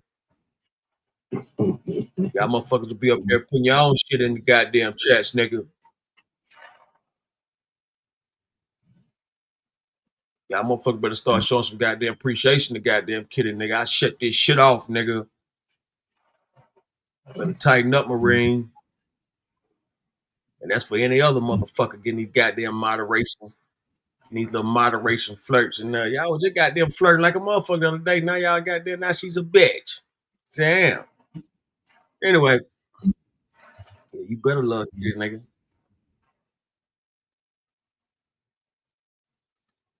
Man, shout out to everybody tuning in. Man, Jay Green, man, we got to do it again, man. I'm gonna hit you up sometime today. I probably go early today, early tomorrow, something like that. Man, I gotta see what's going on, man. Shit, I'm with it. I just gotta have that thing. Yeah, man, I gotta find out, because if you got an iPhone, they got the app where you can download StreamYard or whatever. But you send me the email or whatever. I'm gonna show you how the shows work and shit, man. I'll hook you up with, you know what I'm saying? Because I got a premium package. My shit be like $100 something a month. You know what I'm saying? But I got a few tables. I got like 2 slots, 2 seats. I got like 1 or 2 seats available. I'm waiting on Rock and Reds. You know what I'm saying? When he get situated or whatever. You know what I'm saying? We gonna be doing big things with that. But we gonna get this shit on the road, man. Push positive, reliable, sufficient content. You know what I'm saying? Staying away from them fuck niggas, man, at all costs. You know what I'm saying? Salute to my guys, my supporters over here. Much love to everybody that tune in. Clip God, Deuce, D Shell, Mocha Bird, Sane, Crook. You know what I'm saying? DMW Shots. You know what I'm saying? Everybody in between. Shout out Jonathan Green for tapping in, giving us some wisdom. You know what I'm saying? Some news you can use so you don't be confused. And I'm telling you, I got to get God Keys up here. Got to introduce you to God Keys, man. You know what I'm saying? So that's another character. They was asking about him, but I got to get him back. I don't know what the fuck going on. I think he done lost his phone. But man, shout out to everybody tuning in, man. I'm gonna catch y'all again on the flip. All right, JG, man. I'm gonna hit you up in a couple of hours, Jack. Bet.